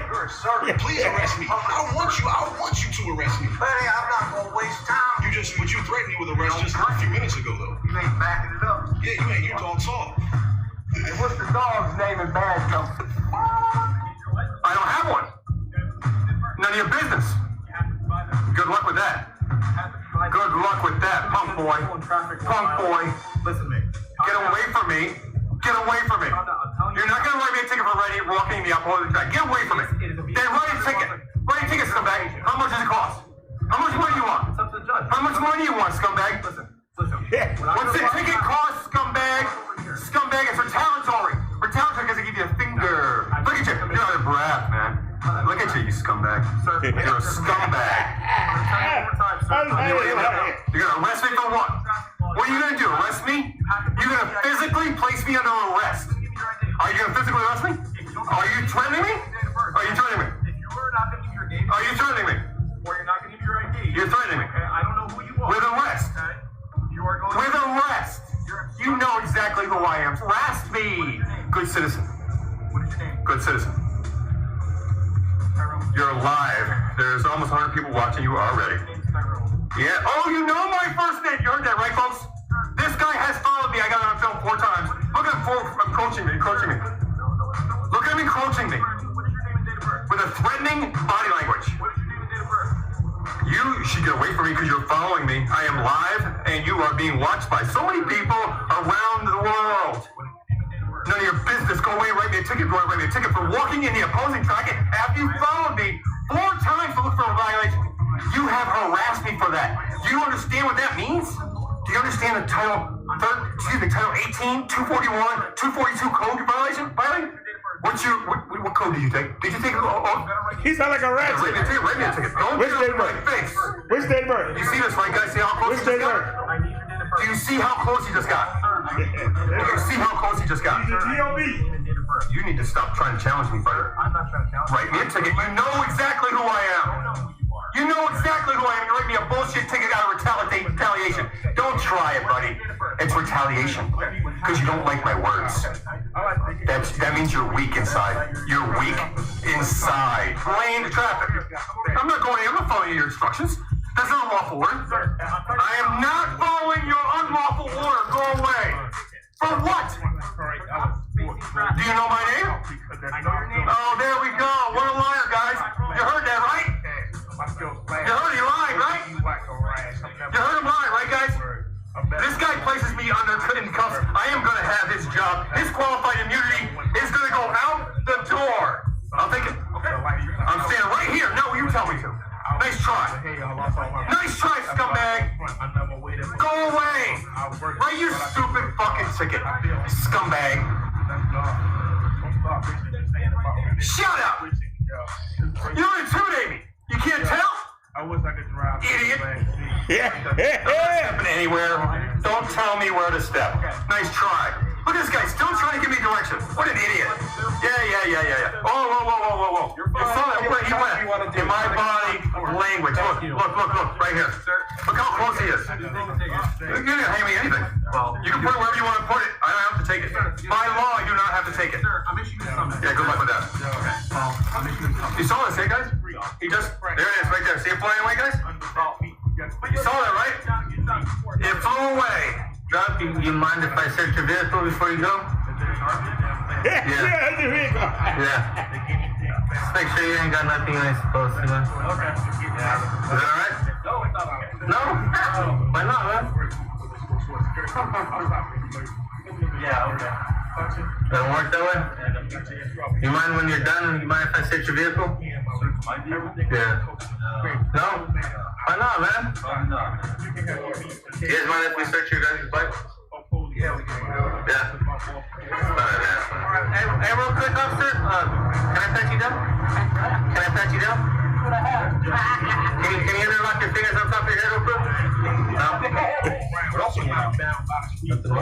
Where you headed? Back to the station. Back to the station? What I do, man. Mind if I frisk you down? Yeah, I do mind. just asking, man. Okay. Yeah, you don't got nothing on you you're supposed to do. No. You mind if I search your vehicle? Hey, you guys mind if I frisk you down? Yeah? Yeah. Can I search your vehicle? You guys don't got anything on you ain't supposed to do. You mind if I search your vehicle? Awesome, man. Cool. Hey, before you go, you mind if I search your vehicle? No, you can't. Why not? No. Before you go, you mind if I pat you down? You mind if I pat you down? No, sir. No. Thank you. Be safe. Yeah, we got a call, man. Yeah? Yep. This is big. Cool. Can I ask what you guys are doing? Nothing. You guys on break? What? Are you guys on break? Yeah. Just look suspicious that you guys are in an alley. In an alley? Yeah. Parked my car in the bike and the controller's off. It's suspicious, man. Just looking. Absolutely not. Okay. Have a nice night then. Alright. Where you guys going? Where you guys going now? But, what are we up to, man? That's where you go. What was your name? Rogan with the B? Can we search your vehicle? Rogan, come on, man. I'm just asking, though. Just hoping there ain't nothing, something supposed to be in there, you know what I mean? Like drugs and stuff. Then can I check? How do I know that? Yeah. That'd be nice. You go, man. It's pretty cold out here. Good talking to you. I can't search you though? I can know? Alright, man.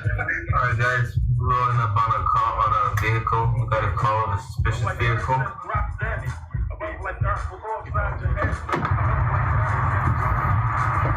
Hey, how you doing? Alright, we got a call, man. On a suspicious vehicle. Okay. Can I ask what you're doing?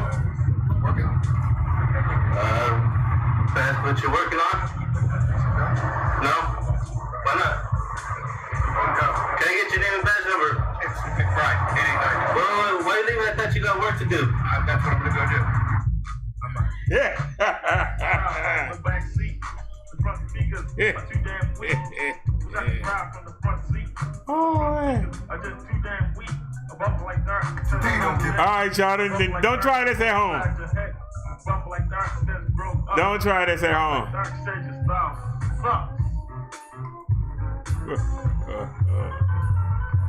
Don't try this at home, y'all. Hold on, the driver got a link. That's old. Yeah, you ain't said that all that time. Oh, it just updated. Hey, what's going on, Dave? You still here?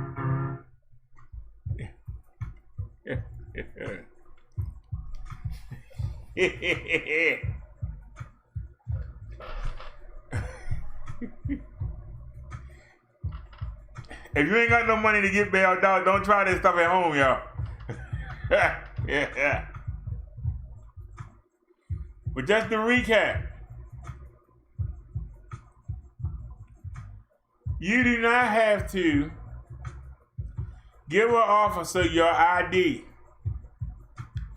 unless he suspects you of a crime and he detains you and you ask him, how can I help you, officer?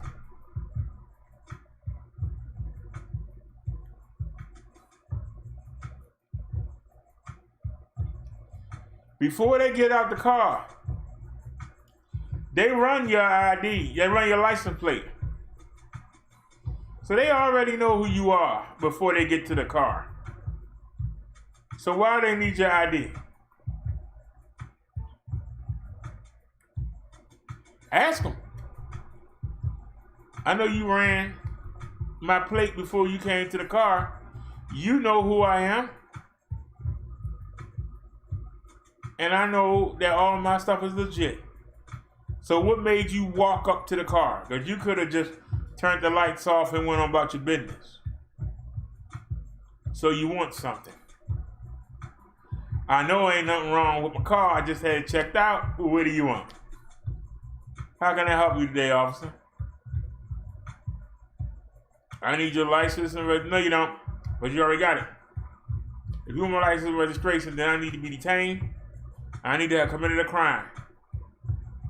And you already ran my license plate, and you didn't walk up here with a reason. So I'm asking you, why do you need my license and registration? I need your license and registration. I ask you again, officer, I must have done something wrong.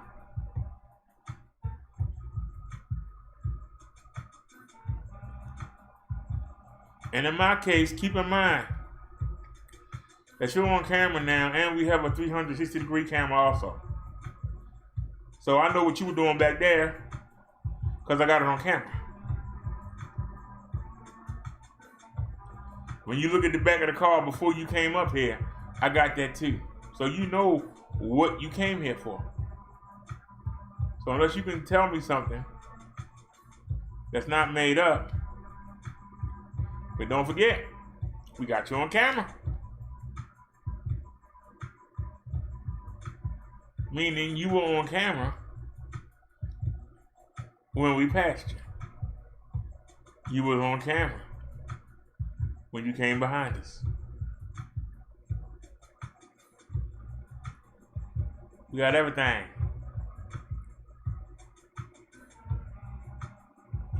I ask you again, am I being detained? If I'm not being detained, why do I need to give you my license? Or you charged me with a crime? You ain't said nothing yet. I done all talking. Talk to me. You pulled me over, why am I talking? What's the problem? Well, I'm suspicious. I'm suspicious of you too. Cause I don't know what you pulled me over for. I ain't do nothing wrong. That I see.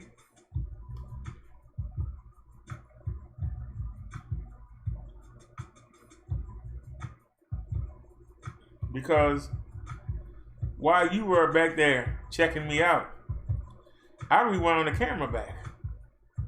I didn't see me doing anything wrong. So I ask you again, what did you pull me over for?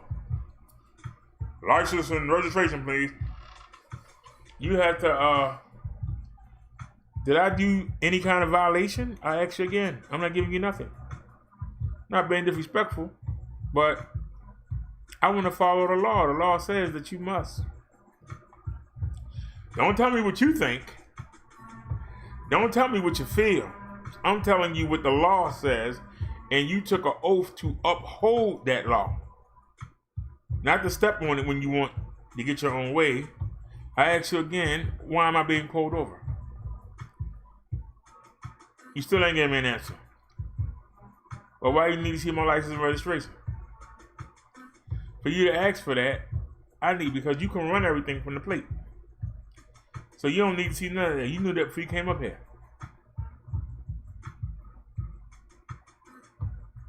All this is to get me to give you my license and registration, and you know I'm not going to leave without it. So I'm a little smarter than that. But you need to give me a reason, or I'm going to pull off. And remember, you on 360-degree camera, and it's hidden in this car.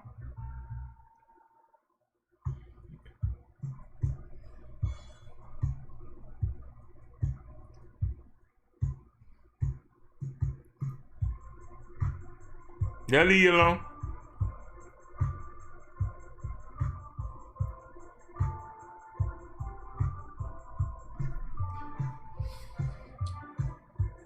I had a cop ask me, why do I have lights around the car? You know what I told him? Same thing I just told you. I got a 360-degree camera. I had an old cheap one back there, old cheap. And I said, I got lights around the car so I can see around the car. Well, it's distract. Yes, it is, but it's also necessary. Because whatever you about to charge me with, one of them lenses picked up what you said. And you better be on the money. I'm gonna have that badge.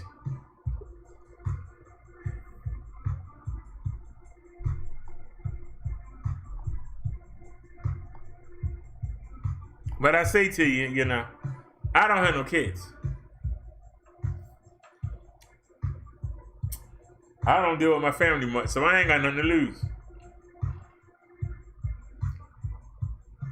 But y'all that got kids, be respectful to the police. Don't wind up being a George Floyd.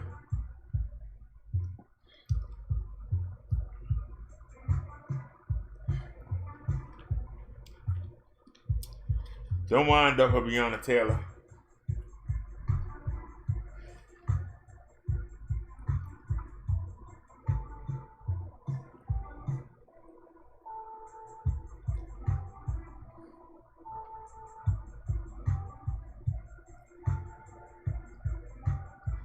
Because I'm going to tell you,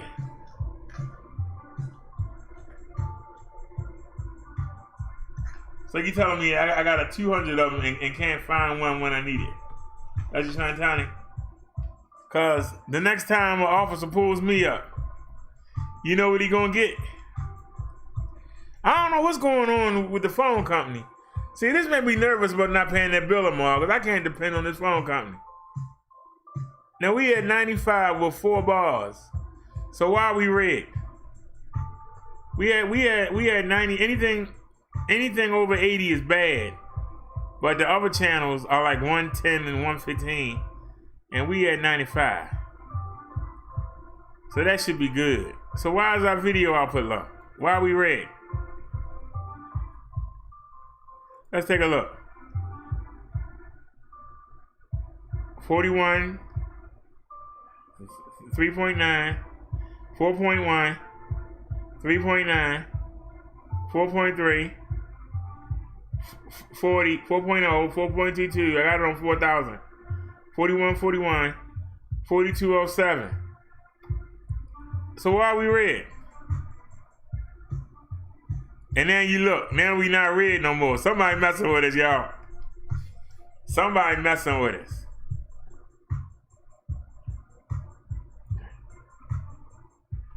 So,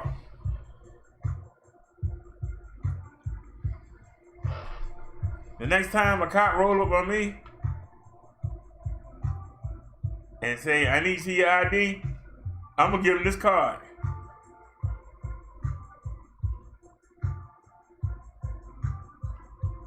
I'm gonna give him this card.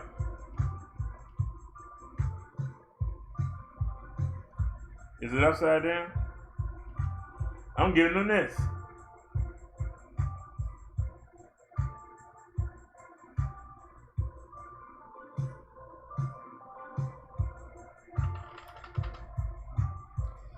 And I'm gonna say hello to everybody.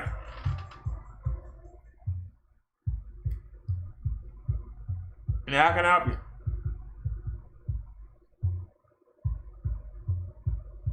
This isn't your ID. Law says I ain't got to give you nothing unless you're charging me with a crime. Have I committed a crime, sir? But out of my own heart, I just gave you identification.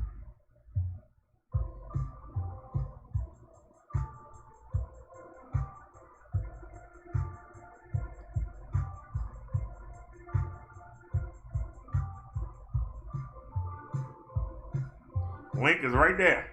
Email address is right there. What more you need? You ain't got to walk back to the car. Pull your phone out.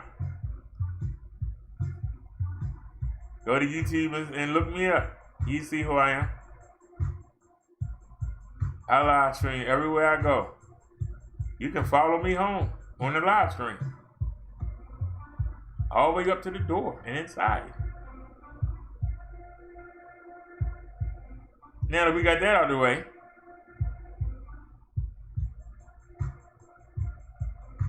what do you want? Well, sir, what?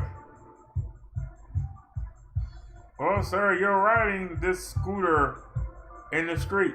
I was like, yeah, it's my car. What's your problem? Well, it's not registered. Have I hit anybody? Have I ran somebody over? Have I caused an accident? Have I made cars have to wait? See, those are violations. You ain't said that. Me being out here on a quiet street where I can see the cars coming and I can pull over and duck out the way. I got lights on so they know that I'm here. What more can I do? If you hit me, you're drunk or intoxicated. So then you would be asking them for their ID. See, that's why I'm not one to mess with.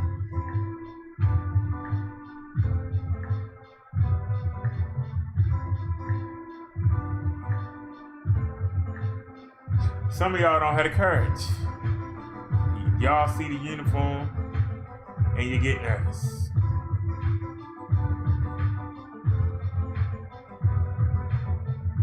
I see we went red again.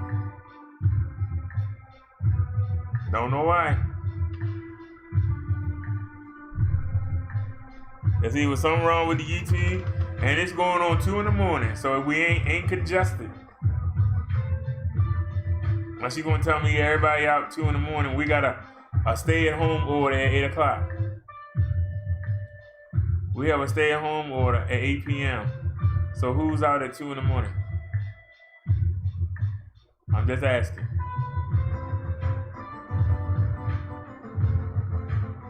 I'm only asking. All y'all hear is the hum of the air conditioner.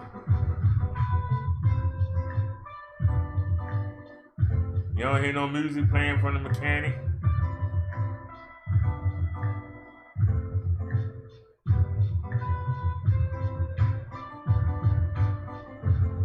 Oh yeah, y'all. I'm either gonna be next door to the mechanic or he moved. Did I tell y'all that? I forgot to ask him, did he move? We either gonna be next door to the mechanic or we taking his apartment. He said he was moving. And I haven't heard no music. I haven't heard the truck pull up. Maybe he did move. So maybe we getting the mechanical apartment. He said he was only paying $650. He said his relative used to own a building. So we might have got the mechanic discount. If he was only paying $650, they getting $7 out of me. So hey, yeah. Maybe I got out bamboozled.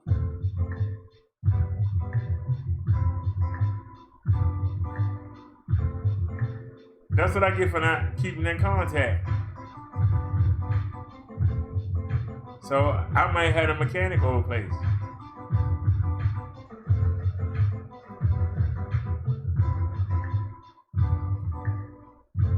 The only thing, I needed him to help me carry the bed though.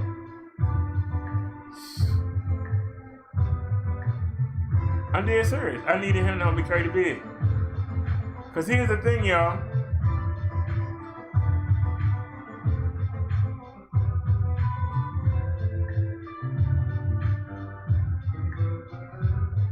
We moving. But we not moving nowhere. Do y'all understand? We moving, but we not moving nowhere.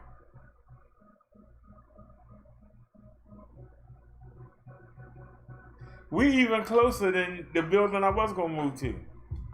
We're closer than that.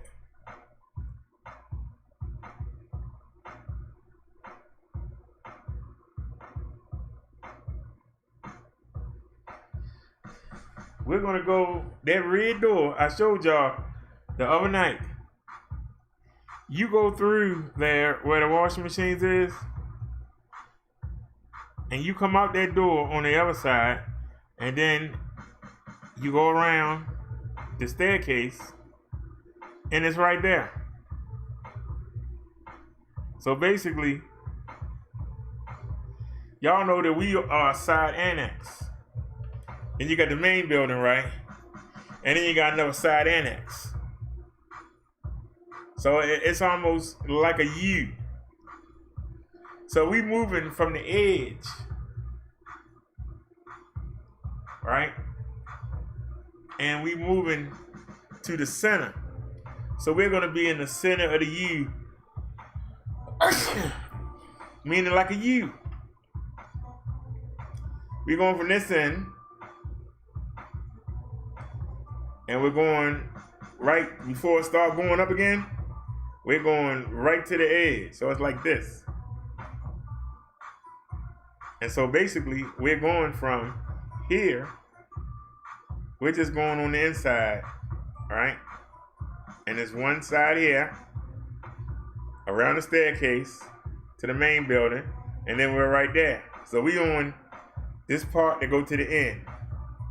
So we're here, and we just going here.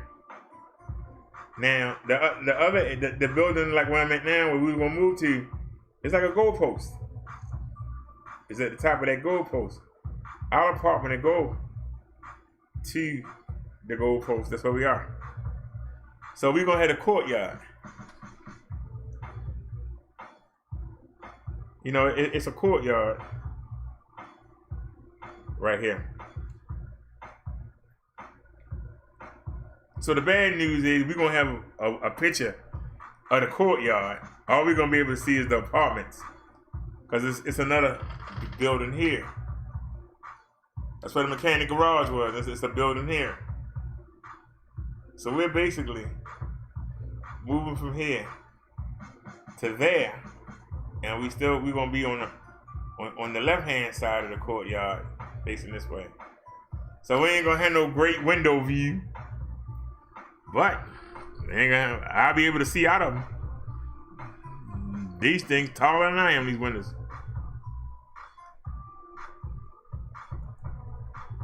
I won't have to stand on the chair and look out the window.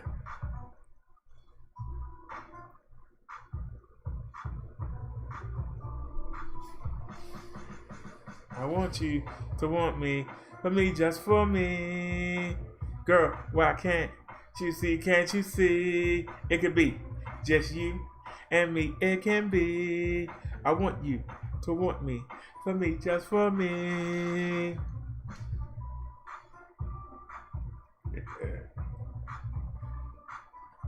We got 449. We might as well make it an even 5.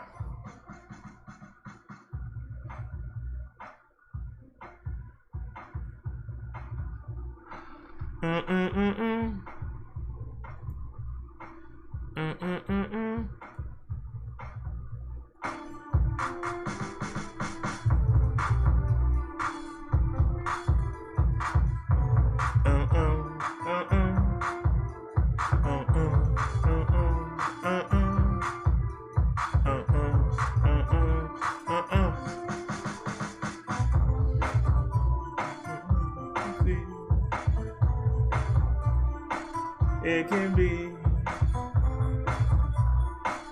you and me. I want you to want me, for me, just for me.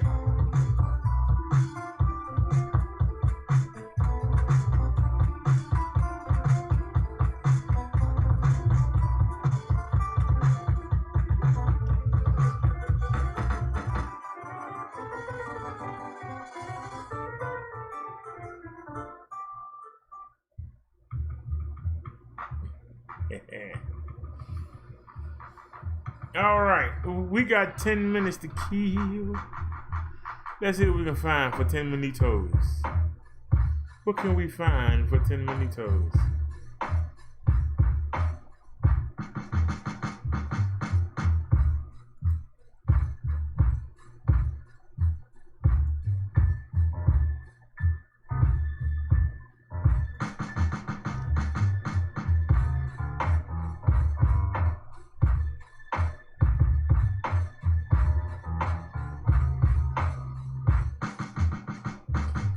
Let's end up with this.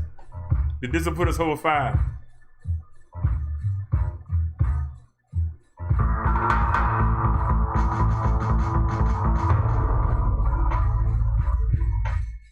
Welcome to Audit the Audit, where we sort out the who and what and the right and wrong of police interactions. Today's video features a near-perfect audit from the First Amendment Strike Team. Be sure to check out their channel in the description below and give it the credit that it deserves. Let's dive right in and audit the audit.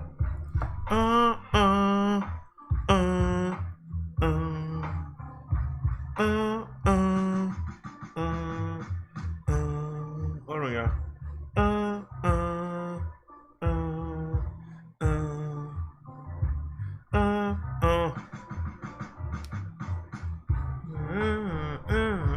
Sorry, y'all, I'm getting down.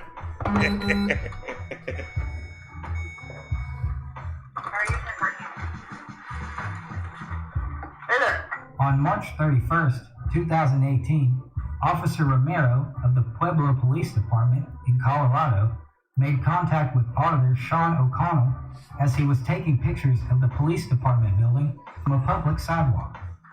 How are you? Excuse me, sir. What are you doing? Hey. Hey.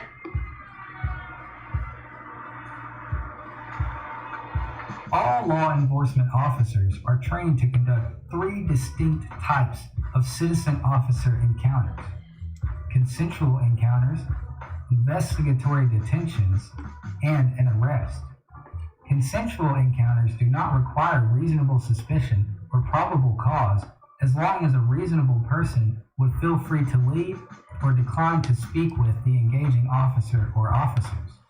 An investigatory detention, or Terry stop, enables the police to briefly detain a person for further investigation if the officer has reasonable suspicion to believe the person stopped is involved in criminal activity. In order for an officer to place an individual under arrest, probable cause must be acquired. At this point, the interaction taking place between Officer Romero and Mr. O'Connell is considered a consensual contact. Mr. O'Connell is under no legal obligation to engage with the officer and is well within his rights to ignore him. Officer Romero is also acting within his authority by initiating consensual contact with Mr. O'Connell. I'm asking you a question. Who are you? Why are you taking pictures of the department? Sir. The moment Officer Romero made physical contact with Mr. O'Connell, the interaction became an illegal investigatory detention. In order for an officer to conduct an investigatory detention, reasonable suspicion of a crime must be present. The First Amendment guarantees all citizens the right to take photos of almost anything which is viewable from a public setting, with few exceptions. The 1967 Supreme Court case of Katz v. United States established the doctrine of reasonable expectation of privacy, which gave individuals the right to privacy in areas where it is reasonable to assume privacy exists, such as a telephone booth or public restroom. It is completely legal to take pictures of any local police station from a public sidewalk. Therefore, Officer Romero had no reasonable suspicion that criminal activity was taking place. Don't touch me. Okay, I'm gonna put you in cuffs. Okay? You're gonna be put in cuffs. Okay, supervisor's on his way. Okay? I'm asking you questions here. Hey guys, I'm being arrested right now, being put in cuffs for taking pictures of the police department. Don't turn my phone off. Okay, you're not in control here. I am, actually. You work for me, I don't work for you. 46, I got one in custody over here. I need a supervisor to do your job, buddy. Illegal detainment. Can you please call a supervisor out here? This is illegal detainment under 16.3.103. The statute that Mr. O'Connell is referring to is Colorado Revised Statute 16-3-103, which outlines when an officer has the authority to stop a suspect. According to the statute, a peace officer may only stop an individual who he suspects is committing, is about to commit, or has committed a crime. You don't have permission to search me. I don't consent to any certain procedures. Okay, I'm waiting for a supervisor to come up here. Okay, that's fine. Okay. What's your name and badge number? Brown, 0702. Okay, so okay. Did you stop my video camera over there? I'm not messing with your phone. Okay. Can you tell this officer to take his hands off me and to uncuff me? Okay. Yeah, wait till the supervisor gets here, and you can talk to him from there, okay? That's talking to you guys. He's taking pictures of the department, taking pictures of all our stuff here, so I don't know what he's doing. I'm trying to talk to him, he's not talking to me, he starts walking away. While the act of public photography is not illegal, it can be considered suspicious. Officers are allowed to make consensual contact with citizens who are photographing in public, but officers cannot conduct an investigatory detention unless they have reasonable suspicion of the occurrence of a crime. Reasonable suspicion must be supported by a collection of objective facts which lead an officer to believe a crime has or is going to be committed. Mr. O'Connell is on a public sidewalk in the middle of the day. There is no obvious evidence of a crime. Yeah, you're being detained right now. Yeah. For what? For what crime? Yeah, no, it's reasonable suspicion. Of what crime? Okay. You have to have reasonable suspicion of a crime to detain somebody. I'm not going to speak to you. You can speak to my supervisor when he gets here. You have me in cuffs right now. Okay, yeah. You're being detained at the moment, yeah. Because you're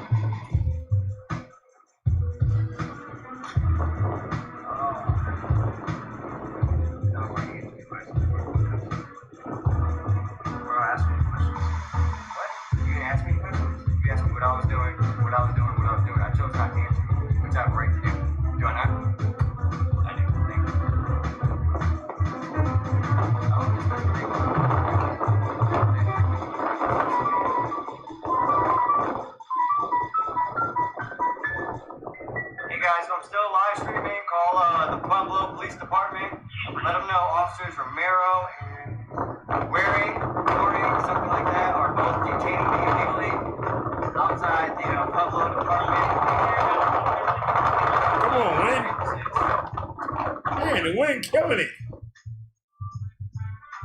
Waiting for supervisor speeding it up.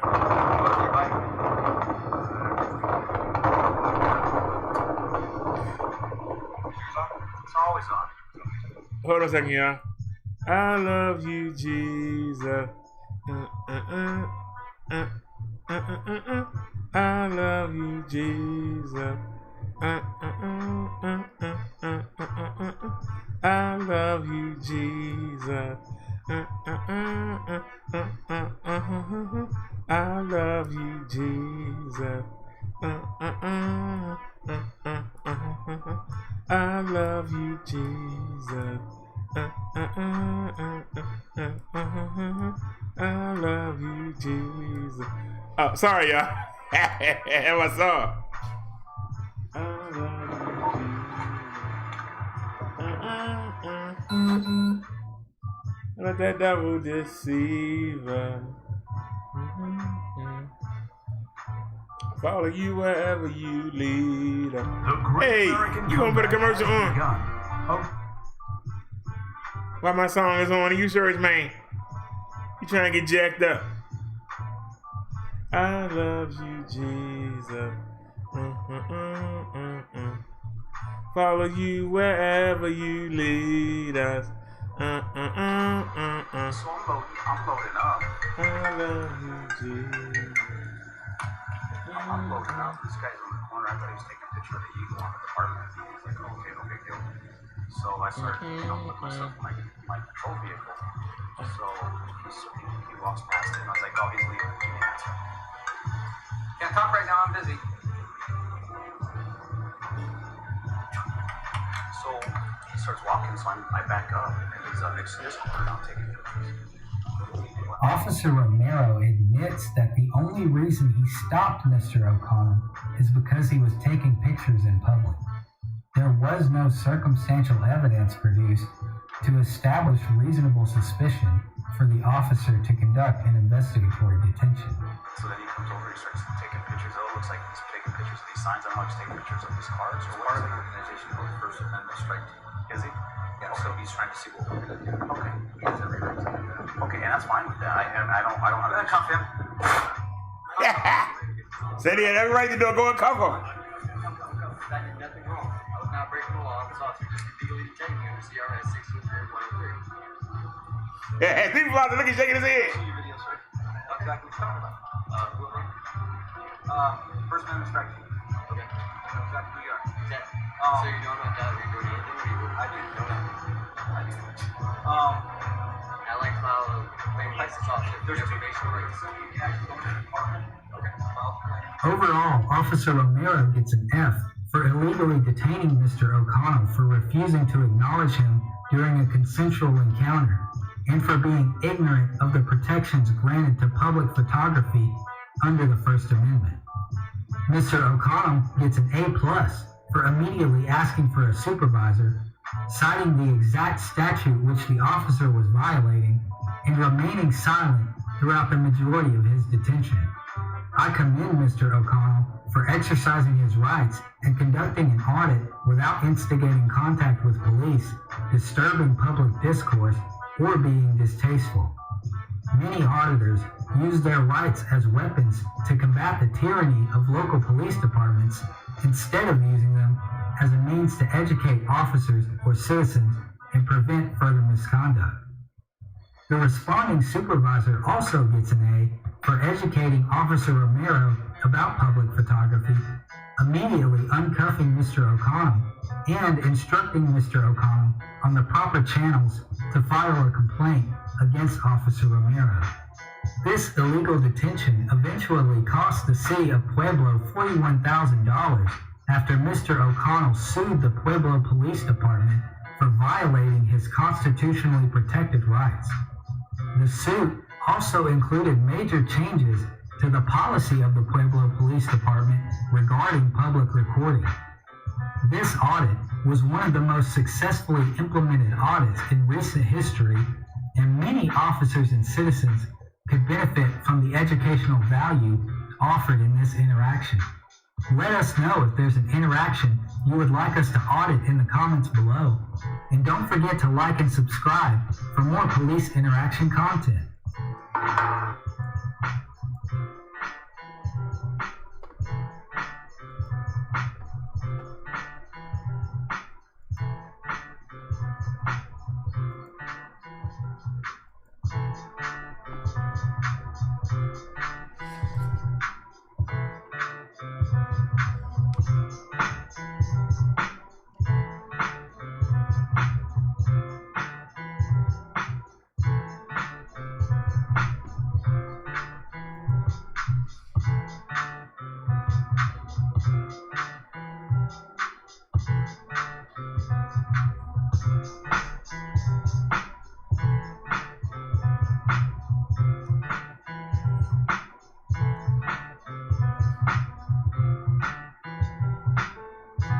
Oh, what's going on? I love using that 2 different beats. I'm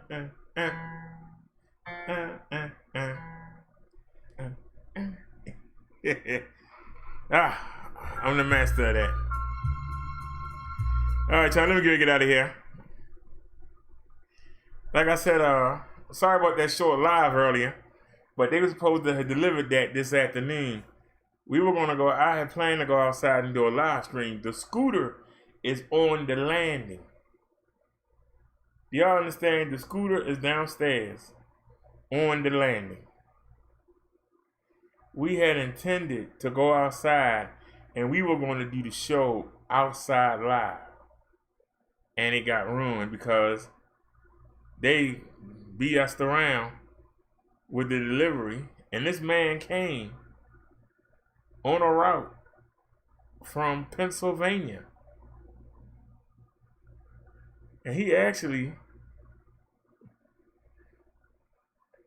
I was talking to Liz and I was like, well, I went outside, it was still raining. So I said, well, I'm gonna go ahead and start the live. Soon as I sat down to touch the computer, I got the thumbnail ready, I filled in the title and the description. Guess what? This phone went off, and I looked at it, and it said he's 9 stops away. So I went on and got ready, got all 3 phones, and it wasn't no charge on this phone. This phone was at 18%. I said, well, we can't live stream on it. So I had to bring this phone. This phone won't live stream YouTube, remember? So I had to bring the other phone, the new phone, hook it up to the Wi-Fi hotspot. But this phone isn't connected to Amazon. So I still had to bring this third phone. So we got out there, we sat down. He was 2 stops away, 1 stop away, and then he pulled right on up. And so, but anyway, it wasn't much of a lie, but y'all saw it was raining. Now I noticed that I'm freezing while we freezing, but I know the rain got something to do with it. Because we doing good. We got 4 bars of energy, and we at 95. And I don't understand why we getting this video input low. I don't understand it. It gotta be something. The rain gotta be affecting the tower or something. I sure hope the tower didn't run into it. Good night, Naya. I'm glad we was able to come on, and I think we had a pretty good show. You know, it wasn't our best show, but I think it was pretty good. Like I said, we got a lot of information. This was an informational show. I think I brought y'all a lot of information, a lot of insight. You know, we had to get on that young lady that was doing that Uncle Tom foolery. That's what they called it, the Uncle Tommy. I just said it because you know what I'm talking about. I personally don't like to use that word, but y'all know what I'm talking about. And as I'm talking, I'm watching this light jump, and yet I'm looking over here at the phone, and the phone isn't showing me any problems. The phone isn't showing me any problems.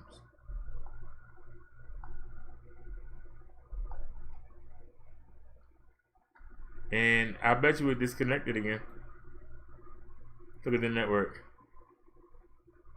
No, we still connected. We connected by the Wi-Fi and by the USB tablet. So we connected by both. There's no reason. There's no reason for us to be hesitating. No reason for us to be red. But guess what? We got through the show. That's the best the devil can do. We got through the show. And it wound up being a better show than I thought it would be. I thought today would be a throwaway. I wasn't expecting to get 10 views off this show today. If we get more than 10 views, this was a success. With the knowledge that we discussed today, I hope we got 1,000. But there'll be 1,000 people that might have got some information. But you know, it don't work that way. You put out good content, nobody don't want it. But we was over here hollering, screaming, calling people names. They be right here. Get him, get him, get him, get him. But you try and teach them something they might could actually use in their life, don't nobody want to hear. But we still bring it anyway. I will see y'all tomorrow. Y'all have a blessed day. Peace, everybody. As Naya would say, see you soon. As I would say, see y'all later on today. We never say tomorrow. We always go into the tomorrow. But I will see y'all later on today.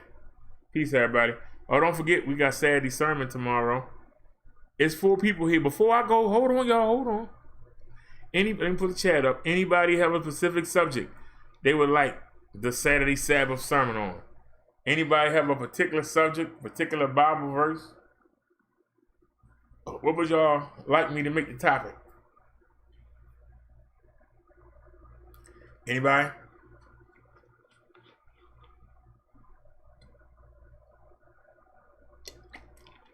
For y'all in here, anybody got an answer? I mean, a topic you want me to tackle? Anybody want to try and stump me? Anybody?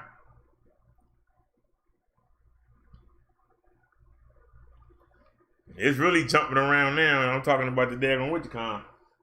I wonder how many times I'm going to freeze while I wait for an answer. All right, y'all, this is the last call. All 4 of y'all still here. This is the last call. Anybody got a topic they want for the Saturday Sabbath sermon tomorrow? Anybody got a topic? Anybody? Somebody? Anybody? Somebody? Anybody?